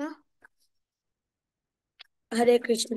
चेतसा सर्वकर्माणि मयि सन्न्यस्य मत्परः बुद्धियोगमुपाश्रित्य मच्चित्तः सततं भव मच्चित्तः सर्वदुर्गाणि मत्प्रसादात् तरिष्यसि अथ चेत्त्वमहङ्कारात् न श्रोष्यसि विनङ्क्ष्यसि यदहङ्कारमाश्रित्य न योत्स्य इति मन्यसे मिथ्यैष व्यवसायस्ते प्रकृतिस्त्वां नियोक्ष्यति स्वभावजेन कौन्तेय निबद्धस्वेन कर्मणा कर्तुं नेच्छसि यन्मोहात् करिष्यस्य वशोऽपि तथा ईश्वरः सर्वभूतानां हृद्देशेऽर्जुन तिष्ठति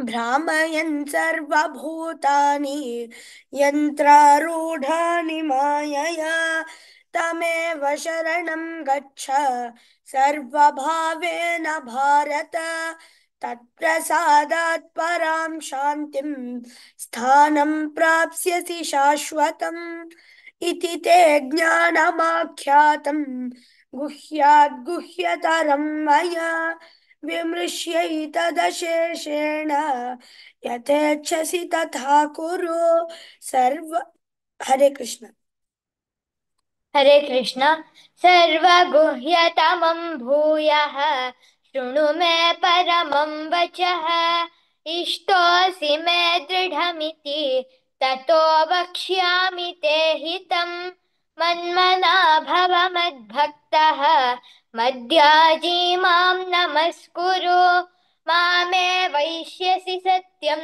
ते प्रतिजाने प्रियोऽसि मे सर्वधर्मान् परित्यज्य मामेकं शरणं व्रज अहं त्वा सर्वपापेभ्यः मोक्ष्यिष्यामि मा शुचः इदं ते न तपस्काय न भक्ताय कदाचन न चाशुश्रूषवे वाच्यं न च मां योऽभ्यसूयति य इमं परमं गुह्यं मद्भक्तेष्वभिधास्यति भक्तिं मयि परां कृत्वा मामे वैष्यत्य संशयः न च तस्मान्मनुष्येषु कश्चिन्मे प्रियकृत्तमः भविता न च मे तस्मात् अन्यः प्रियतरो भुवि अध्येष्यते च